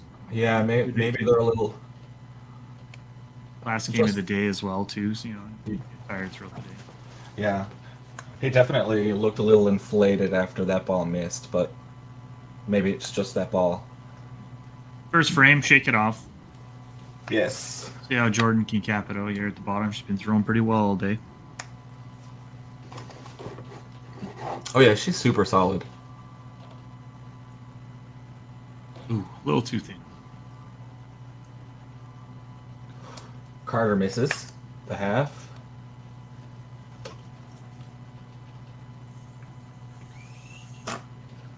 Ooh. I didn't know if that was hanging on, but it did. So we got 3 marks to 2 marks. Spares against strikes. At most of today, the total has been within 10 or 20 going into 6, 7, 8, 9. Newfoundland's been having strong finishes. They're usually within 40 or 50 going into the 5th and 6th, but then 7, 8, and 9, they start lighting up.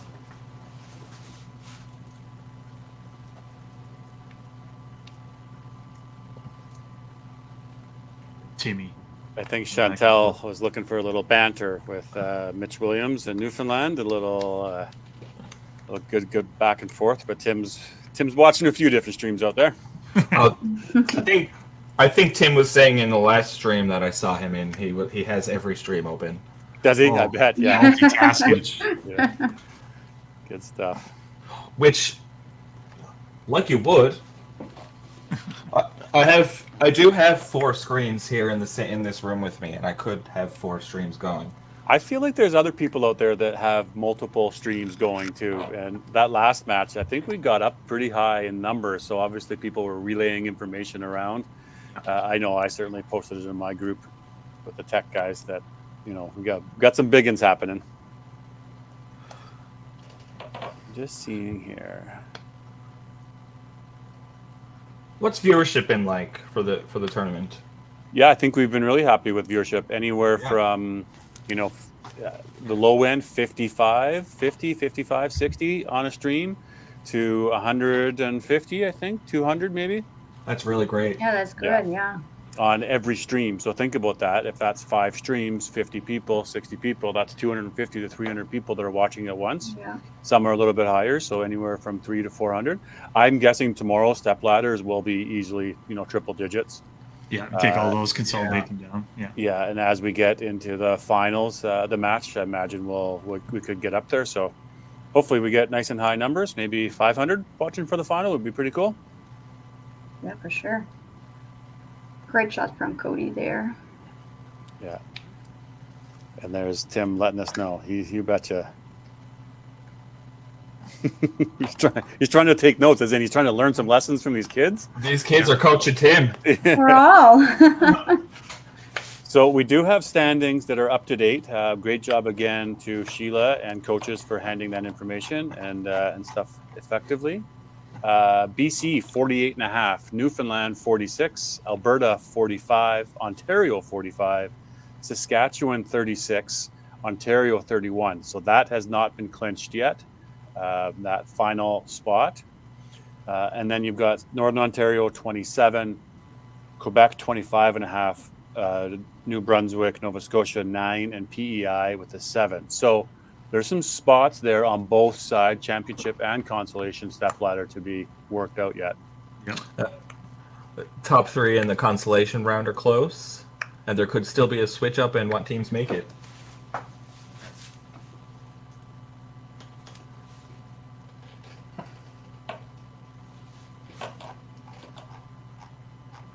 Yeah, Northern.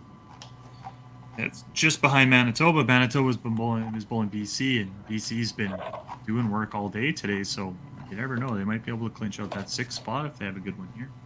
And Manitoba's had bad luck today. They got a lot of 1200s on there, and no wins. Yeah, started at 1194 and only went up 1194, 1251, 1358, 1607 bowled against Manitoba. And while they're putting up their own 1200s each game. Yeah. Wow, they are. We made the comment. You'll like this one, Taylor. They are the trash pandas of the youth challenge this year. Yeah, it almost wasn't voluntary. They're in Manitoba. It's a part of them. Yeah, they getting their first taste is the whipping boy, and I'll tell you what, it does not taste good. Wow, that's pretty big scores against, though, isn't it? Look at that. That's for the day. 1194, 1251, 1358, and 1607. I mean, you're a 13 and change average that you've had thrown at you today from a youth tournament. Yeah. And while they themselves put up scores that but for what's being thrown at them would put them in the top 5, 4-3. Yeah, that's the old luck of the draw there. You just hit the wrong teams at the wrong time. Yeah, those 12s are winning most other matches, except for the one that they bowled, unfortunately. Oh, yeah. Emily! Oh, nice shot. Emily, the silent killer, coming out with just something that they've started saying around here lately is that 7 baggers beat spares, and it's what it seems happened to Manitoba last game. 7 baggers beat everything they could do. Yeah, it's pretty tough. I'm a firm believer of nothing a 4-bagger can't fix, except if what you need to fix is someone throwing a 7-bagger. So that's that math doesn't math to me. So that's tough to deal with sometimes. There's compliments and then there's compliments, guys, and I think this might be one of the best. From a 10-pinner. Yeah, thanks, Brian McLean. Enjoing the bowling from a 10-pinner. Yeah, he clicked the wrong stream, and you know what? He's okay. He's here.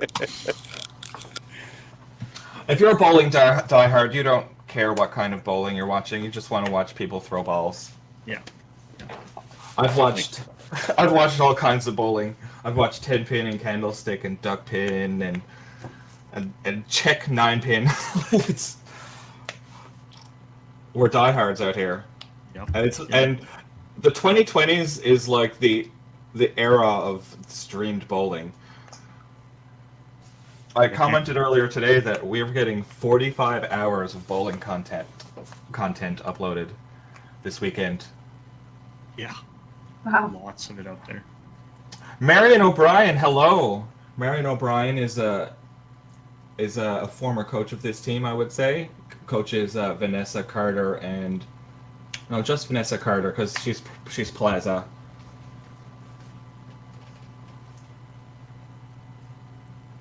Both teams there. putting some work in here. Any relationship on Marion to Melanie O'Brien? Yes. Mother-daughter.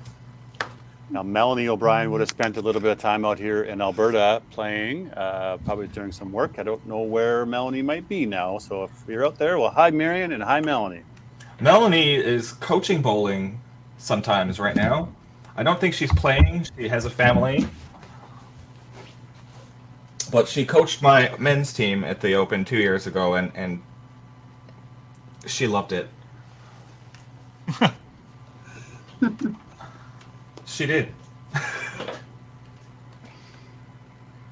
It's been kind of cool. Like, there's so many connections and family connections, and even people now watching, right? Like, when you've been around the game for a little while, you start to recognize a lot of the different names and last names around. So, Yes, Carter Belbin's older brother is on the Newfoundland men's Open team, going to Ottawa next week.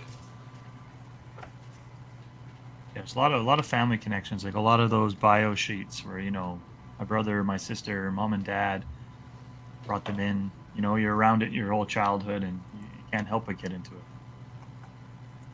Oh, Bodie just getting roasted there on that right. Great ball, though. He's going to look to throw that same shot right at the deuce that's left up.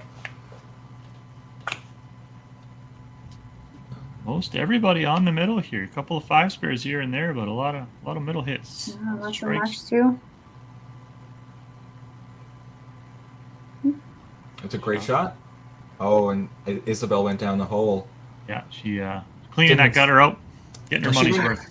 She didn't expect it either. She definitely thought she was going to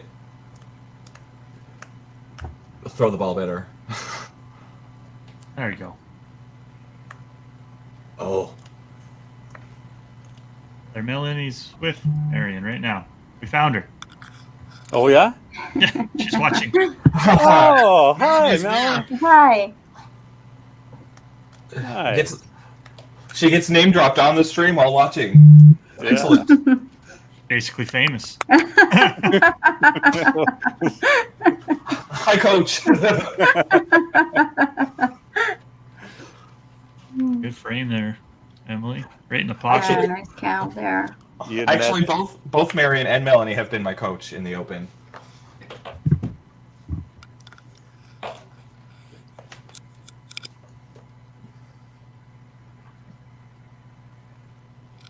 You'd mentioned Carter Belbin there.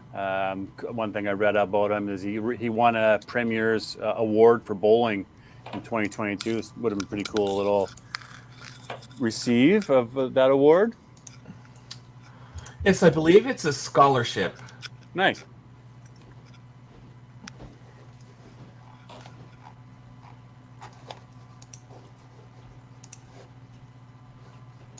I also found it interesting to know that Carter Belbin, Connor's his brother, Carter, left other sports to focus on bowling. Oh, you don't see that every day. No. Goes to show what advantages bowling has that you might not. Longevity is one of them for sure. Longevity is a huge one. Accessibility and personal relationship wise, bowling. Well, I can't really say I don't have the experience doing any other sports besides bowling, but everyone says that the camaraderie between opponents in bowling is not like other sports.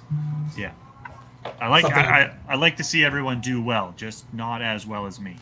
Whereas most other sports, it's just I want to do good. I hope you lose, kind of deal. Yeah. In other sports, you kind of like have to force the other team to be worse than you, because like you have to directly affect what they're doing. In bowling, it's not like that, so you might as well just treat it like we're all there together, because we all are. We're all putting ourselves through this. Another great shot from Jordan there. Shane making a dirty 3-pin spare, but he gets it through. I wonder if Luke is starting to tighten up where it's the end of the tournament now. I can tell that he certainly wants to have a good finish for his team. Well, Brian McLean agrees with us on our views on bowling. Again, the 10-pinner. So that's a universal experience for throughout bowling, not just 5-pin. Hey, 10-pinners are all friends with each other too. A good ball there from Vanessa. I do find that bowling is very inclusive, right? Like, you can be who you want to be, and you can, be buddies and friends and come to tournaments, and there's no animosity really. There's no barriers to who can play at all, and there's no barriers to who can improve, and no barriers to who can win.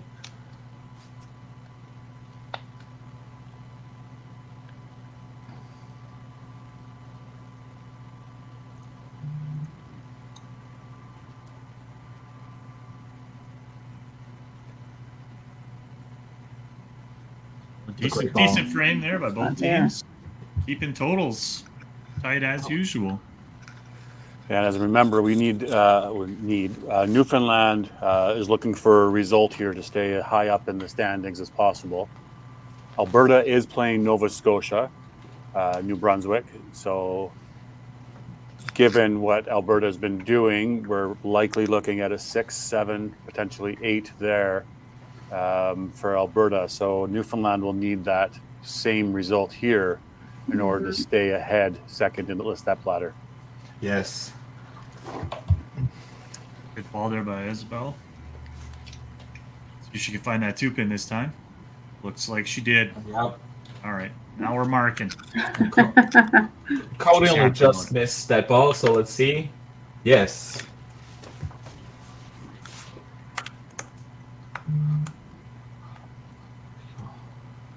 Everything tight right now.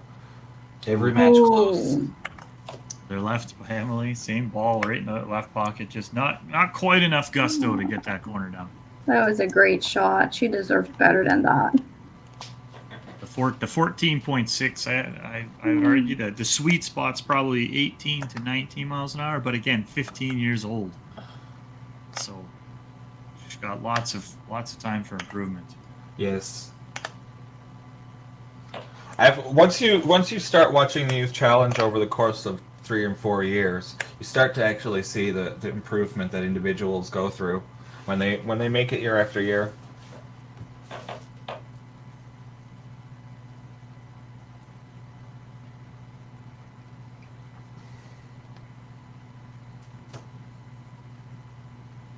Old Colton, our resident air mailer, sends one out there and gets it. Yeah. Ooh. Did he learn that from anybody specific in Northern Ontario there, Taylor, Michelle? Not that I know of. However, we have some. People that I always say they should get half their lineage back because they don't use the first half of the lane. Good point. That's a great point. I should try that out. Actually, I used to throw the ball out in the sky like that. It was as I got older, it got closer and closer to me. Some of these, well, especially now, we lost Superior Bolodrome here, which was wood with shields. So some of these kids have never, as far as I know, bowled with a shield guard. So with that kind of freedom, who knows what kind of ball I'd throw. I grew up on the shield, so I was tempered down to the lane. Yeah, that's a good point. There were shields in Newfoundland for approximately 3 years. I was wondering, like 30 seconds. But... and then they all broke, or what? Yeah. That was it. They didn't last very long in Alberta. They the center that had them was sold. Oh. But it was a center that had synthetic up the first 40 feet and then was wood on the back. Yeah. Wood on the back. Yeah, you want to protect it. Yeah. I believe that's the Quebec house. Yeah, there's Jordan there. She's bowling in our Tuesday Night Majors League this year as well, so getting a lot of match play experience. YBC Nationals that she won on the doubles this year, got gold. And throwing well today for majority of the day. Jordan Graham advanced well in Timmins, didn't she? I believe so, yeah. I think she got to 16s. Yeah, she did well in that tournament. She has very even keel. She doesn't get real down or real up. Just sort of plays the middle of the ground and attacks every shot the same. That's similar to Vanessa Elliott Lynch on Newfoundland. Just never up, never down. Just she's there to bowl. She knows what she can do, and she goes out and does it. So I say you can do whatever you want is on this side of the foul line as long as you do it consistently. You're able to make adjustments and things like that. So whatever form you want to do, go ahead. But be able to do it consistently, and you'll have some results at the very least. Yeah, enough repetition, and you get the feel for anything.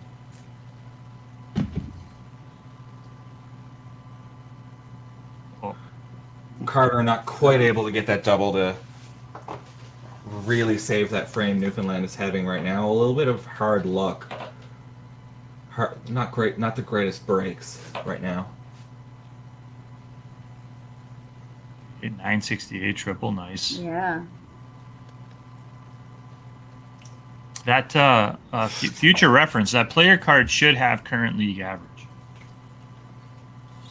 I wrote down all of my teams, but I don't know all of the other teams. It's really hard to tell whether somebody is having a really good tournament or average. Yeah, good point. There is some in there, and some of them have filled them out in their bios. Some of them haven't. Some of them are a little bit lower, some a little bit higher. So, good feedback, though, bud. Like we have Emily on Northern, his league average is 145, and as of yesterday, she was averaging 197. So like coming out here and really rising to the occasion. Again, one of our younger bowlers who, after year is, I'm going to assume, only going to improve each year as she gets more experience.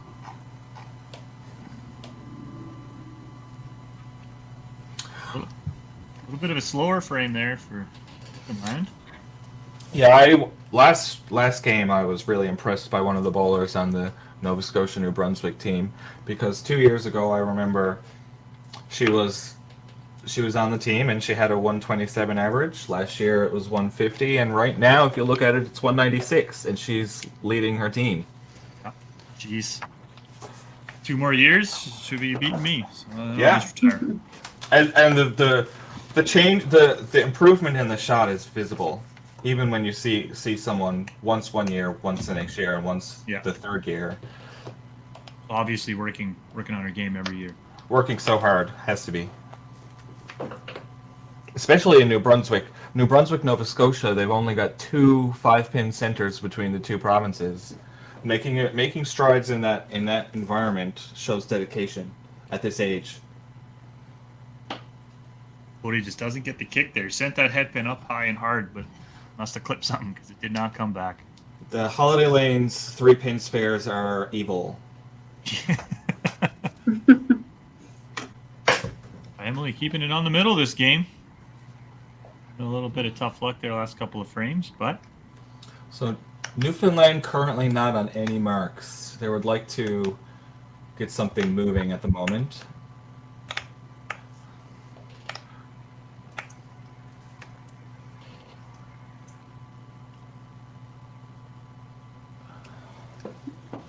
A little bit right up the gut. And a little bit of an overthrow, in my opinion, that time.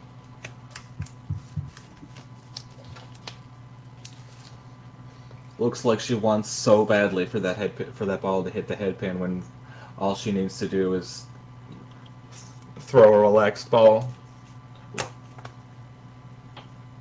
That's where those nerves start maybe coming in. Yes. Look at the standings. They see where they're sitting. They know that they've got to get some points to keep themselves where they are.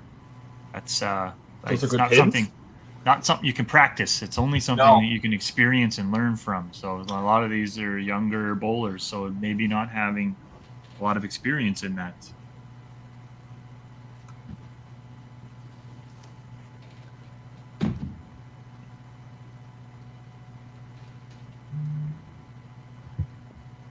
Yeah, none of these matches really, like the first three there, are all hanging out around each other. A couple of balls, a couple of strikes here or there is anybody's game.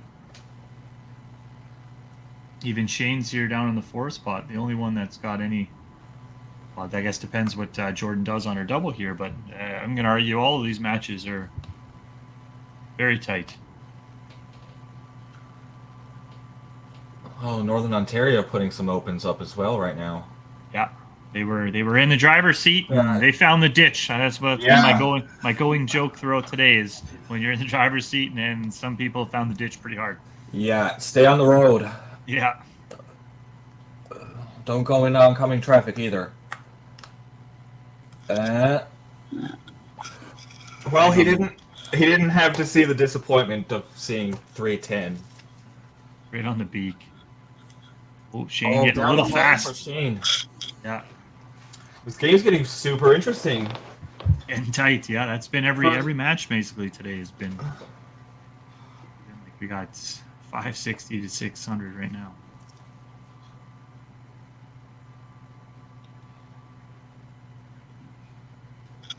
We've got some pretty big averages across the board here for various teams. I mean, Michaela Sanderson 260, Jillian 250, Jordan Lowen 266, Nathan 302, Addison Dallin from BC 273. Jeez. You know, Kira 255. All of BC has solid averages throughout. Manitoba, Max Gibson 261, Ethan Blackburn 257. For Newfoundland, you got Vanessa with the 267 average. Carter Belbin, 257. I mean, it's awesome. Jordan Graham, 259. Shane's got 244. Yeah, Jordan's on another tear here again. She gets in that sweet spot and just starts freewheeling. Turkey there for her. Ontario, almost all of them over 250. Wow. Some really strong bowling this year. Quebec, Catherine's got 244.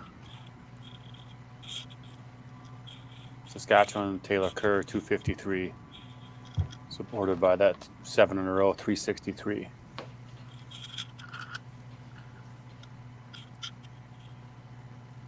See if Carter can finish his frame off with something. Oh, just about.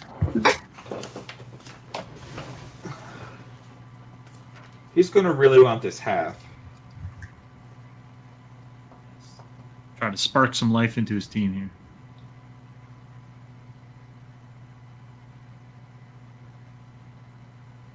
Oh, wow.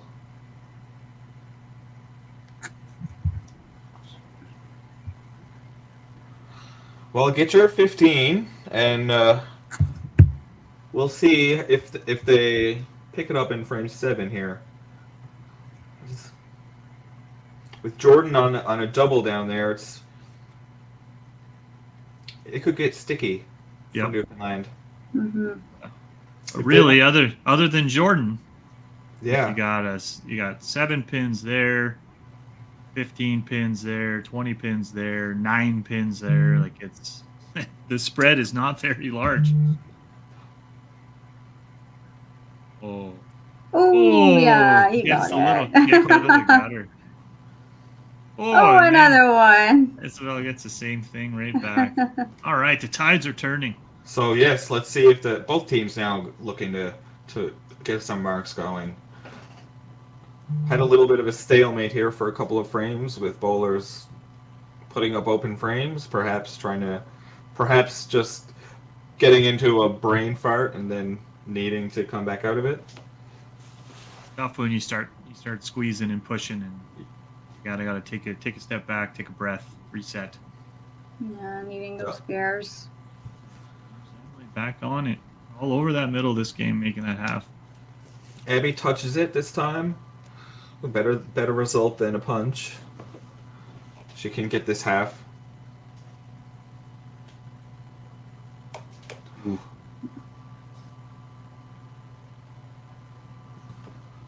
Oh, Colton gets a little bonus there for the 12.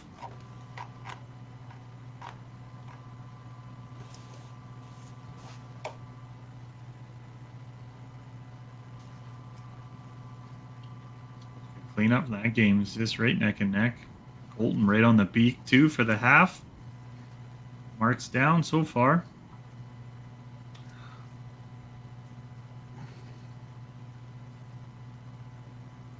Luke has been clutch the last couple of months in the tournaments going around St. John's. So see if this is the time where it comes out.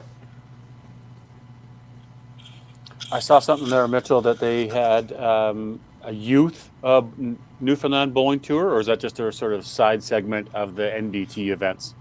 Well, we have youth bowling. Well, I'm not sure if you would call it a part of the tour or if it's a side event of the tour.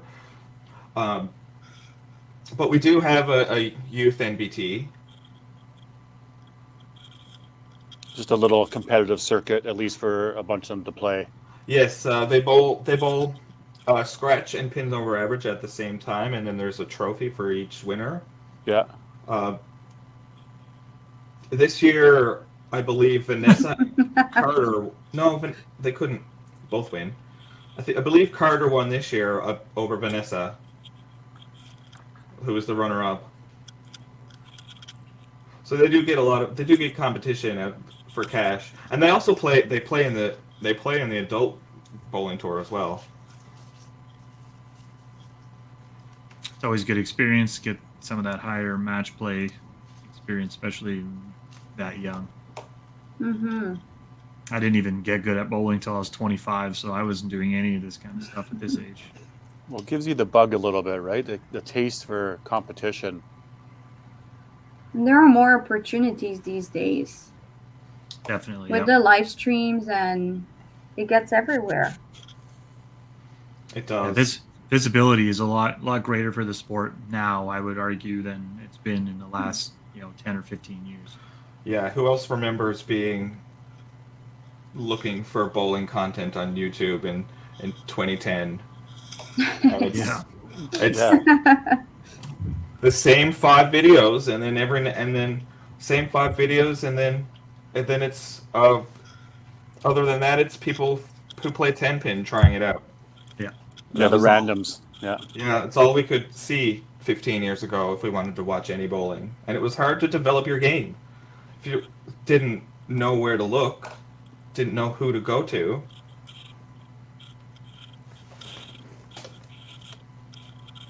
I think in a number of years, the comment about, we need to be on TV will go by the wayside, because the reality is we are on TV. Yep. Everybody's got TV set up at their homes right now. That's what you're watching your 4 or 5 channels on, split screens or whatever we're doing, right? Like, everything has become streaming content, and now we are streaming content. Yeah. I don't watch cable television anymore. I watch people streaming what they're doing on the internet. Yep. Yeah, it's huge. Happy Isabel, dance there. Yeah, Isabel happy about that corner spin. Great job.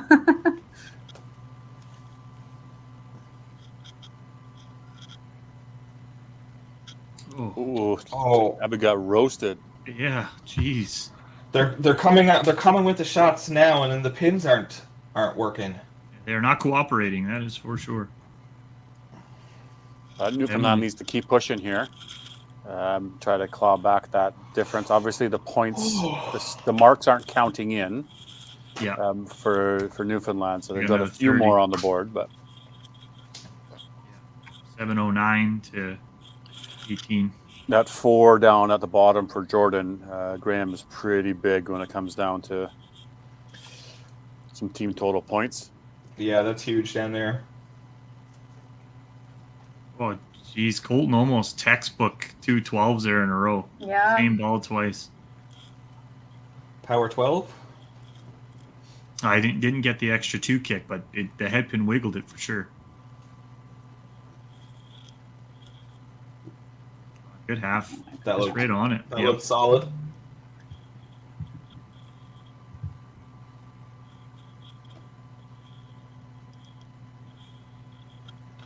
There's Luke. Oh. Right on the beak. Yeah. That's tough. It's tough with those ones in there, especially when the other team, aside from Jordan, no one's really thrown a bunch of strikes. It's just a lot of a lot of counts, a lot of spares. So it really throws a wrench in your game when you're trying to just keep up. You're just trying to keep up. It's not even.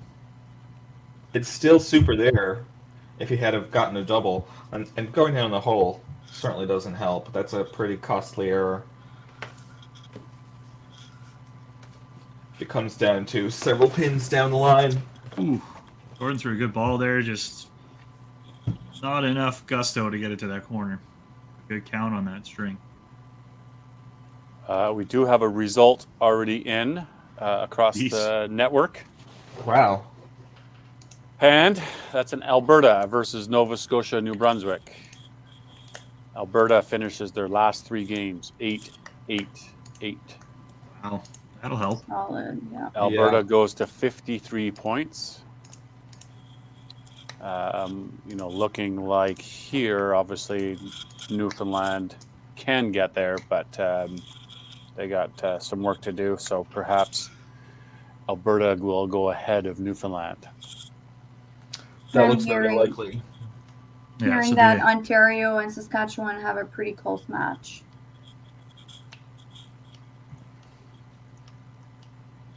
If that runs out, they can at least match what Ontario does. They can hold their 3 spot. It's a pretty big last 3 for Alberta. Yeah. See if I can get a list or a score. What was Alberta's score?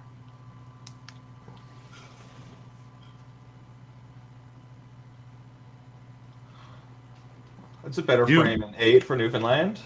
Yeah, got some marks over there. 7 points gets them tied with Alberta right now. I do like the virtual in the aspect that you can have a lot more people from a lot more places bowling. The only thing that I dislike of it is the fact that everyone's in a different house. So scoring, obviously, slightly different for everybody because everybody's bowling in a different bowling center. Yeah. Makes you wonder sometimes if you bowled in the house all day, you start to get a feel for how to make the pins fall a little better, but... So hearing from Alberta, they shot 1374. Jillian finished with a 274, 380, 352 last 3 games. Oh, and Nathan had a 238 his last game, so he's going to fall just short, I believe, I haven't done the math, of averaging 300. That's a good go. He'll be pretty close to a pinfall record, wouldn't he? With 26.55 is what he'll have. So he'll be short of 300. 26.55. Incredible. Abby throwing that good ball just at right corner, just not agreeing with it. Nothing going at Holiday right now. Perhaps the weather is having something to do with it. It's very muggy today. Well, it didn't have anything to do with it the last 4 games. So I'm starting to be in denial. Well, a little sloppy there from Colton, but he gets the job done. Mm-hmm.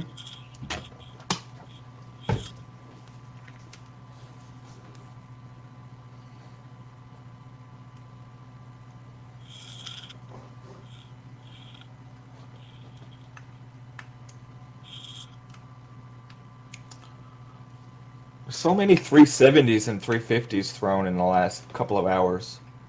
Yeah. Yeah. I'm just looking. Yeah.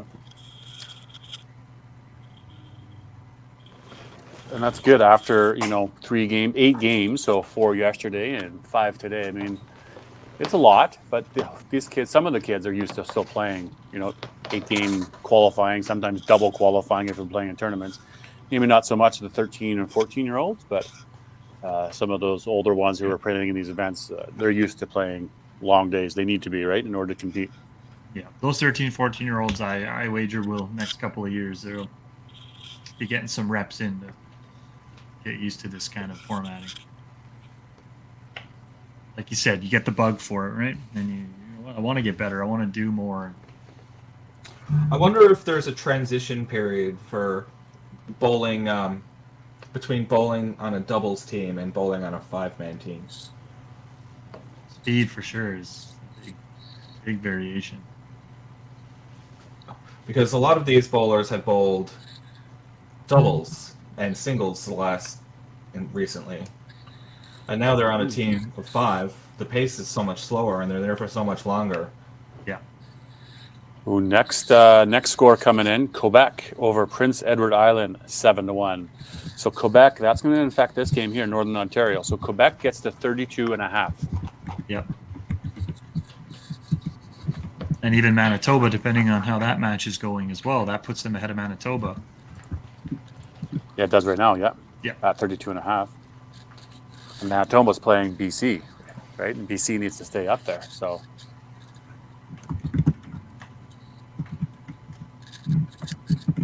So there with the double. Oh, that right corner pin is, I think, bolted down. That's top match here, 205, 204. Isabel obviously getting the extra count on the strike. There is some couple tough ones, like tight, right? The second one's close. The third one, I guess is probably done. Well, yeah, a little further out. Fourth one's close. Fifth one's even done. 4 spot with the double there now brings it right back in. So there's 3 points potentially for Newfoundland to get them to 49 points if they can squeak them out. Which, depending on, again, Ontario, what happens there. Those are big 3 points for them. Yeah. Yeah, these are big shots here. One less match tomorrow or something, right? Yes. There's no double knockout, but there's just less matches to have to play.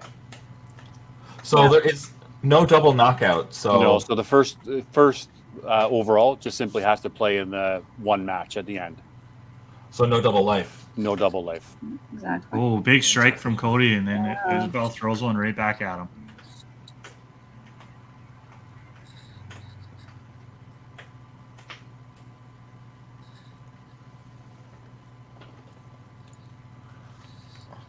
This is still a decent game for Cody. He's been super consistent today.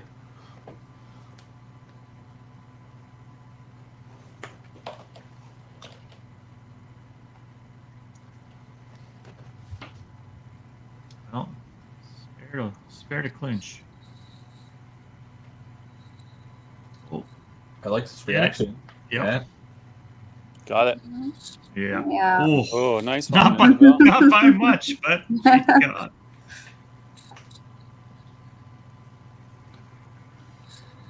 Good final game by Isabel there. Hopefully she'll be happy with that and good spirits going in tomorrow.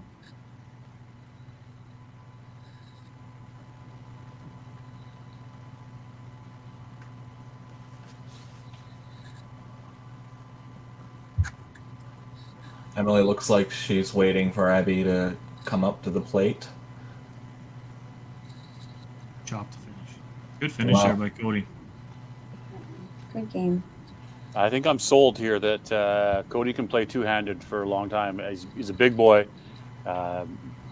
Great rotation on it. That doesn't affect with the two-handed. Evolution of the game, guys. We're witnessing it.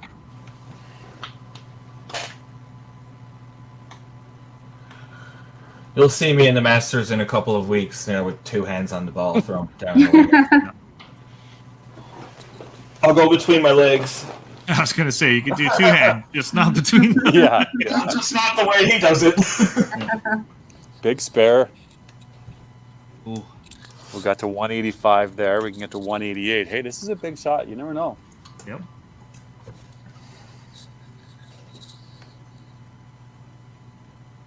Oh. She hit hers anyhow. Yeah. Yeah. But got to hit the middle, right? Yeah. You got that ball in your hand and you need to strike. I'll take a punch over a miss any day.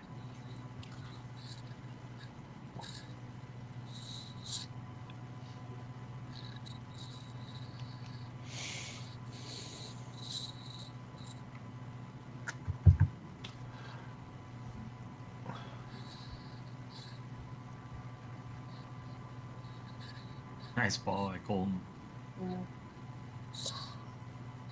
Oh.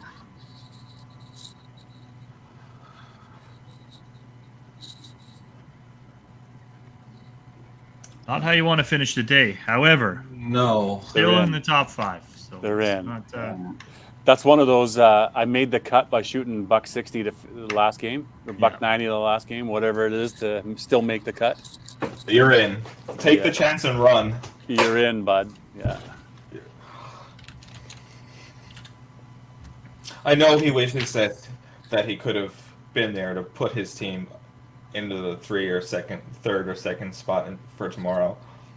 He could still don't know what will happen, but no, certainly have tomorrow to look forward to.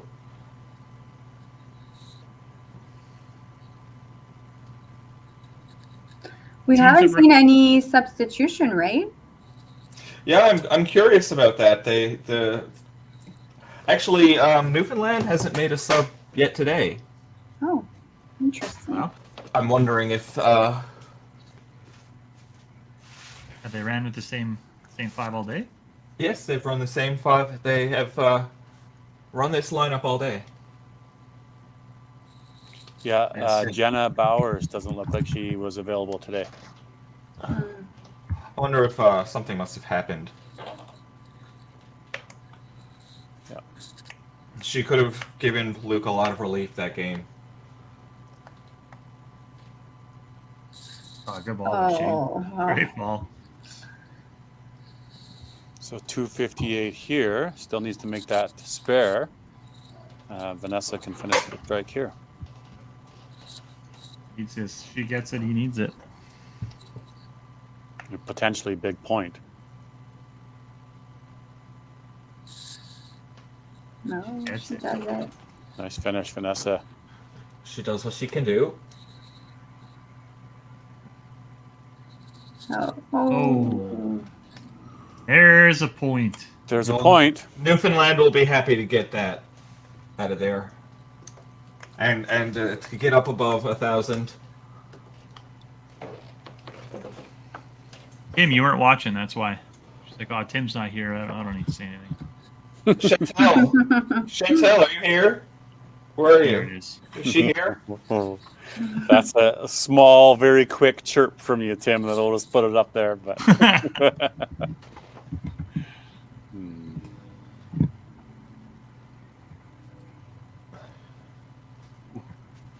Wiggled it. Didn't take it out. and then we're gonna get the 4. We're gonna get to 7-1 here, guys.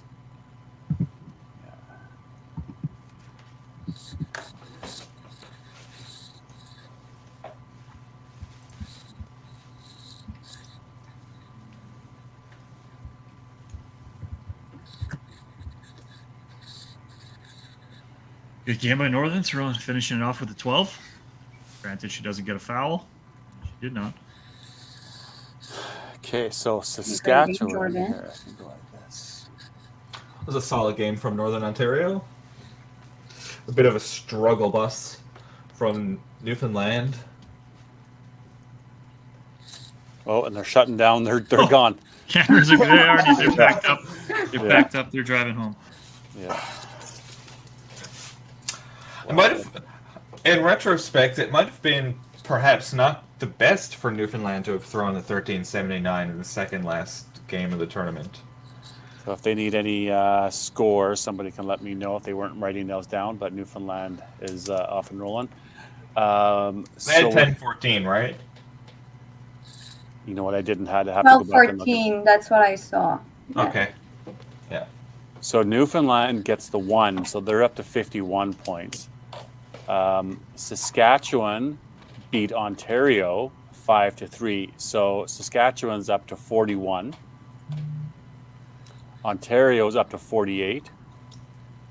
So Newfoundland is at 47. So Ontario and Alberta are going to jump. yeah, so they'll switch. So depending on what happened with BC. I see BC, 7 BC and 1 Manitoba. Yeah, so BC will finish first with 55.5. Alberta will be second with 53. We're going to have Ontario move up to 48 with third. Newfoundland will hang on for fourth with a 47. And Saskatchewan will have 41 there. And it sounds Manitoba, like Manitoba's going to 32. 32. Quebec Northern- is going to slide ahead. 32.5.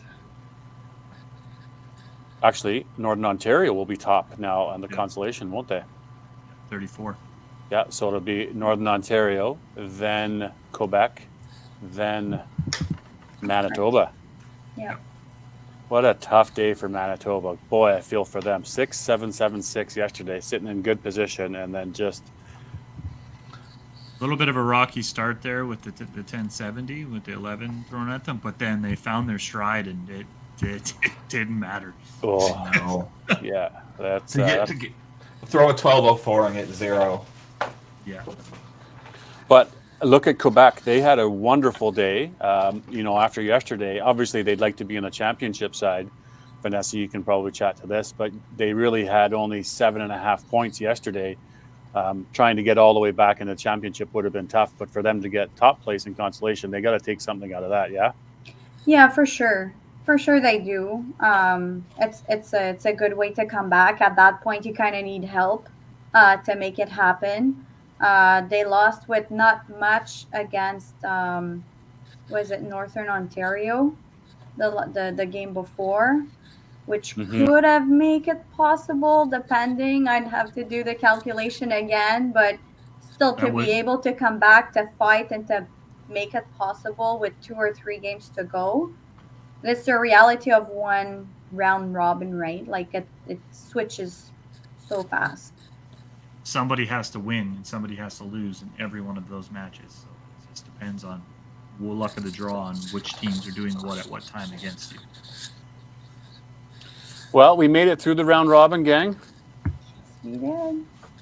Now tomorrow is the fun time, right? The consolate or the step ladder, which brings a whole new level of intensity, excitement, maybe a little bit more scoreboard watching and computer watching, maybe a little bit more lineup matching. I'm not sure, but always looking to see who can be a team that can just, get on a run. If you're in 5th place, now you got 4 matches to go to get the top. So just keep getting better and better and better versus the mentality of, I just have to play one game, Yeah. Just go there, finish at 1. But sometimes it's hard, especially you get a team that's at the bottom and they start snowballing. They're feeling real good. Their lineup's really gelling and they're warmed up too. You're coming up against a team who's just been sitting there watching you dumpster fire every other team. There's a lot of mental aspect when it comes to that as well. I think of a Quebec men's team for the Open Nationals last year in Edmonton. You had an absolute powerhouse in Alberta that was dominating in all accounts, but come stepladder, that there was no beating Quebec men's team. Yeah. There really wasn't. I mean, it was, and I think you guys are even both there, right? There just really wasn't any beating that team. They had the juggernaut in behind them. You could feel the force and the energy that was just building. The chemistry that was there, it was crazy. Yeah, and that can happen. So that's what some of these teams are looking for tomorrow. That, and that's what a Newfoundland has to probably think about, is that's what they're looking to do tomorrow, right? They had a tough day today, or they had a good day today, but tough last one. So they're probably not in the spot they want to be, but at the end of the day, they're in the mix. They get to play. Yeah, they get to play for it. Yep. So. Well, they just won 4 games in a row before this, so all they need to do is that tomorrow. Yeah, and big wins too, right? 8-6, 8-8. Beating, and they beat Alberta in there. Yeah. So, but BC raises up their number 1 overall qualifier, so hats off to them and to all the teams that just put it through for today. So thank you to all of you. Taylor, Mitchell, appreciate you being here on the stream and everywhere else through the day. Vanessa, thanks for hanging out with me. It's been a pleasure. You guys have a good one, and look forward to the fun times for tomorrow. Fun times Thank for tomorrow. you. So we'll wrap up with a couple of commercials and we'll sign off for today. Thanks for all your comments and interaction, fans and people watching this. So have a good night and we'll see you all tomorrow. Good luck tomorrow. Pleasure. Good luck, bowlers. See y'all. Bye.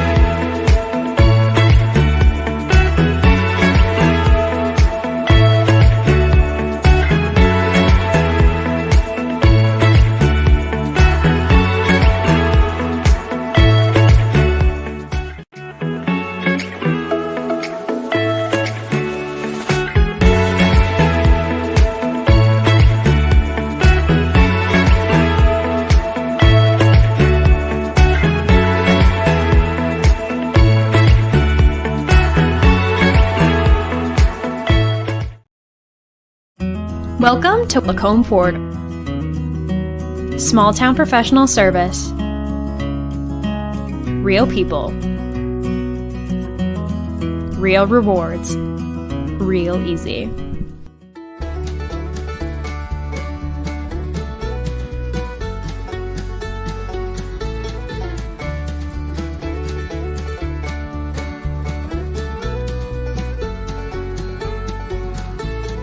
Welcome to Drayton Valley Ford.